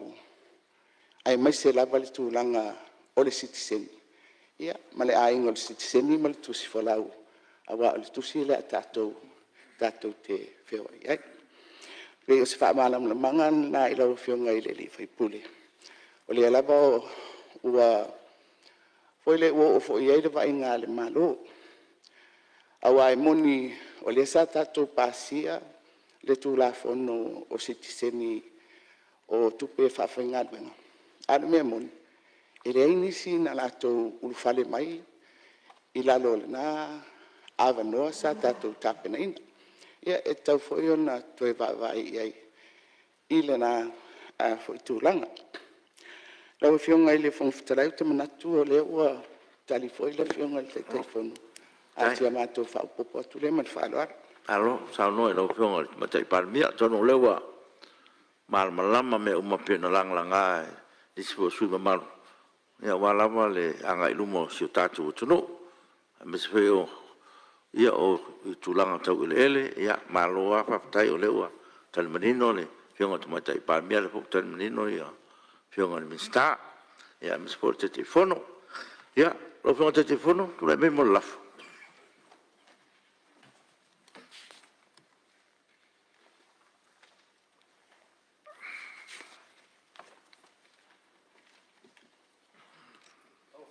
Talai, o whionga talai, o te whātū le la whona ia whāmaoni e whona au li po te lima le nei komiti e peo na ilo ina.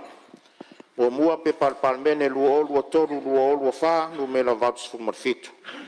Lua pe palpalmene lua olua whā, lua olua lima, nu mela fits fumartoru. Toru pe palpalmene lua olua toru, nu mela se lau fās fumarvadu. Fa pe palpalmene lua olua lima, numela fits fumar fa. Ma le numela lima, pe palpalmene lua olua lima, numela fits fumar lima. Kalua e sui malu mai ngai whaponga numero tolu, o whale ata numero tasi, a pia fwoi a sanganga numero lua. Ia, o siri pa la whamaunia lafo e whinangaro e sao nomale ioe. Au ese le ai, ua manu malo le ioe. Ta palo whionga tu matai palmia mo lafo, li potul malo. Lau whionga le whongwhitalai o te whātū le lafo, ina ia whamaonia, e le whono au tali ale malo i whautuanga ar komiti o tū lafo tū mau, i mata upu tau whainga parota o sanga matu whina whai. Alua, whionga sui palmia, Mr. Tupe, whape hoi Mr. Ngaluenga Tetele. Sili po la whamaunia lafo e whina ngalu esa no male yoe. Tau e se le ai. Ua manu malo le yoe. Whaktai, le o mai atu i li pote lima. Ono. Pepal palmene. Lo olo whalu, olo lima, numero ono sumatasi. Li pote al komitio, waenga tau te mao ainga, il pepal palmene, lo olo whalu, olo lima, numero fasu walu. I pot fa tau sanga al pulenga o tangata ta fa mai mo mai fafo sa mo to sang fa tupe o toru ono pupitasi pe por palmene o falu o lima no meu valsu riva tare malo pe por palmene o falu o lima no meu ono sumaltasi tu le mero fiona le su telefono il comitato va tau tama ainga Até tu lau fiona le fonga fitalai. Lau fiona le fia se tala winga ne. Tatu di poti ona le ese ava noi. O te tu la e nafi. Ai ki fatal fatu le tai au. Mol mori atu foi fa mori angal ta sona fo. Male ne su sono male ne tu malo. Il mamalo tatu palmene. Pe foi whawhawhanga Samoa I tu e fio la lag ya nisi o la tunu o tatu fatasi pe foi ya la fio mai o whaurunga o tatu malo manuia la volta sang fo tatu savalinga ne tau sang ya langon nal fifia toi o astala I laso na fina matai tatu fontanga mol ne tau sang Fatu muri la varsui nei ele fia tele la matanga so tu malo lo tata poi mai ya le tu fa fonga mai I umal manuia me uma to mo le toel fa malo le o fionga so talai e foi tu matai palmia malai tu ya pe foi ele so sonia to le nei tu le ni petai ele tu ngai leo tato sila fia nei a fatasi ale atua tonu o le mautal nei I ua manuia mea uma tato maua le anganga o le loto maulalo maua le anganga o le whemanga loa wha whemanga loa tunu ngai le ia seisi meiru ngatu le tato whaalongo you could feel it I te tono le pot o le mauta nafi. E se foi la te whalongo, na o fionga. Na o ngona I mita ai, ka te nofo tonu no fon nei. Na fio mai, tatu ngalu lue fatasi. Sa noanga tu mai te ipan mia, tuli luma so tato ai. Tuli luma so tato ai. O le nganga na sui nei. Tuli luma so tato ai. Let's move forward from here. O tu la o fionga ni tai au.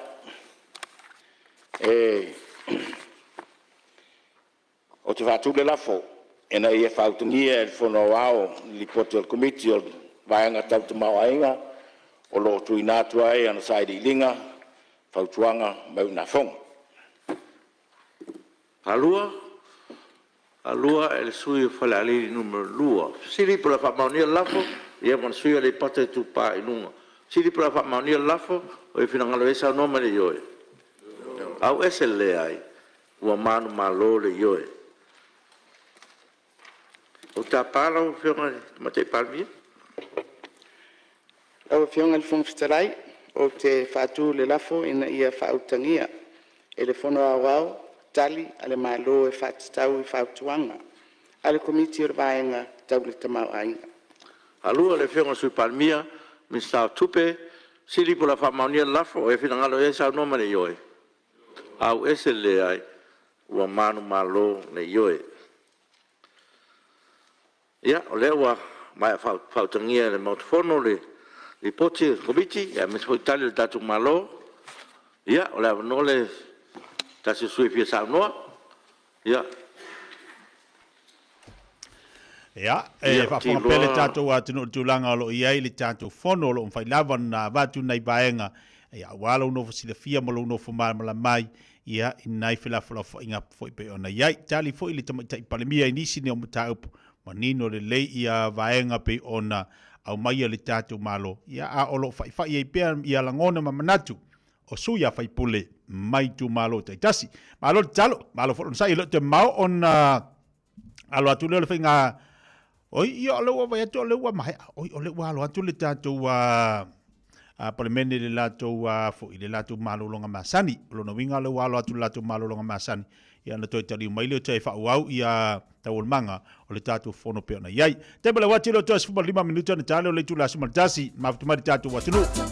Ana nafi mana ia tele la so nafi tulanga sa ele am taino le fono le tatou mal le tatou palemene. Umalanga o me manga ia.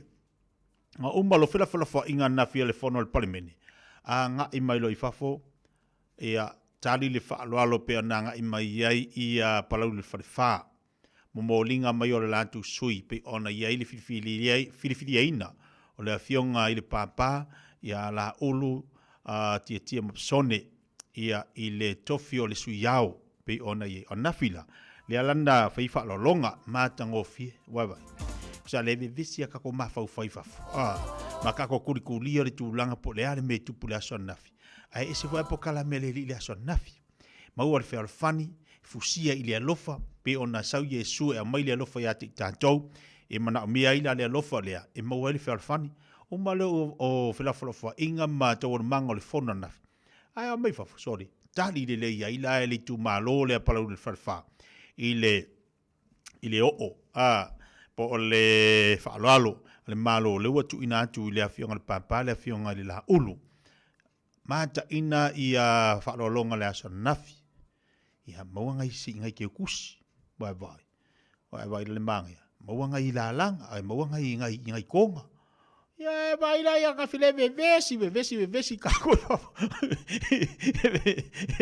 io e vesi aka ko ba fau fo lau ale le tūlanga o lo ia te won manga le fono o mai anga fi wai oi sorry makau ki o mai ko anga fi fa lo longa ia kai ke pusinga ka i lua afi ka i afi o kai to fuale fai pule la to ia ma le ie ma le tonga ma le se lengi ia awale fa lo la so nafi fa malo atu ile afi anga o ngate vai ma se foi le tu malo pa le farfa ia ma se le to fai ate tia fa polo se tasi fo i o te mali o lo nga lua i le ngal sanga lue te le lopo te fa waula na nga lue nga le sa via foi manga famsino o le mtanga lue nga fonu masuafa ya pe ona tu to fai ate tia fa polo te vita le aso nafi ma na ia tele ia via le ia wa vai le manga o leu amata ona atoa ia le unanga ma le tautua tatu malo pe ona ia suyao tolu lena lewa se imal no formal nei tu sanga ia pol nei fo ia pa inga pe ona ia tawala lo talo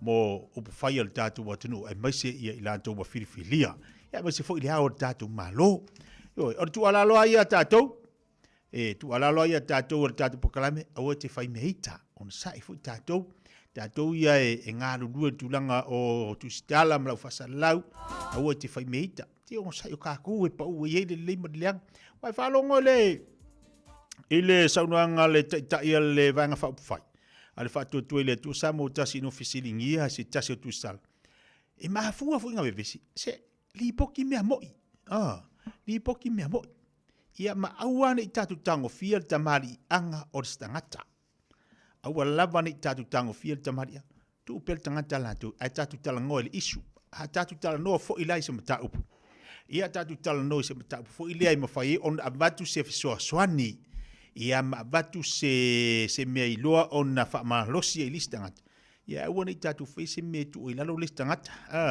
ta o tilena mo tatu ia me sa ka ko ia e afoi ia ka ko ia e tele lungo pe ngatwa la pe ana fa ia tu tal bukalme a iloa wa polo ka ko ia longo winga ele taria ina po kala me fifia mai ta tu yanga i mai foringa le oina sei tu lo al fa fonga tatu watu elo tatu uma la to telo tatu O le ka ke fia vai au fōringa. O le wheke sida manga i au fōringa. E vai lo i kiki le mere iai. Vai la le iai le. Ai manga i alu angai. Se sa i au fōringa kakarangoma ka. Ia e mai se ala ia lunga o le tātou whonutanga pe alatu tātou whonu. Tati whanua noa so le tustusinga e mai ai. Ia le ala. Wapea ia sidi ai la le wheo sisi au wala fu ilea. E tau tā fiofi ai le tūlanga ngana.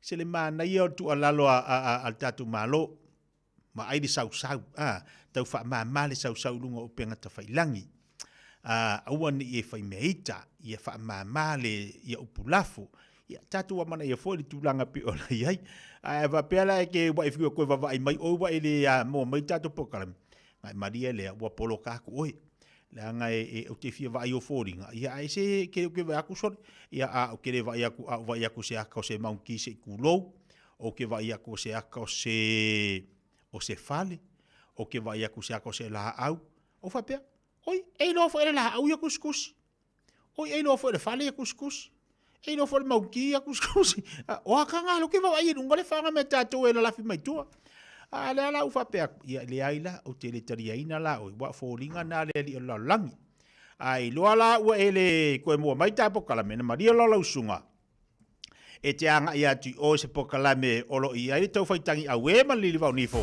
e te anga ia wa pokala me nga anga i la u tangi le unifo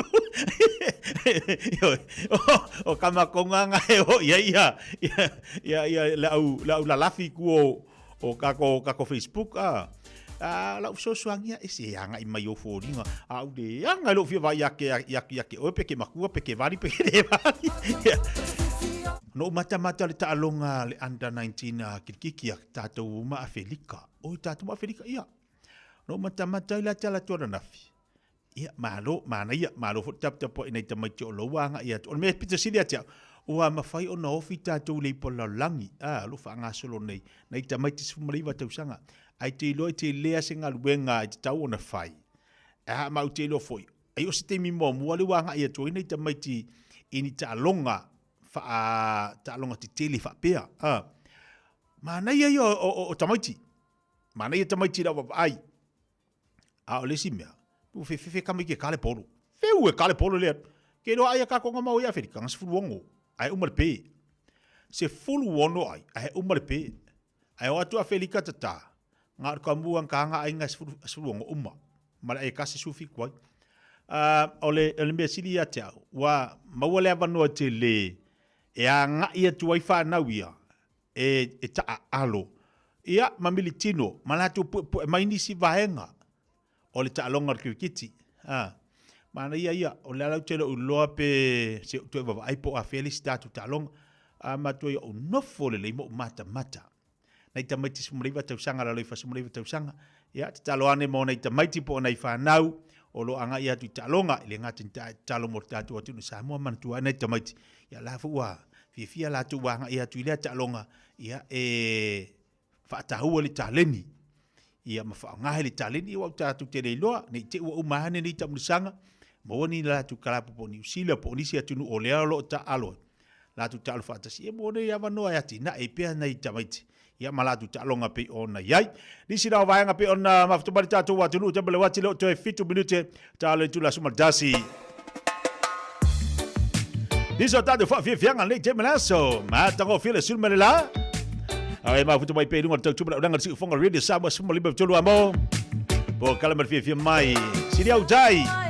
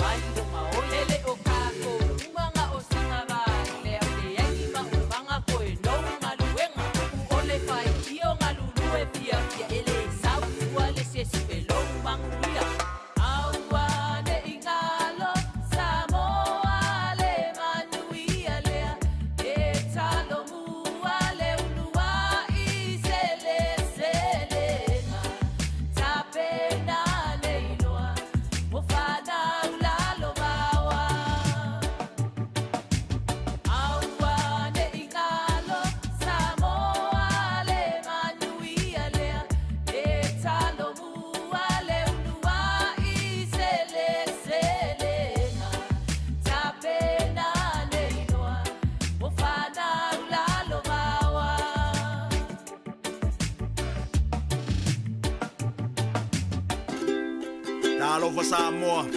Wa ule nei o kasu tialu. A wale suia ngila o le kio. A eva mai ina se furu lima iwa kolu. Amo. Radio Samoa. Vevela a.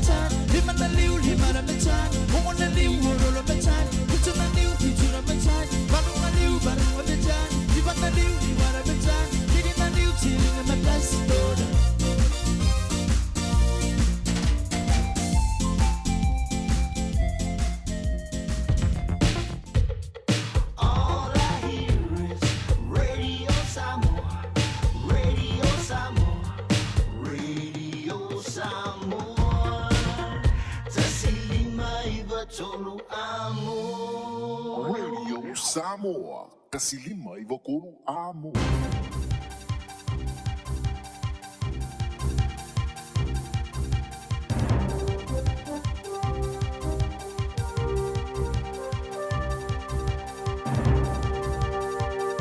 In this update and in breaking news, inflation has remained unchanged. Latest Stats NZ figures show the inflation rate for the year to December was 2.2% compared to September's 2.2%. Inflation is well down on the once-in-a-generation high of 7.3% of just 2.5 years ago. But it's higher than the 1.5% recorded less than 3 years ago. Inflation's expected to rise a bit this year due to rising oil prices and the falling Kiwi dollar. House prices are falling in some parts of the country far more than others. Latest figures show the Real Estate Institute's house price index has dropped 1.1% in the past year and is 15.6% below its 2021 peak. The national median house price is now $775,000. That's down 0.6% on a year ago. Sales volumes increased by 1.8%. Chief Executive Jen Baird says throughout the year, more people have been bringing their properties to market. What we are seeing is more stock on the market, more properties available for sale in December than a year ago, up 18%. Auckland's median is down 4.3% to $1 million and Wellington's median is down 5.4% to $765,000. The Prime Minister says a new year focus on economic growth doesn't discredit the work done so far. National's having its annual caucus retreat in Hamilton off the back of a cabinet reshuffle.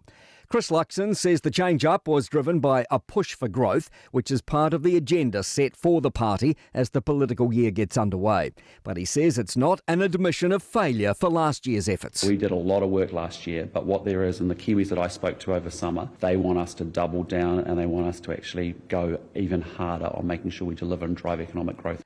NZME has announced proposed changes to its news operations. About 38 roles across the content and production teams will be lost under the proposal. NZME owns News Talk ZB and the New Zealand Herald. That's news. In sport, competition leaders Liverpool have beaten Lille 2-1 at Anfield in the Champions League. Holding on to victory means they're assured of top spot with a group match to play. Elsewhere, Benfica lead Barcelona 4-2 and Dortmund are up 2-1 against Bologna. Former Football Ferns coach Jitka Klimkova has been named the new head coach of the Czech national team. The Czech native has landed the role with her home nation after stepping down from her post with the New Zealand side in September. Klimkova has remained in a high-performance role with New Zealand football since moving aside as Ferns coach. The latter stages of Klimkova's tenure became a headline-making saga that included an independent workplace employment investigation and a group of players expressing concerns to the national body over inappropriate behaviour. That's sport. I'm Malcolm Jordan. Talofa o au o leilani. Mātou tena nofo whaatasi malau to olua le mawhanau mana i o mātua. O te pala au I le Healthline pe a whaia langona le tino mai e se tasio I mātou. E le ai se totongi o le nei au o nanga, mai mawhai ona o tala no e se tausima I mō fautuanga, tau soifua malonoina, ma whamatalanga I mea te tau ona whai. O te wala au iai ai le tinga ina seisio I mātou. E awa noi te mi uma, lua sul whai tū lao le aso, mo aso umo le vai aso. E maua fo I le fesosoani mo se whamatala upu, pe a whai o e fia tala noa I lau lavanga ngana, e le ai fo I se totongi. Wala au loa le Healthline, I le o walu se lau, ono tasi tasi ono. O e si la fia mea e whaatino e mawhaiona e umi ai sou fale motu le lumanai. A whai fo I sou fale motu, o e si la fia mawhaiona whaatino ni isi o fuafuanga e whaonga ai le equity o lo fale. A wane e misia le porkalame o le malu I fale, ia fiafi o soruru taitasi le se fulu e te ai le whaa. O le a e si la fia ai au wala e mawhaiona e umia se fale motu le lumanai, ma au wala e whaonga ai le equity o lo fale motu, e whaata wai se isi o fale, le porkalame o le malu I fale, ia fiafi o soruru o vaiaso taitasi, se fulu e te ai le whaa. E te manao e maua se lumana I manuia o lo wā tali I polo wā whawhine. O se fulu nei tau sanga o whaatino le Pacific Advanced Secondary School lea au aunanga. Na whaavai le nei a onga e Sir Michael Jones. E whaonga ai nai ngangana ale Pasifika I le NCEA, STEAM ma le waka ama. Maua fua o fua onga toi le ai ni pili a onga. Ua uti ava noa mo le lua o lua lima. Mo nisi whamtalanga wala au loa le pass I le o valu se lau valu o fitu lua fitu fitu. O valu se lau valu o fitu lua fitu fitu. Radio Samoa, tasilima ivatolu, amo. Radio Samoa, tasilima ivatolu,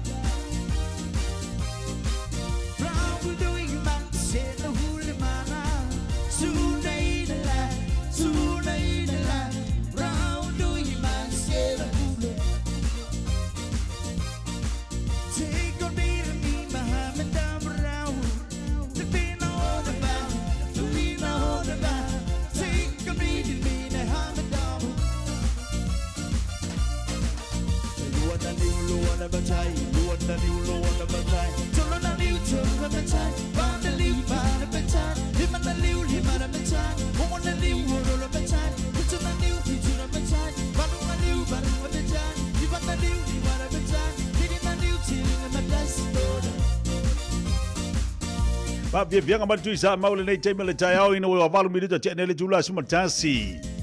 Pai atu risi da tatu telefone ngana Britania. Se eu fatalo fatini so tatu paanga i lungo le tatu YouTube. Tari ai le tau mai o tau sala tatu pakarabe le tai au o tatu nisi o tatu tale melo tupu i tono le tunu o Samoa. Mai se foi tatu tala mai ima o la langi. Patalo fatu alo sina ati malo se foi laude lei amalia fa moana le fat sima ina i Wellington.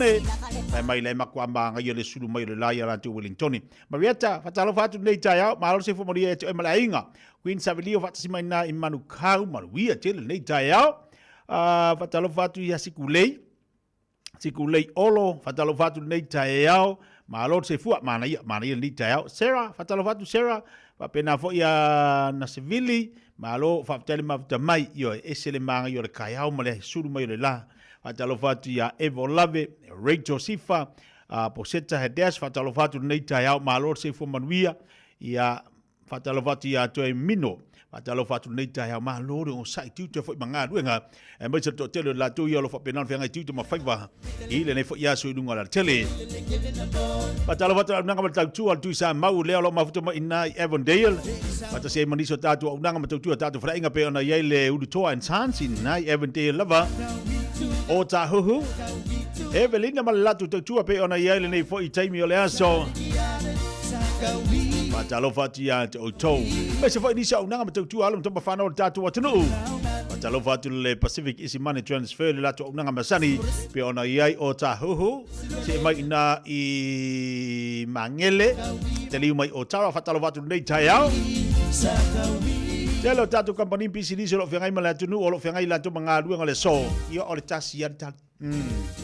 O aso fa pene o le makwai fa fia ma fa evalu ma fa ma su le se lengi la towe le la ya o ngai kamai le la ya o ngai kamai ia pai le leila ia le o nga ruenga ma ta pena o ngai fa na mo le amtango nei to sanga te fa baloto tapo inga nei tamam tira ma tu mo to malawa ma lo fa ma losi ma lo fo tap tapuai o to fa valo filima o lo fa pena nga patia ile aso malaso tapo io nga ruenga o fengai ma tatu wa tino Jolo to mai pato, pia le fa fonga mai le tu ma nanga ri de Samoa, mana I fa fianga ba tu Samoa.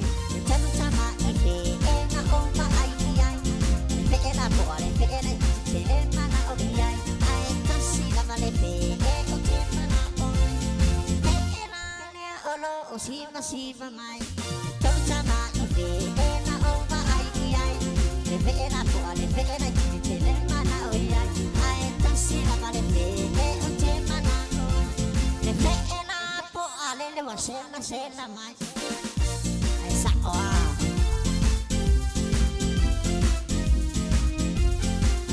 Aua de ngalo tatu sumpa le faile afia na nei le tatu faile ma sani tali tu le ono. Ma nga yole makanga tatu sumpa le asonga fua a o e mafuta mai la le leita ya o mana tu tatu sumpa le faile afia na nei tatu faile nai Manukau. Tali tu le ono tau nga afara limo e o. E la ka ko kama I vai fo ile mo mo ingu ya mawalu malos. Kamala ngai a matai. A maka mai lo marka ko sumpa. Le wa mani le mafana ma le mani o le tau. Ia tatu watu tatu sumpa le fefena nei maua le malosi fo sekia pai faafu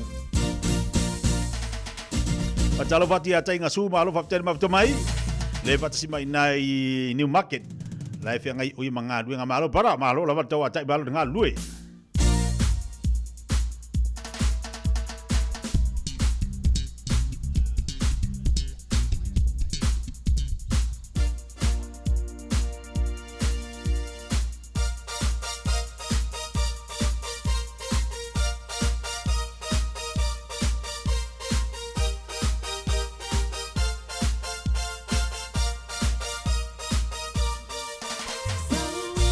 Siva,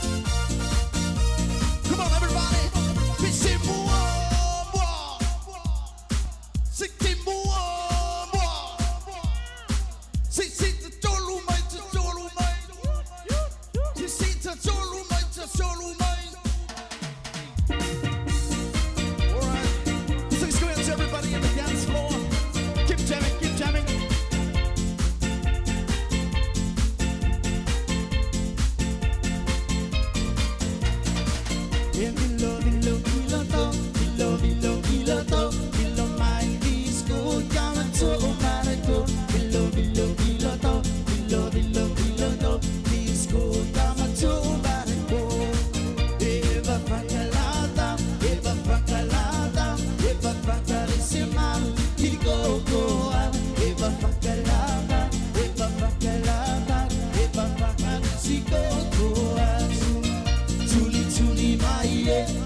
Tuli mai tama tuli mai tama ratile tuli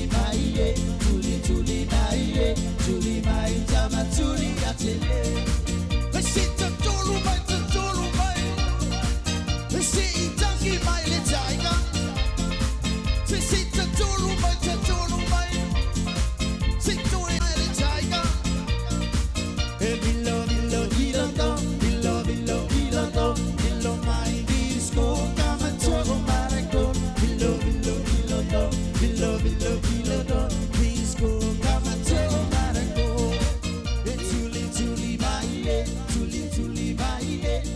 mai Beta Drive Doctors i le taulanga whaatau i mangele whaapea manrua o le vaenga o so ngase pe amana o mia e whaatino e fo i matuipui o le whanau witi o tuipui le COVID sfuluiva mo i lātou e sfuluan tausanga malunga atu whaapea matuipui o le flu pala au telefoni 255 iwa valu mo so wanoe whaatino ai nei au nanga o fisa whama i mangele i taftafane o le McDonald a manrewa i taftafane o le Whaletusi po le Public Library Beta Drive Doctors Clinics A whai alo sa ili se a o ngā a mata molo walu. Au aloe te toi popole o le Galaxy Childcare e tele o na la lai au ki lani i saute. E toa tele whai a o ngā ngawaa o le a o ina le whanau e ia inga whapitoa pe a le sitala lo walu. Tolus fulu i tū la. Free. A vanoa le vēna le a onga mo whemalanga inga le whanau. Free. Maua mea aia le whanau. Free. E ia inga whapitoa. Mo nisi whamatalanga. Whafso tai le o lua tasi. O valu tolu.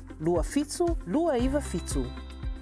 O le R-Dash Travel, o le company numero tasi le taungo fio pasese mo whemalanga inga i Samoa, whapea le malanga mai i Samoa i New Zealand ei. A whea de loa i le ofisa o le R-Dash Travel, tasi valu lima Great South Road i Manurua. Pe vili mai i le telefoni tolu iwa lua o wha o o. Tolu iwa lua o wha o o mo le R-Dash Travel. Football vale minute le tele le tula sumal jasi a le tonu mai le tsala le tatu pakala meni ba ngal tayau afa le tula sumal jasi tatu tali watu le mol fata tananga mal Pacific Advanced Secondary School ele fianga le malu le ativa le malu ya le amtanga fo le tsanga le latu tu ranga mo ta tope ona yai ya le latu o nanga malatu wa onga le wa sibai le tsala le le to finga ai shahu mo ta to tala fo le to finga malo se fo ni le tafo Ia, so fa manuia tia langi matafi lau fe talainga fa pena fo ile mamalu se tato watu no ia olo o mai moa ia mtap ai mai fo i tato al fai vale ne ia so vi ia le li o to mo se si ava no tato te mafutai malo lava le so fo maua yo e tali mai o tato pakala me le onga tono nei va yaso malo vi ia le li wa to mo nei la la fa ilo ai ni so tato tala ma me lo tupu ia i tato watu no Samoa ia o to po se lilo le wa fa o pia ia tau avel parmia malana kapeneta e to finga al pulenga al fatonu ia mai sel tatu fono supe ona ia lo naso lo na lua le mo ni to sang Io sa le tia ia pe on la tali ai fo to tele ile aso da tafi ile fono usio le tato malo le aso na nafi le na matalia ia o le na fa tali to tele po le ase va ainga po le fo ile va engo le alilifa ia fo fina ngalo o le aus fono ia tu sai fo i matala o fe ave ai me se fo i o fe la flofa inga fo i no mol mawe fo to tele ai tu sai fo i mbo ile va engo le tu o le fatu to ile tu samo watasi pe tai ia o le o fatu mawina ia tu langa ia ile ave pe o le tai ia fi mena o mtafa ia male tai pale mio se tatu watu no ai me se o lana kapeneta ia o le to finga pule faatonu pulenga faatonu ia o le o tu maupea ina ua sau noa manino ia le tato fonga fitalai E tu sai fo ila manisi o vaenga e pe ona fa to malaulawina fo ila ele lana fionga le fonga fetala i tūlanga o iai. Ia ma awivi i tūlanga i me wha penei. Ia i lalo lava o le tūla fono, ia mawhainga wha avai. Ia e mulmulita ia vaenga. Ia o lea ua ia wha manino. Ia tūlanga uma ia pe ona iai. Ia o lea la ua manino lava. Ia ma mulmulita ia fo ila tātou. I le whaata o tonga ua uma ona tu ina mai. Ia ma le whaamala mai nai fo o isi ia vaenga titia. Ana ia. O tau manga le fono pe ona whamanino le aso nafi o ta oto lava yang I langa tonu tu langa pe ona iai. Le ua fua le mai o lima tau sanga le pe inga le parmene lona sumat fitu nei. I le langolango ino tu la fono ia ma fua fuanga tau tupe le malo. Tasi le matau po leo na uwharangolonga tonu le taia. Ia, sa le wa o le tai o nei le wa amata ona whaanga solo loa le tele o reporti. Ia le komiti wha parlemene pe ona tō malaulawina fo e lai le fonga whetalai le nei tai au. Pe ama le wha le 5 reporti pe alea. Ia ua wha pe nā ona folasia I luma ia e whapena ona whaasoa ai fo I la manato ai la tō usufono ia o tali fo I le malo tu sai fo I man reporti ta itasi nei o te tia. Ia o lea la ua whapena ona manino fo I la ia I tūlanga o fuafuanga. Ia ai o le tūlanga lava ia I le mataupu le te tia pe ona e folasia le mai ai o le 5 tausanga le pae inga parlemene lona sfulfitu I le langolango ino tu la fono mfofanga tau tupel malo. E o lea lava na whapena o na ngai I le pe te patau lai fo I la I tūlanga I le saunoanga te maita I parlemia le asona nafi. Ia pe o na ia I ta whaasoa I fo I le mataapu mua o lea lava ia ma le vainga lava le asona nafi. Po lea tonu le vainga o le ngai ai le tato fono le asona nafi. Po le a whapena o na iai se lafo lea o le whatotoina pe o na tuli mata ia pea I tūlanga iai ia o lea lava na tūlai le tamaita I palemia ma whaila na ia fo la sanga I tūlanga iai ma ia tautino iai ia ma fo la si ai vaenga o le a whapena o na I tūlanga iai le tūla fono la whaonga le malusi anga wha tūla fono le whaavai e whaata ape le palemene ai toi whaia se isi palota tele le mai tauina o le snap election ia o le vaenga la lea pe a whapena o le whatotoaina o le malo ia o lea lana tiltilo ai ia ma wha manino foila tamaita I tūlanga ia ona o le vava ai lava I nisi o ngā luenga whaatino la pe ona ia folisia ai fo ila ia le ngā luenga le malo lo ta autopea.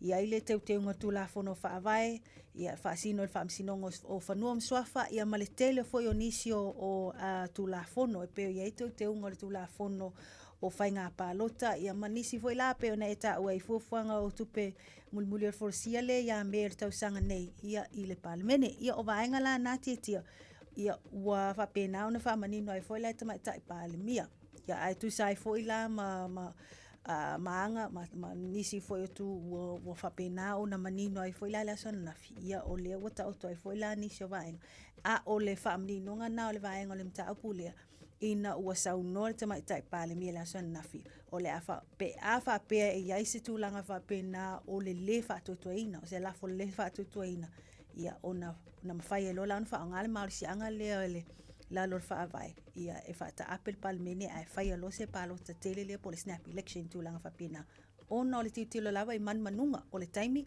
ai maiso ngā luenga o loo ta autopea al malo titia langolango ina la uda le mali atoa ia la fo whaatua le palemia ia umai fo mal palemene whaamangalo sui a whaipule sa whata ia le na whaafonga le sonafi ia o lunga lava tūlanga ia I le palemene ia mal porkiki tūlanga ia I peona ia I whelaflafa inga ia mfolasanga le aswana nafi tu sai fo ila ma le reporti a le Commission of Inquiry ia po le committee su fo el palemene lea na whapena ona tō laulau le aswana nafi ia o lea la ua I mataupu lava lea I le peona iai ia nisi fo ia tua inga ia po speculations ia matulanga fo accusations lea na whapena na lafo fo le whaipule o sa whata numero tasi ia po lana fiong fo le ana Ronnie Porsini ia tu sai lea I le lafo lea i le sui faipule o ngā ngai whamaunga numero 3 ia lauli e whaapea o ia leitua uma i le tele o whaamtalanga ia ma nisio o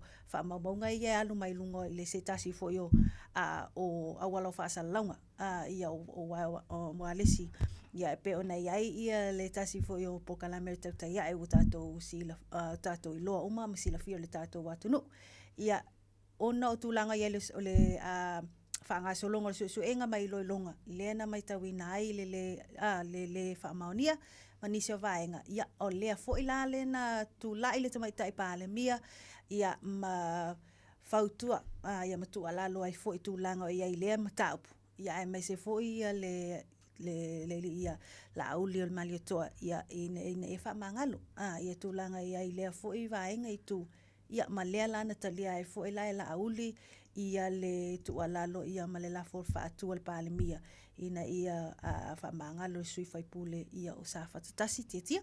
Mana ia, o se whaataita inga le leilea, mo sui a faipule te tau fo na tilo iai, ungala utala fo i lea, ona elo ieni whaamaonianga, elo ieni whaamaonianga o saunuanga le sui a faipule, pe ona au mai ai, o lo iai tua ia le sui a faipule, a ngangai fo maunga tolu. I tua le o wasi whasalau pe ona ta ua.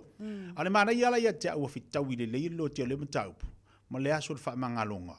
Whaamangalo mea tutupu. Ia ma le alofa i fusia ai mea uma. I le aso nafi. Lo te ai lo ma le mataupu lea. Ina ua fo ala mea le mataupu pe ona iai. Amataria ma le fono. Fitau i lo ma le ato mataupu lea. O le mataupu fo. E te tau na whaamangalo. Ai whaftai ia lo to fo i lea i le sui a whaipule ngangai fo maunga. A tolu le whiunga lau le male toa. Ia i langona. I le whaingofi an talia ia tua inga morianga manei tua inga whape nei. I se sui a whaipule leanga o le sui na filifilia. Mai a le tu malo. E whaafonga mai fo ila le tu malo. Ia o longo wingo le keila o mei a le kua i ela ko sui a whaipule. E le mana ia la. A le mana ia. Ua langona le sui a whaipule a ngangai se whaamangalo. Ele ai a sisi piesilo na taua. O le pule le tangata olo na loto. Ia ele sili foi ia le tona te ha ele olo. Lo le tangata. Le pule o le taule o le ai o le amatanga nei tausanga. O le foi sui a fai pule. Ili ma fai ona ia pule olo na loto. Ia e whaamangalo e sisi ona uso a tangata. I tu tono le palemene. Tu le ai o le whainga malo mo nei tausanga. Ia o tasina vaenga taua o le ava fata ma le alofa, ta ulo le alofa, ia o le ta ua inisio o fai upo le atunu, o le alofa. Alo mai le atu o luma le atu atua, alo mai le si talanga i le si talanga o le fale, alofa, talanoa ma faasoa, i ma ta upu pe ona iai. Ia, le na tatu tilo le aso nafi, le si tu o le maotafono, le si tu o le maotafono, le si tu o le alala tuai le fongofitalai malana i pito lau. Se e mai leisi tu o le maotafono. Whaasoa i le alofa. Ma ngalo mea umale aso nafi. E ale maka pusiri sira lau kama siri. Anga le kuria umale aonga. Anga le kuria. Ia vaila, ele au ngala. E ai mate lango lango. Ele au ngala. E ai mate lango lango la. Lea a. O le lau whaapia le wakakaulo alanga. Mo faya o nga. Mo le skala oe. Mo faya, anu le skala. Le lau walo le skala. Anu le skala. O ia ngalanga e whai menga e alu ai kuli. Mea kaua onga, mea kaua onga visquero ke vakua i ore. O university le mea. Le lei, te warunga tapo kala me lei tai au le mana i o le te warunga ino le fono uso le atu le aso nafi. Ai, anga i mai o lo whaatari antu ia le whaatinonga o le whaalolonga whaalanganu. Palau le whalewha. Ia, i le latu whaaya fo i le latu sui. Pe ona pale mai ai le awhionga le la ulu. Ia, wavea nei ma sui. Sitofia.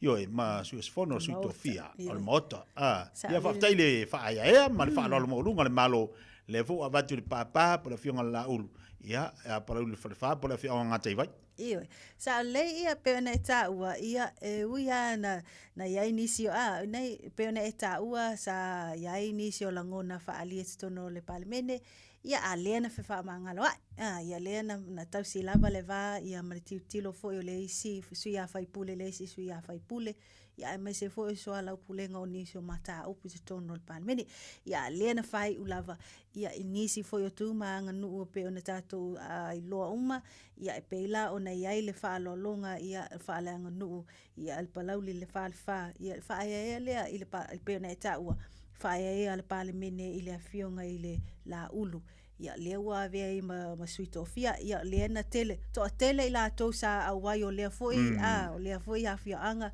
ia masi mai ia le kumalo mo ko i masi mai lava ia le tu malo ia ono le fa ia ole amana ia foi se tasio la to foi tamali ia itu langa o ia ole nisi leo fa atumtumunga ia o ia le tato malo ia o leo ia le suito fia ele ngata i leo i tetia o lena mai tau ina tu fo ila inisio awala fa salonga i lungo peng langi po Facebook pages ia ma accounts tangata lena mai tau ina tu ai fo ila lena fa pena ona fa ai fo ila leo o le afionga mali toa oi wo ba ona nei sona nafi fo lena fa atino ai la i le maoto le au le malo i vai lele ia lena mai tau ina fo ila to telo ila to ia ole ainga e mise fo ni so la fionga fo ia ale la na fionga le mali toa ia ole na o vai ia o la o fa lo longa fo ia ole fa ia tu sai fo e malea fo to finga mawolunga titi mana tu ai upo to ina e olo i me fa pe tala to ina ia me se lo ma tu e olo ulu laso longo winga la laso ngafi suia fai pule ma suia ia olo ulu foi la laso ngafi wa ila le manga ia ke ia wa tangata ia ma siana foi ia fa manga ia leanga o me tau na fai tatu tilo langa me tau na fai fa lo longa leanga o mo lunga le fa ia male to finga pe ona ia o ai se le fia tali atu ia le to telefono mai tau atu i a inga i fafo wa malanga atu la to te momoli ia fa lo longa le o le nganga ai o le fa tai tali atu le fa tai ele ia si upu ilunga atu le fa tai ia le to finga sa le yo wa tu langa na ole e pe ona ta ole amana ia o se me matango fietele ia pe na foi pe atu ma ta to foi anga no our culture esele malo si ole vaenga ole amana ia o se me mita le loto ma le anga ia e pela na ta ua le to ate lo ila to ainga lena anga ia tu ia e mol mawina foi le vaenga ole fa ina o se tasio la to foi o tino ia o la to foi ainga titia ma na ia to lunga ta pa kala me va ngal ta yao o le atu lang fa tai mo le fa soina foi oniso ta tu mutau fa la tele foi fa tau le tatu atu no mo le manino o melo tupu i tono le tatu atu ni Samoa ia fa mai me ta pa kala me manga fa fa tai lava titia mo lo ava noa ia ai le mai ale ta pa kala me ia e mo moli atu ia lo fa anga nisi foi o tatu pa anga titia le na ma fa yo na o mai te au le tai ona le la ona sili mai lava po o tatu po o le sa le radio Samoa ia fa pe atu ia o le lava ia o le moli mai lo fa anga ia ai me se foi se tasi o tina ia o sona tali e ngo ia Sam ia o lona tina o le tua atina ia ona yoka ia o malulu atu pele o mawalele ona yoka lena mawale ia Sam e fia lava sia tina e mata mai o te tia ia tu sai fo e mapokala melia so le aso ia ai manuta le ina faivo ia o stoile ne aso Samoa so i fo mai manuia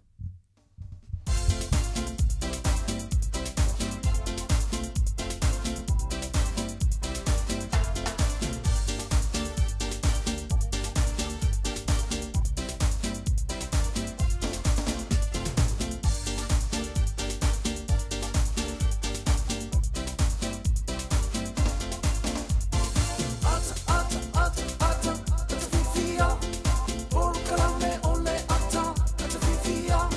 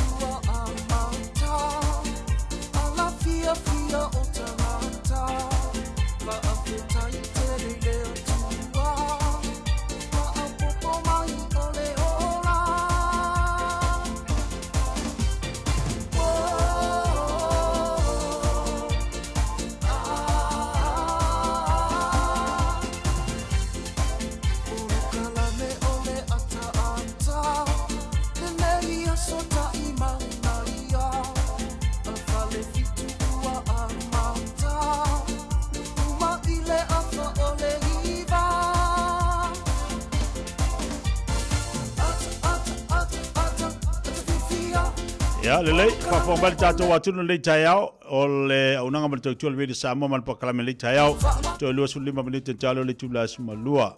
Le tong whai atu le aunanga mara tau le tātou Pacific Advanced Secondary School, le whianga le malu le ativa le malu e lo whaina mawatu sitasi, ia ua fo le whalaroina nisio pakalame amata, mo le tātou a onga le tau sanga. La talima le pakalame le mo tātou le mo oe, no to tong whai atu le tau aunanga le tātou Pacific Advanced Secondary School later out in the whai ona mo se latu avanua si whasoa mai iai ia ina i mta upo nei vaenga o le latu tautua.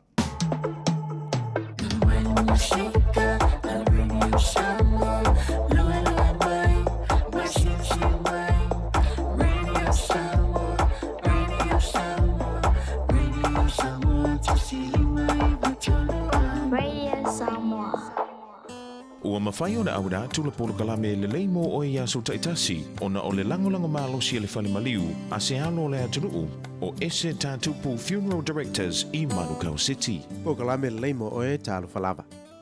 O te mana tua le aso na mātu o ai malau whanau e mata i le whaalinga manu. Ina mo o le taimi o manu whe ai. Sa tau whai uu mau e lau whanau o lima e lua. Sa mātu whapeane.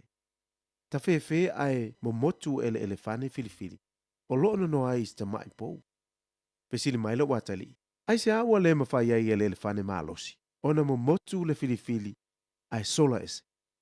Sa o fai atu ilo watali. O le elefane. E le mafai ona toi sola ese mai lo na filifili. O wa a ola ititi le elefane. Na sasa mano noa ile filifili. Ma a o oina e tu masavali. Ua tu mau fo ile mafau le elefane. Oia, e tu mau i le polonga i lona ho langa atoa. E to tele tangata ua awhia ai i nei mawhauwhaunga. Na ola mai lava, lona o langa o lai titi. O whawhanga i upu whetu. Upu whaavai loto, ma le tawemu. Ua tali tonu ai whai o lato loto. O i lato o ne tangata polonga, ma le whaato i laloina. A whai e te whawhanga lo mawa whai upu whaavai ma le tawemu. O le winga foi, e te ola i le o langa a le polonga. Pai mai le upo al poto. E pei ona mawhau whau le tangata i lona loto. O ia fo i le na. Tusi Paulo ia Filipi. Ina ia lato maua le mawhau whau o Yesu Keriso. O lauta lio Yesu e avea mauta itai. E te maua ai le saalotonga e whaavavau. Manatua e le lei mo o. O le ese tātupu Funeral Directors o se whale maliu Samoa o le tali foilea o taimi whengata o na o le malanga al maliu maleoti. E mawhai foi o na lato awina atu ma awina mai tino maliu o e pele mai so o se atu nuo lalolangi. Mala auno le ese tātupu Funeral Directors i le lua no lua tolu fitu o o. Lua no lua tolu fitu o o. Pea fiu ane ele se fulu mane balu Norman Spencer Drive in Manukau City.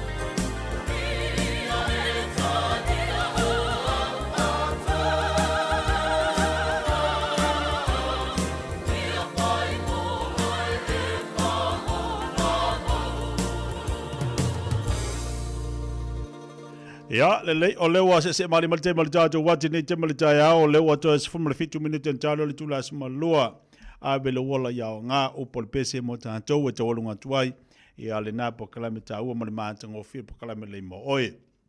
Lewa fatasi mai le tautua ma le aunanga fo i le tātou wa onga pi ona wha iloatu mo tātou le whenga le malu lewa se mai le tātou po kalame le te mele aso tala whale malu malo se fumari o le tai ao.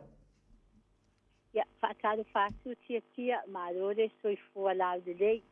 Whaamanu i atu le tausanga fōu, le nei fōi a tausanga fōu wa tato au dia mai, marore soifua. Soifua manuia, soifua lau le nei tai au, lau fionga me se fōi tautua mal tātou unanga le tātou wa onga. Manato le tautua masani mal tātou wa onga le Pacific Advanced Secondary School. Ya, ua loa fōi le na unanga, matulanga ya onga pi ona iai, la whatu e lau fionga le maru. O ani vaenga tau ona whailo mo le whaafonga le tātua tunu a tāpena tuai ia onga nei whāna mo nei tausanga?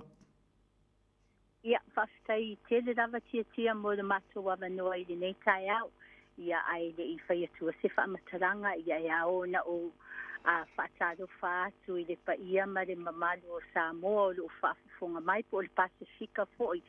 O whea lava se tafa o le nei lalolangi ia po le tato watunu ufo i o New Zealand nei o e whaafonga mai ai ma maua mai le nei fo i leo le au nanga a le Pacific Advance ia whaataro whaatu i le nganga whaaloalo i le nei vaenga o le tai au whaamanuia atu le nei fo i tausanga fōu le duafe ma le lima i outou maota ma outou lawa ia e tu sai fo i o le talia o le nei au nanga ai tia ia pe lava ona e saunoa o le afoi o le au nanga masani nei a le Pacific Advanced Secondary School e ua o le tausanga nei whailonga ai le se fulu tausanga o le nei a onga o le Pacific Advanced o ua loa fo'i o ina yaso manai tausanga ia o ia i le nei au nanga i le tatu community ia e mai le vasenga iwa e o le vasenga se fulu ma le tolu o le afoi secondary school. O le taimile nei tia ia a whai e whaase silatu ma le whaaloalo laba a whai ele i maua se a o ngā lualo po tau fuafua se a o ngā e avelo walo e wha o ngā ia a fio mai ma susu mai tala mai a au tatu tala noa da mato wa onga o se a o ngā e se le wha mama a venga i nai o tatu a inga ai ele ai ma se senga o onga o lo o tau mawhai ma o a oina i tutonu o le Pacific Advanced School. Ia maisi a onga pe ta o mainstream tutu sa lele a le curriculum laia o a oi na onga. Ia ma le curriculum o lo o a oina i tutonu o Pacific Advanced. Ai o le winga o le whaamatalanga o se a onga sili o na whaamama a venga. Ia atonu le afe sili mai o le a le whaamama a venga. Ia tia ma le whaafonga anga Samoa. O lau uniform, o lau tōninga, e abatufua lau tōninga. Ia e sapalai pe saunia le malu tai au. Ia e whaapena fo i le vai ainga o lea udi. O nei ngā liwenga uma. Ia e saunia lea moalo ma whanau. E fisosoani i le soifua o ino tamai tia. Ana ia, tāua i ona vaenga pe ona whailo fo i martau tua mana onanga le tātua atunu e mai se fo i maftomai nei mātua. Ia tāpenanga e whaamama a venga ai le tāpena atua nei whanau moa o ngā nei tūsanga e sisi vaenga e fia sauno ia? O le taimi nei o tele avanoa mo le vaenga iwa. Le ia 9. O le tato ia 13 ma le ia 12 ia whapena fo i le ia 11. O lo o iai avanoa, ai le o toe tele ni avanoa, ai mo le vasenga iwa, le ia 9, ia. A fio mai ma tato talanua, o ani si vaenga, a fai ia le o mauti noa. Ia, le ia le o mai tato talanua ma whaamala marama ni si o vaenga, le mala mai po o lo tu fesiri fo i le mafaufau ia poa pe ai sea ua whaamama avengai ai ua fui vaenga ia pe ona o taua. Malo fa te tere la vela fenga le malu ni so vaenga lo o to mai o fa fonga tatu want nu. O la tatu telefoni fa mun mole. Ia. O le Pacific Advanced Secondary School ia e le fa se fululua Atkinson I Otahu e le mamau e se male afoi male taudanga whaatau I Otahu o le telefoni e so tai mai ai ia o le oiva 251 o tolu fitulima o iva 251 o tolu fitulima ia peteanga I fo ilunga I le website o le office@pass.school.nz o ina e te mawai le numera e vilifua le numera na e vilifua e te mawa ina I lo anga I le ilunga I le mato website o le office@pass.school.nz ia malfado le lava tia Alo fa te tere la vela fenga le malu mo le fa lo ino fo le tatu wa onga e mai se I le susani mo tatu wa tu nei tai au mo ni tele yo fai valo filima wa fo le fenga I tu mo fai va yo nei yaso tatu tu so tai fo este mo mo ia fa fitai tele lava mo le tadia ina fo yo de mato o na I lungo la to wa de si fa saldau fa fitai tele lava Samoa lau whaafonga mai ale ako I senga ngana o le tau tamari ia e matua atu ina anga le reide atua I se au mga luenga o le ne yaso ia vi ia le ali I mea uma ia soifua ia ma ia manuia Malo va tele malu se fo mai manuia le tau o e fu pa tau ese lo fale tau pasani le aunanga mo tau tual tatu wa onga Pacific Advanced Secondary School le fenga malu le tivale malu pe na fa ilo mo tatu le lato unanga le mtanga nei tu sanga longo ya oi tau tua mo oi mamala malama I launga ngana vala au mai loa le malu mafatau bob le malu I le olu lua tolu ono o lima lua iwa pitu olu lua tolu ono o lima lua iwa pitu O le fitu au lele ma le fitu ta ia la o ngā amata e mawalunga lana au nanga tau early childhood education po a o ngā amata Samoa ma le Pasifika I Mangele e iai whaia o ngā le stala ma whaia o ngā lango wa lava tā pena mo le awa o ina o le whanau. E uti avanoa o lo o tutoe awa lai te whaatuai ai lesi tala nei loa lo walo wala au mai I le olua tasi tolu lima fitu valu iwa fitu olua tasi tolu lima fitu valu iwa fitu e whaatulanga ai se taimi e te asi mai ai. Jana whanawha tia roa, ua te talaina neile ua unanga e veni, mo whaataunga I Aukilani New Zealand. Numera tasi John Coulter Drive, I le Auckland Airport Shopping Centre. Tau whatawhatonu lava le warehouse ma le countdown. Lau whale o fula wiloa le e veni, Auckland Airport Shopping Centre. Lelei, se atu tatu wasalaunga le unamba tau tua le sunga le nipule, le tatu o meka kansa le sunga I tongsia, pe o ne ere tau tua mo tatu. Le ne yaso, tala whatongsia si a uo, Malo si fo podia le tai au fo. Wa mai oi. Ya langi mama, so fo mania fatalo fo to I chapele. You're my best friend. You're a pele. You're me ka tanga to fa salam. You're apa malo fo mania fa malo lo fini tai au tia. Love you sia. It's the Love you papa. Ye ma ko le vele wa episi ye ko e mo tsi no pisi ya e malo o le mele ke le ngai oe te lo te mi te a fe ai ya au ta fo lo o nanga ma lo tu po lo company ke va ai ko aso le lo e fai o le anga ya to tangata ia a o lo fonga fie a ke le ka yo fai lo o ke la ko resi piccolo mcdonald fa pe kalo fai so uso le la ai a saua va se calcula com ia ai o nga fo kas Ia me penga pe e so loko lo fo le paka ko na la ai ia na lo si la sai mo ia como que me penso que se le caua que tia ai o le ta la toia mata tu foi lo sei o la ei eu a tile pe e ko le tiki anga pe le ai de singa Oi lo ko winga lo ma fa o ma fa o e ba ku ia seu mang ia fonga mo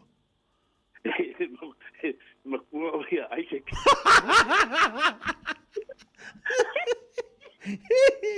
ia le lei ona le tataibi ia sa do ia tulanga lo ia lo to lo ngato nei vai aso ia fa tai tele lava tia fa tai tele lo so mo lo mato no fo ia no pa avo pi ia lava le tua fa madia le tua la sunga matulenga ale radio Samoa po si ponga Samoa ta silima i patolu amo fa madia foi le tua e la sunga le patua foi por tausi man no fualo mal ainga ai fa talo fa tula fa anga Samoa o fe lava ma o mene fa salong fa business o me ka se fa talo fa tula to si lava tele lava male fa alo walo yo e fa malo fra madia fa malo le tawa ta i se wat pelin lava Samoa le ai ile fasi e tongisia yo ele fasi e tongisia le mamalu le nutu la ule upu fa ngai tongisia yo wale upu moni ala to el to tongisia ta ma fai lava tongisia te soso an na wala lau si le pia to tele no mamalu le atunu ma moli mawina fo to tu fa to ba ali ni tangata le a nga ole ta falta vale me ka kas yo wala su mai foi tala mai a fa ngai nga to yo le fa ia le tongisia mamalu Samoa pa ingol to tu a mese fa na fa salong fa business mana tu a su mai ton lo toa ale me ka si ila le sign na tito ilunga ai le ngol company ngai fo if pe ole for your satisfaction is our business ole family ino lo finangalo le family ino le to tu ino o e pa su mai matala mai au ola mato ta fa yo le pola mato ngarbenga le fa chino ia to tu ino o le me nga pa le to tu Samoa e tele tabale e te fili ai pe su mai matala mai au i to tonu na to lotua a mata mai na to loli o vans o pick up o mai o na tioina o SUV la poa o SUV fiololo e SUV la iti o hybrid cars tabale la iti mo fa na mo fa mai a o onga wa mata la to na o ma mata nga luenga e ngai tabale a matelo la to wa la to soifua o si lumna i mandia mo ilato hybrid cars taba erkise mana tua awang ngalo telefa mama abenga telefoi finga me ala falta tu falta va le la ba fanga solo tatu lima se la tala o le pisosa ni pili automatic o le ofa anga automatic fa mana tua fa mai el tatu fa tatu special le il fa unga masina nei ai inga tanga ko le tatu bi fi so ta vale e foi ma bi fi ata tu piki apu ai su mai matala mai au Samoa fa nga mana tua de ia ile toru te sanga ma to te ba ai lo sa Samoa au te no fai oi o mo foi nei misia mana tua ele ai lava se tu fa maunga ei foi ali te me tango foi la ako ia o le lava paso ina pa pasila o pe paltava e mulian o tinga inga le kutoni pe a mo ele le po se polo ka foi le sala ta vale e wa ti ai na tele i pili maptulanga pa penga ya ti oi al pa inga to tu alo me ka kas o le ale se me to ke polo e mo le si tolu te sanga Samoa su mai tala me au ile lua se lau Kemeni Stripe i nei manukau, lua se lau Kemeni Stripe i nei manukau, po papa toe, na fo e bala au tatu te fori, tatu le nai, ole oiva lua ki te fitu, lima balu tasi lua oiva lua ki te fitu, lima balu tasi lua. Al te fori, lau onga lea o ngā tongisia, ole olua tasi, papitu ono, lima patasi, olua tasi, papitu ono, lima patasi. Mania whaiva o pinima nei aso Samoa, mania le tue o whaiva nei aso tia, teminei, mato pampa soifua. Lei le tau na uranga tsunga tok sia pere fa fonga mai ai o lo tasi fa fi tono ni fatasi o lo tasi fa fi tono ni fatasi to e tolu minuto talo le tula smalua tali tula smalua ona tali wat fo lo tatu no fo fa salau le to fa ya fonga mo se manu francisione o wata to pokala mi fanga solo ne yaso tali tula smalua to fa salawino tatu tala me Samoa e le tau na uranga le fionga ngal mana tu na bau tipi au tanga vaya to lungo se tau fi fia mai mo tatu le nei fo ya solulu mo le tolenga fa te Samoa le tu pele e le tatu maftanga ma le tatu e vanga pe ona le yaso e mafuta mai ai tono lo mauto mo lo lawa tono lo falfenga luenga tono lo tavale ya maso se vai ngo lesa e mafuta mai ai fa malu atu lungo tatu Facebook on ua le mfana mo tatu fa salango tatu pokala ya o lo o mo tatu YouTube e fa ona anga ya nei ai e mo fa ai ona e fa e mafuta mai ya mai fa fonga i tatu pokala me ya iliaso mo le aso lo fanga solo pel tatu fono i Samoa ma ne fo le na lo watu lungo page le read Samoa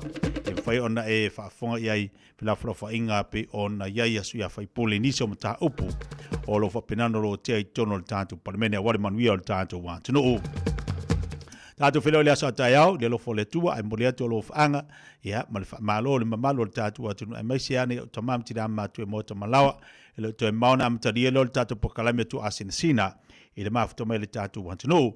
Awane ngalo le tātou sumpa le whele whiawhena nei, i nai le tātou whale ia i nai manukau, tālu i tūlai ono le whiawhi, awane emisia le tātou sumpa le na, anga e mai whale tātou wha malastino.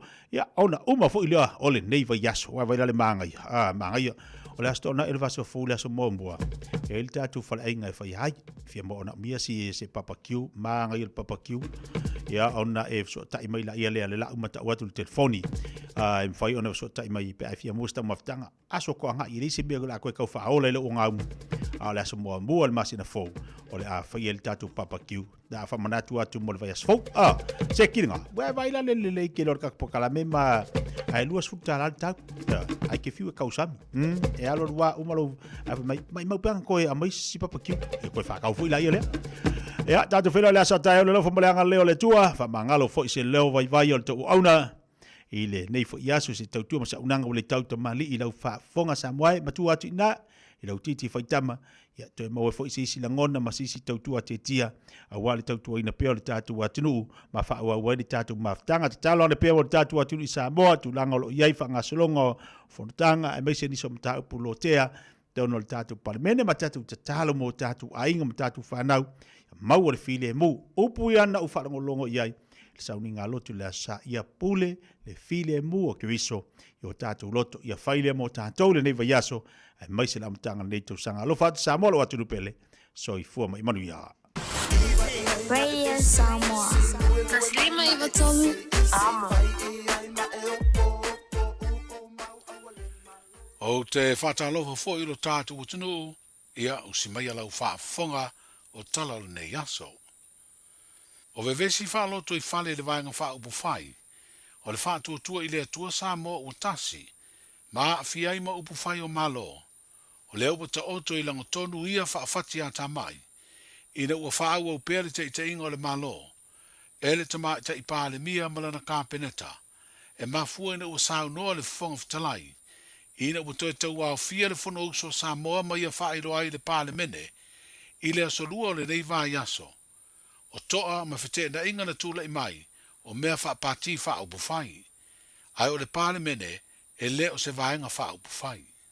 O le tūlanga solo i o no fua i tū malo, o lo se e iai le pāle mia le fionga fia mena o mi mata awha, ma min stai to o limora na kāpeneta, le ana whaia iai le wha i unga lo lātou wha whale tui o whaipule, a le pāti wha upu whai o le wha tua i le atua Samoa o tasi, ina ia whaamuta le toi aveo i la tō masui a wai. Wa whaailoa manino le whonga whetalai lea tūlanga i lana saunuanga ina wa toi usuia le whono a awhai tū la whono a wāna ngā ruenga a mata o le nei tausanga whong. O au tauri maina le tusi mai wang whai a le whato tua i le tua Samoa o tasi. Wa le whate ina o nisi o le waenga whai e to ono o lo tonu le kapeneta o whailo mai o la to siak suafa i whasala launga whalau i tele. Mai o lato tūlanga i tono le waenga whai. Whapea fo i mtawha i oi le kapeneta. O afsiringia i fo i le ama noa o lato no foa i to tono le paremene. Pitai. E ao na o whamanino. O lea la sanga e lea mwhai e le whongfitalai po le paremene o na whai se whai unga e ama noa ai o lato no foa i paremene. Ona ile tusai mai a inga whare tū la whono. E le a fia whai o lato tiu te mto whinga i tono le parmene e tusa ma le wha vae ma isi tū la whono. O lato tiu te tono le kapeneta e le o awhaina e tusa mai a inga o le wha vae. U whai loa mai fo i le tusi e awa iato le malo i le isi vae ngā whai peitai. O te le wha ngaina se i longa wa iei ni mau tū e wha mau ni ai. E iei fo i ala whale tū la whono, e whai lava no ia i lātou, i whafo atu o le paremene. O tau fo i se lafo o le lefa atu o tuaina, o te whai loa manino. I le wa ai al whongfitalai, e le tarwhia ngai mo le nei taimi. E le mau ai se manuia mo le paremene. E ase while mu mo le tapo inga le atunu. O mta upu uma e pe tūlai mai ma a nginga i le nei vai tau. E leo ni mta upu tau paremene. Ao ni mta upu tau vaenga whai. E le mo mia foi o na tala no ina tono le paremene Ua e leo ni ngā ruenga tau pāre mene. Wha mole mole. E leo se pāre mene se vaenga whau whai. A pāre mene le atu nuu o lo tapu i mai. Le fionga te whonga whatalai, sunga papali i li o lo i pola, tae o masipau. O manino le saunga wha minsta le pāle mia le pāle mene le solua. O nofo sauni e wha tino malu si anga le tū la whono wha vai. E wha ta ape ai le pāle mene ai to e whaia se isi pālo ta tele. Pe a whai ai le wha tua tuaina le malo. E wha sino le fina ngalo le tamai te i pāle mia. Inisi o ngā luenga le malo o lo ta auto. E pe o te utunga le tū la whono wha vai. Wha sino le wha msinonga o whanua mskuafa. Manisi o tū la whono. E pe o te utunga le tū la whono o whainga palota. Ma le fuafuanga tau tupe muri o le aforosia ia mea o le tausanga nei i te tonu o le pāle mene. Lau e whionga le whongwhitalai, tātou mauta. O lo tātia nei i le laulau a le mauta nisi o tū la whono tāua. Ma nisi o lo o tāpena mai e pei o swinga o le tū la whono whawai. Le tū la whono whamasinonga whanua mswafa. Ni te unga o le tū la whono whainga pādota. Le whetuna inga o nisi o mta ngā luenga o alawa le whaale lei o le anu whale, ma le au nanga mo le atunu o lau tele. O le isi foi tū la whono, i tau sanga taitasi. O le tala whātatau au tū o le tupe. O le vala lea, i ngā luenga whaasoro mai, i le pāle mene, ele pule whaatonu. E awa no ai fo i le malo. E whape atu i le mauta le nei. O se mata upu le nei o le whaatua tuai. A pasia le mata upu, a le pule whaatonu, po le malo. Whaawau le malo. Ai peitai. A pa u le mau le malo. O le pa u fo i le nā. O le whainga malo. Māwa noa ai loa le pāle mia. E whautua ina le au le malo mō se polo inga. E whata ape le pāle mene. Ai alo le atunu. Mō se whainga pālo te tele. Le fionga le tamaita i pāle mia. Le fionga fia mena o mi mata awha.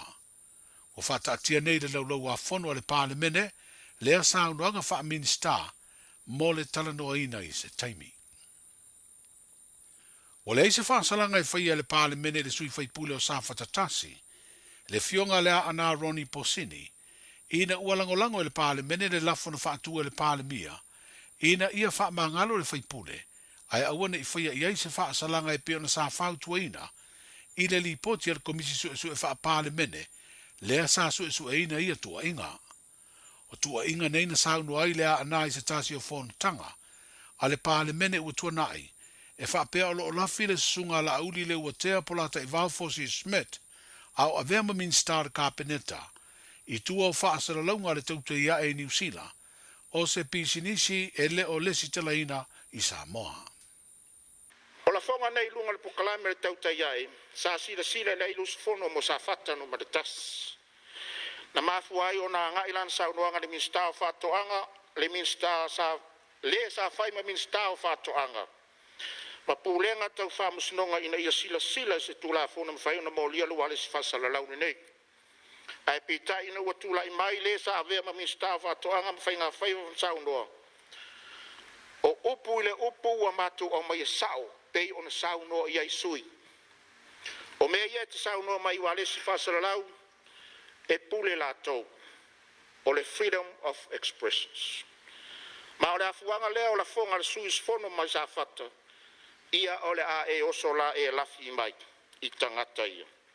O lea e te sau, e lafi mai tua tangata ia. Lau whionga le whonga whatalai, o mātou au mai ale ano liu, ma le a noa, o whe lafo inga i le tai au.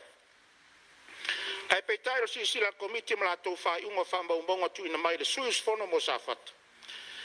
E le ma whai le suis whono tu ina mai whamao ninga o le saunuanga le sa vea ma minsta ua tua ina. O le fulasanga lava lea le sui whonga whitalai, Le tō wha au a paau muri pola alo i ta fua. I lona tūlanga o le teitei fono o le komiti su e le pāle mene, na su e ina la fonga le whaipule o sāwhata tasi, na ia wha ilo ai ma whau tuanga le komiti ma le wha salanga, e tolu aso e wha malo lo, pe tu e se ina le fionga lea ana Ronnie Pausini, ma tau warumanga ale fono au whaitula fono. I le tala noa ina le ripoti, sāli lifa finangalo te te, mai whaipule o le tuangai. Ai lango nisi o sui whaipule, o le vanga wha upu whai o le wha tua, i le atua sa moa o tasi, le ua vea ai le sunga la auli ma te itai o le lato pati. Na saundu o le sunga la auli le ua te apola te Val Fosi Smith, e tuso le ripoti ma le wha mamaina o ia mai tua inga.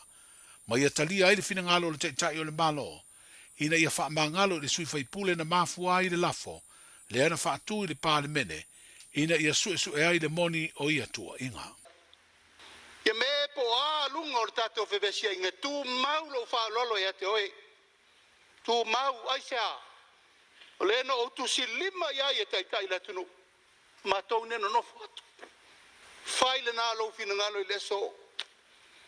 O talia ma lo uanganga wha lolo. Ai moli mau le tunu i le ngā luenga na whai e te fono. Whai e te fono e mai e mama u i upu lafo o le ana. Manu le lumanai. Langa e te tū le to o ai te paleata. E alofanga i la tau o lo whai le mausa o tau wha leanga i lumanai mo le tunu. Pari lau whionga le whongstela i wau wha mangalo i a le ana. Wau wha mangalo le loto maua lalo i le tae au le nei. Tae au le nei e inu pupua ngamfa inta ma le o ona o le mele alu. Ai se ai lofa i lau whionga le whongstela i. Mo fa alo le tal sanga le mai tai pale mia. Ai ma wal file mu o pale men. Ai mai se fa fonga mai sa mo ato. Lo tu malo to artai. Lau fa alo na mai e te au. O mai fa saul mele fam sinonga. A fio mai. A wo talia. Le tal sanga le fionga le mai tai pale mia. Manuel Fono. Mo moana molenga fa le komiti ma le latou le poti ua tuina mai tono le maota nei. Ia o vea holtanga ta mewa wa pisa i tono le o le maota o le mawa ma le fionga le sa fai minister official fatuanga. Ai mo moana fa malulu atu i lau fionga i le fongfitalai. Pa to si atu i lau fionga. Ma se foi lau fionga i le tamai tai pale mia. E le whaingo fie whaiva matiu te whianga iai. Le whaua paule tanoa i lau fionga. Ia mātou te mole atoile whātou senga. Wha malulu i lau fionga te mai tai pāne mia. I le whaingo fie lau tūlai mai e mai se foi nei taimi. A ia teime luta ai e le ngatai whali. Ia le mai tau o le te toa malia maua tō wha. Pi foi le atua e. Whatoa ai ma no Samoa. E mo le toi lau whatoa senga i tātou parlimene atoa. Ai whasilio no manulu atu i lau whionga lauri. I le tusai ma le mtaupu foi. O whelawhila foi ngai tono le parlimene. O tono foi. O masani a le parlimene. E me se foi temi tātou te whitari iai. Whatoa se toi lau whionga. I se tala foi wa ia le wa mele potir komiti e mamala wa fianga pe on sa no le mai tai palmi e fa malu lo toi pa to se atu e tu se foi mal fonga naso au te tono ai si le fiele tu la ngona ma le loto a uma u putono tato fa fono e on fa pena le o te tono la e fa fonga mai lo mato tu malo ia le wa sa no te mai tai palmi sa no foi le fionga ya la uli tulanga le mamta up ya o le wa ya ile a fa mangalo mai foi le fionga ya la uli ya o te mole le nga fa fta tele fa fta ile o fionga le fon fitalai ile fa to to le mamta up ya o ve foi nei sui ma pisa o le tato parliament ya fa fta ile to fa ma no le uta ya ma to talo ya to mo pele te tainga o tato parliament. E le file mu mai le rofo le tua soifua mai manuia. Ni vaenga o saunduanga i le palemene, a le sui faipule o sa fatatasi le fionga lea ana Ronnie Posini, ma le faipule o nganga i whamaunga numele tolu, le taitai o le pati i wha upu whai, o le whātua i le atua Samoa o tasi, sunga la audi le watea, po lata i vau Forces Smith. O pa ia i ainga ma le mamalu o le itu malo o palaudu i le whai le motu tele i sala whai. Na masi i mai tu mua i le sorua o le vāso nei, e whaatino le mamoli, e ala i whaalo alonga whaaleanga nuu, e whaafetai ai le pāle mene o Samoa, i le whaaea ua tofi ai se tasi o tamali o le itu malo, le fionga le la ulu tia ma pesone, e a vea ma se tasi o sui e to tolu, o le tofinga sui o le fono o sui tofia. O le mai au tau o le manga le fono au feitu la fono i le solua, na afifio ne ai le pāle mia malana kāpeneta, le fofonga fitalai ma sui mamalu umo le pāle mene, e tali whaalo alonga maurulunga le fionga le papama le tu malo. Le asa moni mawina le ialo tamala, le tāpenanga i tūlanga masani whaalo alonga le tunu. Le ai talai ia au afa ma ia o velevelenga, ai maise o ia te tele leo a i lawa ma mao tau tupu mae, ma fale upolu o le tu malo. Ona o aso tāua e peo na iai le solua, i le malai o le whautunga tangia Samoa. O lo whaatino aua wai whaalo alonga nei e sui o le fono sui tofia, na whaatau tō i se vai yaso e lei ma mawatu, le fionga lea i le la uru tia ma pesone, o le fionga atu i atua tupua tama se sefi, ma le fionga le tapau whaasina, le sunga mali toa mo li mali toa. Manuia le nei yaso i ngā ruenga ma fuafuanga, soifu.